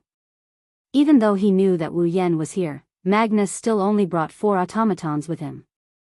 It was reasonable to assume that Magnus was confident that he could defeat Wu Yan with 4 automatons. Magnus didn't seem to have any intention of refuting, and said in a soft voice, "It's fine, that guy." Charlot, Flay, and Raisin looked at Magnus with an unfriendly expression. On the other hand, Wu Yan looked at Magnus for a while and sighed. Fine. After saying that, Wu Yan withdrew the aegis that imprisoned Charlot, Flay, and Raisin, as well as the chains of discipline that restrained Sigmund, Yaya, and the Garm series automatons. The 3 aegis that imprisoned Charlot, Flay, and Flay immediately dissipated, causing the 3 of them to fall to the ground. The chains of discipline that restrained the automatons also withdrew into the spatial ripples and disappeared. I won't say something like, "Since you only brought out 4 automatons, I will also bring out 4 automatons to fight you." Wu Yan chuckled in a cheerful manner. "After all, I also want to try a battle where I can have my companions fight together." After saying that, buzz. Wu Yan closed his eyes. Ripples of magic power reverberated around him, transforming into the purest magic power that poured into the bodies of the young ladies around him. The phenomenon of magic power wasn't very strong. It didn't cause the atmosphere to rub against each other and cause wind waves. However, it was extremely condensed. In terms of quantity, perhaps it wasn't that outstanding. However, in terms of quality, the magic power that Wu Yan released this time was as different as heaven and earth compared to before. This caused Magnus' eyes that had been calm all this while to narrow. He withdrew his hand from his cloak and extended it toward the 4 young ladies before him. Ripples of magic power reverberated. Upon receiving Magnus' magic power, the 4 young ladies lifted their heads with all their might. Then, their figures blurred and they all disappeared. Charlot, Fry, and Lei Zhen, who had just landed on the ground in a sorry state, witnessed this scene and widened their eyes on the spot. However, Wu Yan kept his eyes closed. He didn't move at all. It's as if he didn't notice anything. At the next moment, Fire Droop, Sickle Cutter, Jade Beetle, and Dragonfly, the 4 young lady automatons of the squadron, suddenly appeared in a flash. Not only that, but they also appeared around Wu Yan with his eyes shut. Fire Droop and Dragonfly appeared before Wu Yan, while Jade Beetle and Sickle Cutter appeared behind Wu Yan. The 4 young ladies abandoned Natsuki's group, raised their weapons, and stabbed at Wu Yan mercilessly. Magnus actually attacked the puppeteer directly.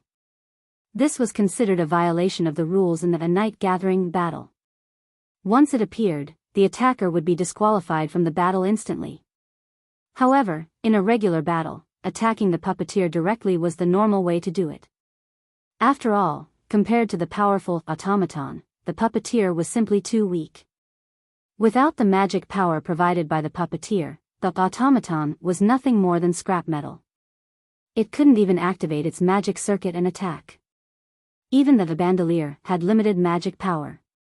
Naturally, eliminating the puppeteer in advance was the most efficient way to end the battle and obtain victory. Unfortunately, this method was destined to not work on Wu Yan. Clang! Fire Droop, Sickle Cutter, Jade Beetle, and Dragonfly, the 4 young ladies stabbed at Wu Yan's body with their weapons. The sound of metal colliding echoed in the surroundings. The 4 young ladies felt as if their weapons had stabbed into steel and couldn't move forward. The screen in front of them flipped open, revealing the 4 young ladies' shocked expressions. Because in front of the 4 young ladies' weapons, a translucent barrier made of crystals appeared around Wu Yan's body and blocked the 4 young ladies' attacks. Through the translucent barrier, Fire Droop and Dragonfly, who were attacking from the front, could clearly see it. A mocking expression appeared on Wu Yan's face. Then, in front of Magnus, a laser lightsaber pierced through the air and stabbed at Magnus' throat. Chapter 1681. In a proper battle, attacking the puppeteer directly is the most common method. During the night meeting, since it is a test of the puppeteer's ability, it is inevitable that the puppeteer would be defeated before they could display their full potential. Therefore, the night meeting strictly forbids direct attacks between the puppeteers. However, in a proper battle, it is common knowledge that the puppeteer must be dealt with first. Therefore, even in class, the professor in charge of teaching would mention this method more than once. How could Wu Yan not take note of this? After all, this isn't a night meeting where friendship comes first and competition comes second. This is a real battle. Magnus was the number 1 student in the history of the Walpurgis Royal Mechanical School, and with his cold personality, he definitely wouldn't be stingy with using conventional methods in a real battle. Wu Yan already predicted that Magnus would order his squadron to attack him. Even if he didn't, Ikaros wouldn't just stand there and watch Wu Yan get attacked. With Ikaros' aegis, absolute defense circle, he doesn't need to worry about his own safety. Taking advantage of this, Wu Yan waited for Magnus to order his automaton to attack before he made his move. Of course, this so-called action was nothing more than dividing his mana into 3 parts. One part is injected into Ikaros' body. Let Ikaros cast Aegis, absolute defense circle. Another part is injected into Natsuki's body so she can teleport. The last portion was injected into Astria's body. Through Natsuki's teleportation ability, Astria was teleported in front of Magnus and launched an attack on him. At this moment, Magnus' entire squadron had been used to attack him. He doesn't have a single guard around him. If Astria's attack hits, then the number 1 student of the academy will be subdued by Wu Yan for the second time. Of course, that is if Astria's attack hits. Clang. Just like when the squadron attacked Wu Yan. The sword in Astria's hand that was aimed at Magnus' throat was met with the sound of metal clashing against metal. This was because one of the girls from the squadron had suddenly appeared in front of Magnus, using the blade of a large scythe. He managed to block Astria's attack. It was the girl with the word scythe written on the screen in front of her. It was Scythe Cutter who was beside Wu Yan a second ago. Astria flapped her wings as she retreated to Wu Yan's side. She looked at the sickle that appeared out of nowhere in front of Magnus and blocked her attack with a look of surprise. That girl. When did she appear? When did she move? Even Astria didn't notice. The other girls of the squadron also retreated to Magnus' side and stood together with Sickle Cutter. His expression was as surprised as Astria's. Just like how Astria didn't notice Scythe Cutter's movement, the girls from the squadron didn't notice when Astria appeared in front of Magnus. As the saying goes, the onlooker sees more clearly. At the moment when the young ladies on both sides were astonished, Charlot, Flay and Lejeune discovered the reason for this. That girl from the squadron. Charlot looked at Sickle Chia in a daze. Just like Natsuki, she can perform magic related to space. Spatial teleportation. Flay stared at Scythe Cutter in shock. Her magic circuit is spatial teleportation? Spatial magic. Lejeune's expression also showed that it was difficult to deal with. Does Magnus also have an automaton, with such high-level magic circuits around him? Magnus turned his gaze to Natsuki after hearing the conversation between Charlotte and the others. Your automaton also has the magic circuit of space transference? Since there's the word also, it proves that the magic circuit installed in your automaton is indeed space transfer, right? Compared to Magnus, Wu Yan only glanced at Scythe Cutter and smiled. However, don't compare my Natsuki to your automaton. Natsuki's magic isn't as simple as that, also. He gathered the mana around him into his palm and extended it towards Astria.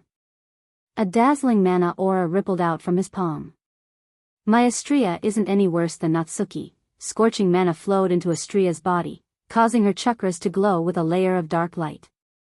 Then, Astria lowered her body and shot towards Magnus like a rocket. Magnus immediately raised his other hand. Mana rippled from both hands as he poured mana into his automaton. With the support of the new mana, Huadaun leaped up and stood in front of Magnus. She crossed her short swords and faced Astria, who was charging at her. Clang! In the next moment, the laser lightsaber and the short sword collided fiercely, creating a shockwave. There was also intense friction at the point of collision, causing sparks to fill the sky. Bzzz. At this time, a ripple appeared in the space beside Huachui. A chain with purple light on its surface suddenly flew out from it. It was like a whip as it was swung heavily and ruthlessly on Huazhuang's body.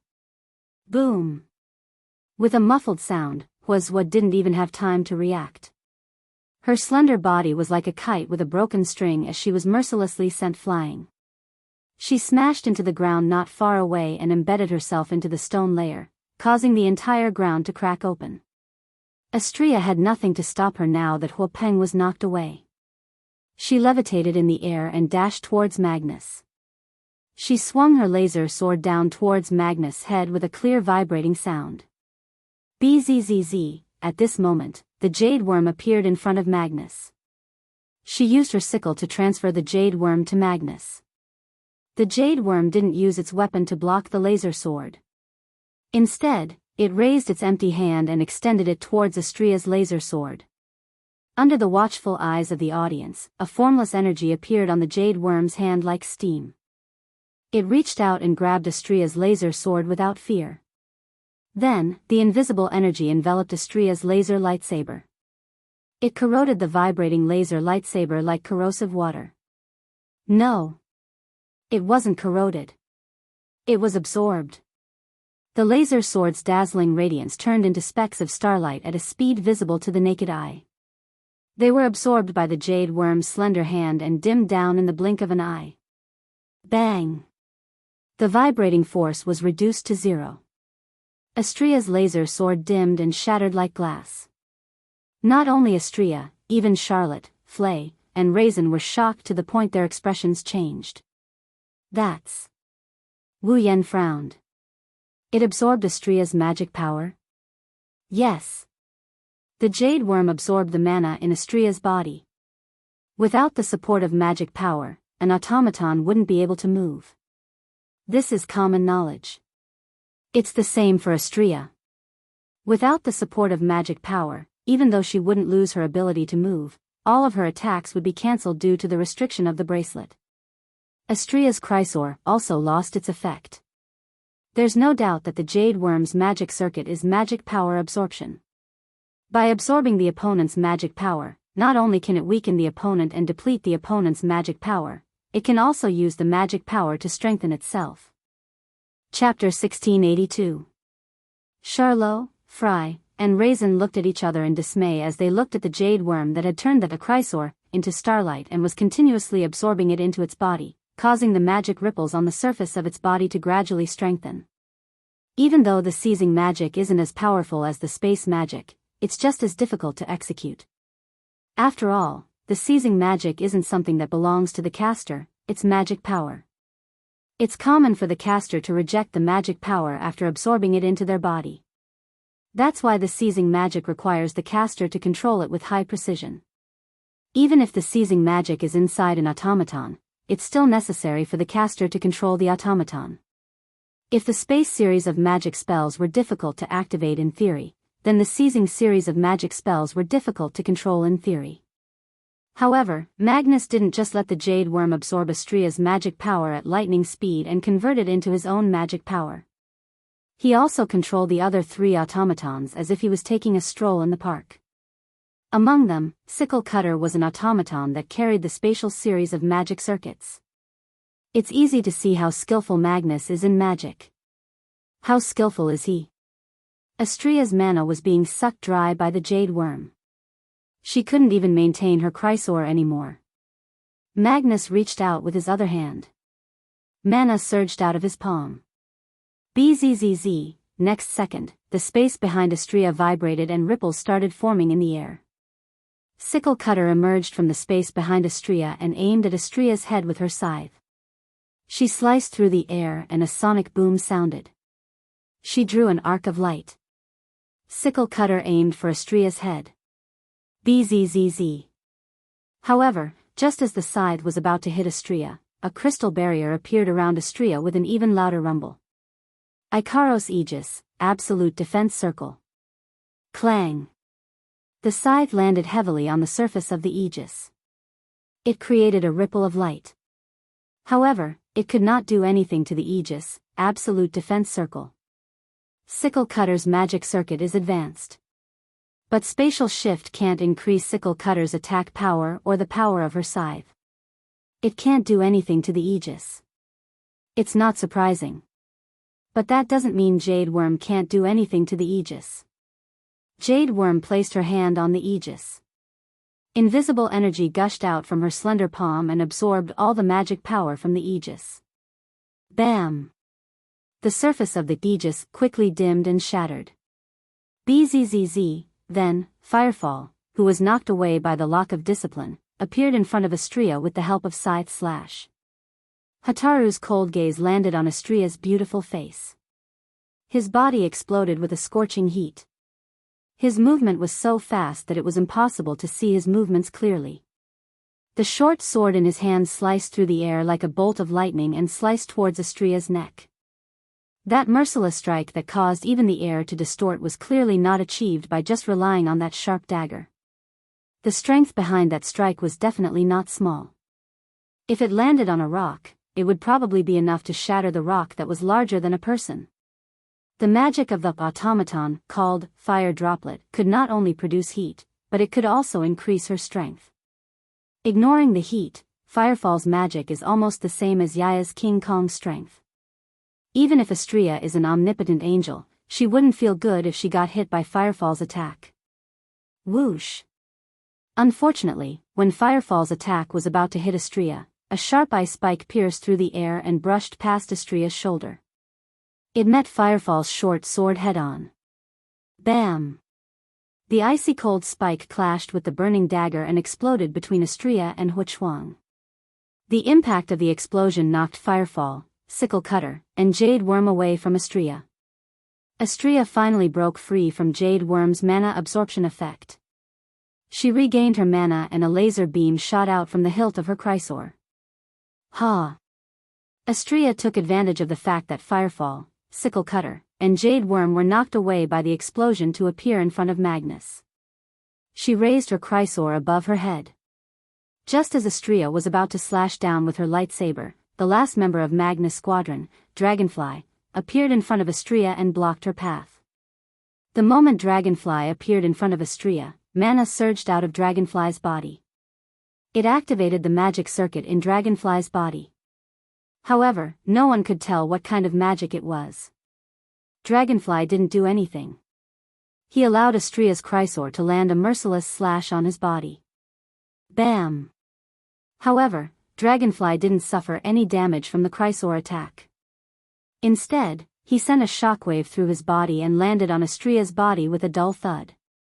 Astrea groaned as if she hit a wall. Her voluptuous body was sent flying. It took her a lot of effort to regain her balance. She relied on her wings to stay afloat in the air. However, her body looked like it was engulfed in flames. Light smoke rose from her body and charred marks appeared on her skin. What's wrong? Charlotte and Flay were at a loss. What happened? What happened? Astrea was hit by something. Leijin stared at Dragonfly, who was standing in front of Magnus with an incomprehensible look on his face. But, what hit Astrea? What? It wasn't a shockwave. If it was just a simple shockwave, then Magnus, who was less than a meter away from the Dragonfly, should have been hit as well. However, Magnus was fine. Astrea was the only one who was hit by the shockwave. However, everyone here is a skilled puppet user. Even though they didn't know what kind of attack it was, they could roughly guess what it was. It was obvious that Dragonfly didn't put up any defense against Astrea's full-powered slash. However, Dragonfly's body wasn't damaged by the shockwave. Instead, Astrea was the one who was hit by an unknown attack. That look, it was as if, I see. Wu Yan's wine-red eyes met Magnus' only exposed eye. He absorbed the shockwave from Astrea's attack and reflected it back. He absorbed the shockwave from an attack and reflected it back. Charlot and Flay were greatly alarmed. Leijin even cried out in alarm. Is there such a magic trick? Magnus didn't answer. He was still looking at Wu Yan. There wasn't a hint of emotion in his eyes. It was as if Wu Yan was the only person in the world standing in front of him. However, Magnus' silence confirmed Wu Yan's words. Dragonfly has a magic circuit that can reflect an attack back to its target. Charlotte, Flay, and Leijin couldn't help but shiver. Their hearts had also sunk by half. If such a magic trick really exists, do they have any chance of winning against Magnus? Chapter 1683. At this point, among the 6 automaton units that Magnus formed, 4 of the magic circuits that had always been unknown were exposed. The sickle slash had the spatial transference circuit. The jade worm had the magic absorption circuit. The fire droplet circuit could be used on one's own body to strengthen one's body. It could even control the heat generated during the process. As for the dragonfly, it was a circuit that could bounce back any incoming attack. No matter which circuit it was, they were all high-level goods. And now, such a high-level magic circuit was not only installed in the body of the automaton, with excellent performance, but also owned by a single person. On top of that, this person was able to control each of the automatons with ease. This was Magnus, the person with the highest overall score in the history of the Walpurgis Royal Mechanical Academy. He was personally evaluated by Kimberly as having the power of a demon king. Just 4 automatons were enough to make one feel powerless, let alone the other 2 automatons. To be able to fight on par with such an opponent, one had to admit. Wu Yan's strength was so terrifying that it made one's hair stand on end. A magic that can be used on one's own body to strengthen one's body. It can even control the heat generated during the process, Wu Yan only frowned a little. Then, his furrowed brows relaxed as he looked at the fire droplet. Instead of saying that it can strengthen one's body, it can strengthen one's explosiveness and control the heat generated during the process. Not only can it strengthen one's explosiveness, it can also control the heat generated during the process. This is the so-called pressure, right? Pressure? Charlot, Flay, and Lei Zhen were slightly startled. Magnus stared straight at Wu Yan. After a while, he finally responded. The magic circuit of fire droplet is indeed pressure. By manipulating physical pressure, it acts on oneself. By using physical force, one can obtain outstanding explosiveness and durability. It can even control the heat generated during the process. Quite an excellent magic circuit. Wu Yan didn't deny it. His gaze landed on Astria, who was floating in the air with burnt marks all over her body. He raised his hand. He placed his hand on Cannon's shoulder, who had always been by his side. Mana flowed out from his hand and entered Cannon's body bit by bit. Cannon immediately understood. She clasped her hands in front of her chest and closed her eyes as if she was praying. A bright light shone from Charlot's body.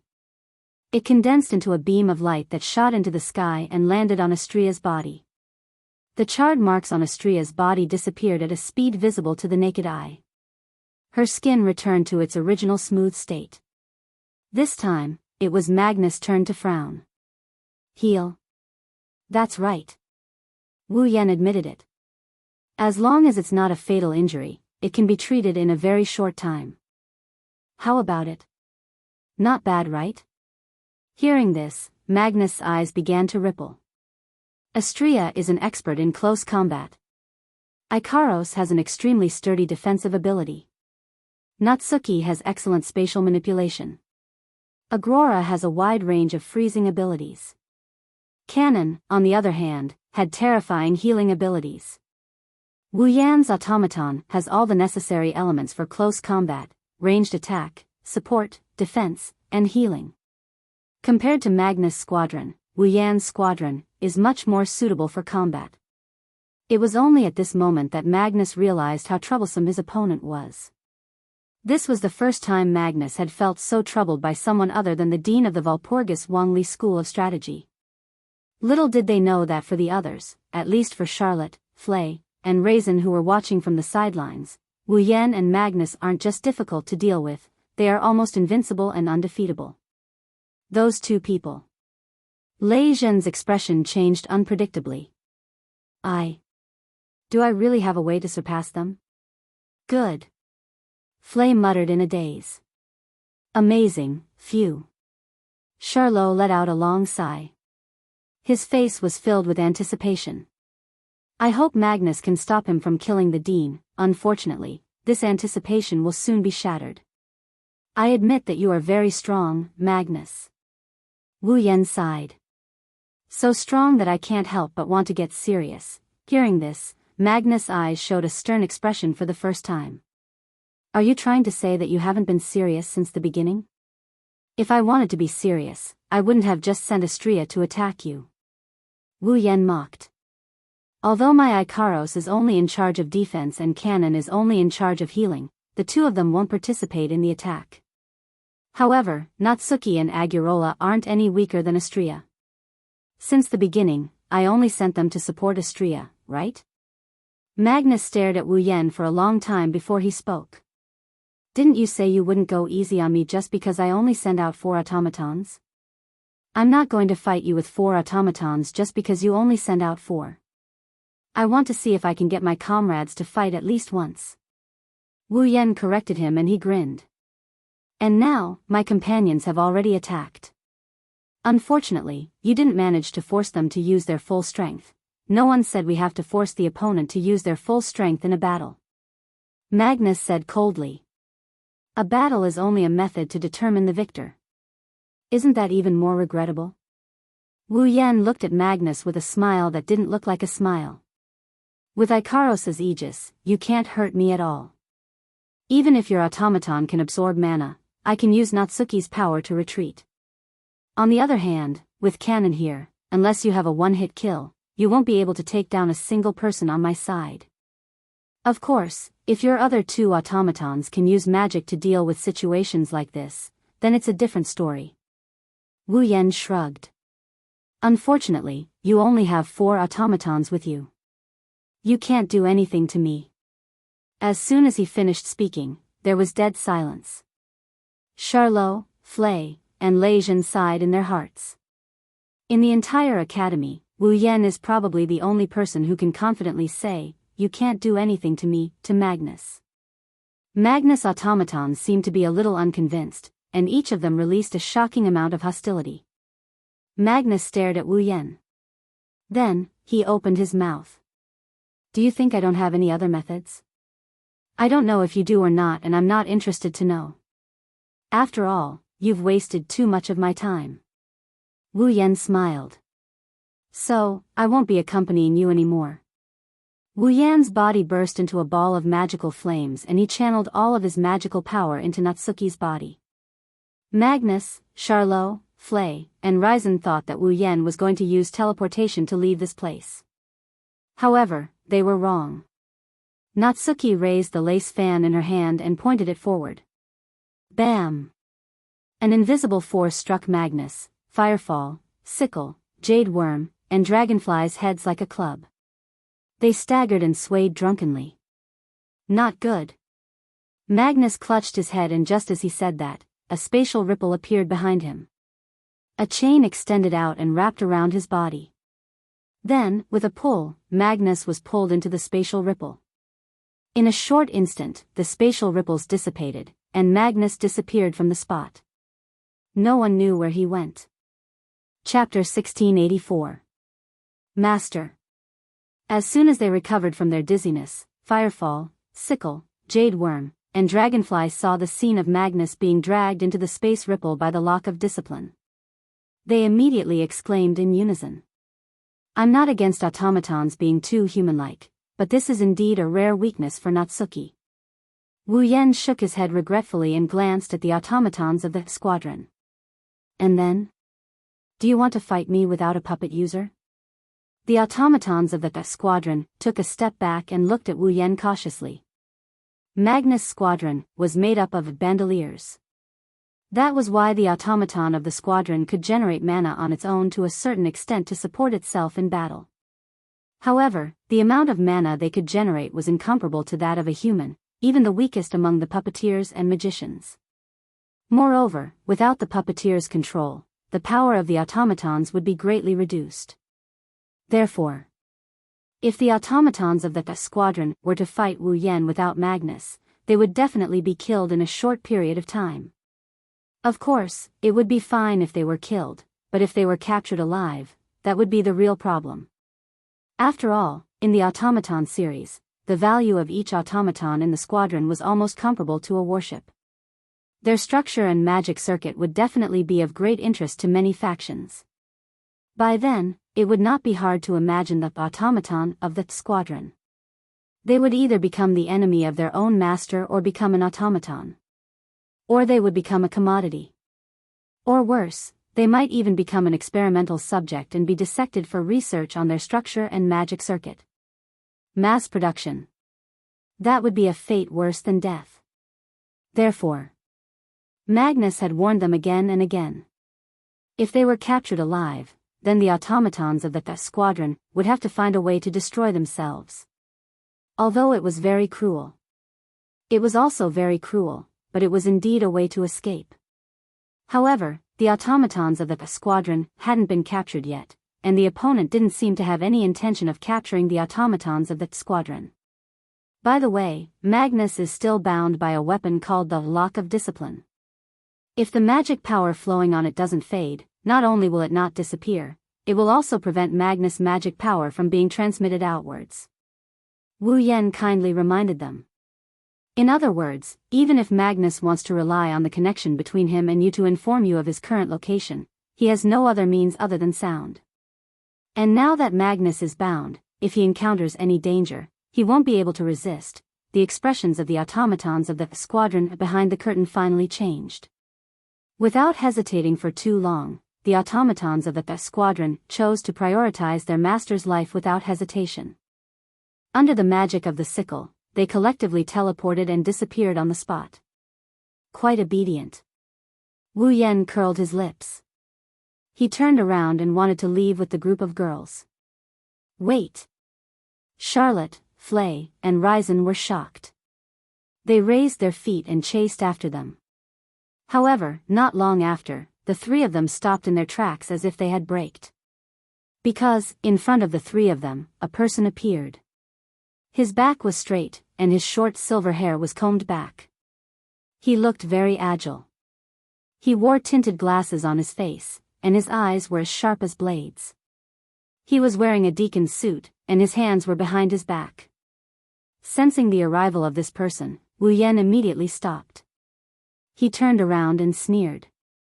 You're finally willing to come out. I thought you'd be hiding at the side and peeking.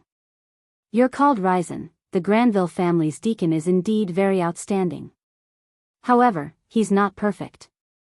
If I have to point out a flaw, it would be that he doesn't like to interfere in other people's battles. Ryzen spoke without turning his head. The reason I came out now is because I don't want anyone to waste Mr. Wu Yan's time, you. Flay took a step back and spoke with a timid expression. Who are you? The Granville family. Ryzen muttered and looked at Ryzen. Could it be that you're the power behind the scenes that captured Angriette as a hostage and used Wu Yan to kill the school head? You're the one who captured Angriette as a hostage and used Yan? Charlotte revealed a hateful and ruthless expression. Her magic power began to surge like a gust of wind. Are you in cahoots with the Kingsford family? You're really smart. However, people who are too smart usually don't live long. Ryzen openly admitted. However, his eyes behind his colored glasses turned to Wu Yan. I'll deal with these people. Mr. Wu Yan, you should go to the school head. Wu Yan didn't say anything. He only looked at Ryzen from afar. After a while, he glanced at the forest beside him and smiled imperceptibly. He turned around and led the group of girls toward the school head's residence. Yen! Charlotte shouted. She raised her foot and seemed like she wanted to chase after Ryzen. Whoosh! However, with a sound that sounded like a gentle breeze, Charlotte's vision turned black. A tall figure suddenly appeared in front of her, and like a whip, he lashed out with a kick. Bang! Just as the kick was about to hit Charlotte, it landed heavily on a pair of wings that had suddenly appeared in front of Charlotte. Roar! Sigmund used his wings to block Ryzen's kick and roared. Then, his dragon claw violently smashed down on Ryzen's body. Bang! The huge dragon claw smashed the ground into smithereens, and the ground around the dragon claw also cracked inch by inch. However, the dragon claw only smashed the ground. It didn't hit Ryzen. A second before the dragon claw smashed down, Ryzen used complete vibration control to increase his speed. Like a phantom, he dodged the dragon claw. When Ryzen appeared again, he was above Flay. He raised his leg and smashed it down on Flay's head. Flay! Charlotte and Ryzen cried out in alarm. Ah! Flay also cried out in alarm. She couldn't help but close her eyes. Right when Ryzen's kick was about to land on Flay's head, a cold and indifferent voice filled with killing intent resounded from the forest beside them. Spin! Cherub, I'm ready. Following a mechanical response, the sound of something breaking through the air resounded through the entire area. Whoosh! Following the sound of something breaking through the air, a large sword with scorching air swirling around it shot out explosively from the forest beside them. It cut through the air pressure and slashed toward Ryzen. Logically, as Ryzen was in midair, he shouldn't be able to adjust his body. However, Ryzen's body seemed to have stopped in midair. He stopped moving without the slightest bit of inertia. Then, he forcibly changed his direction and dodged to the side. The large sword swept past Flay's head. However, upon seeing the large sword, Flay cried out in pleasant surprise. Loki! Loki slowly walked out from the forest beside them. He looked at Ryzen, who had landed on the ground with a cold expression. Although I am modest and tolerant, there are 3 types of people that I cannot forgive no matter what. Those who order me around, those who resist me, and those who want to harm my older sister, those filthy bastards who came from God knows where. After saying those words, boundless magic power burst forth from Loki's body. It also burst forth from Charlotte, Flay and Ryzen. Faced with such a situation, Ryzen simply laughed with disdain. You're tuning into the A Romantic Tales YouTube channel. Don't forget to subscribe and join us on this journey to catch the most captivating stories.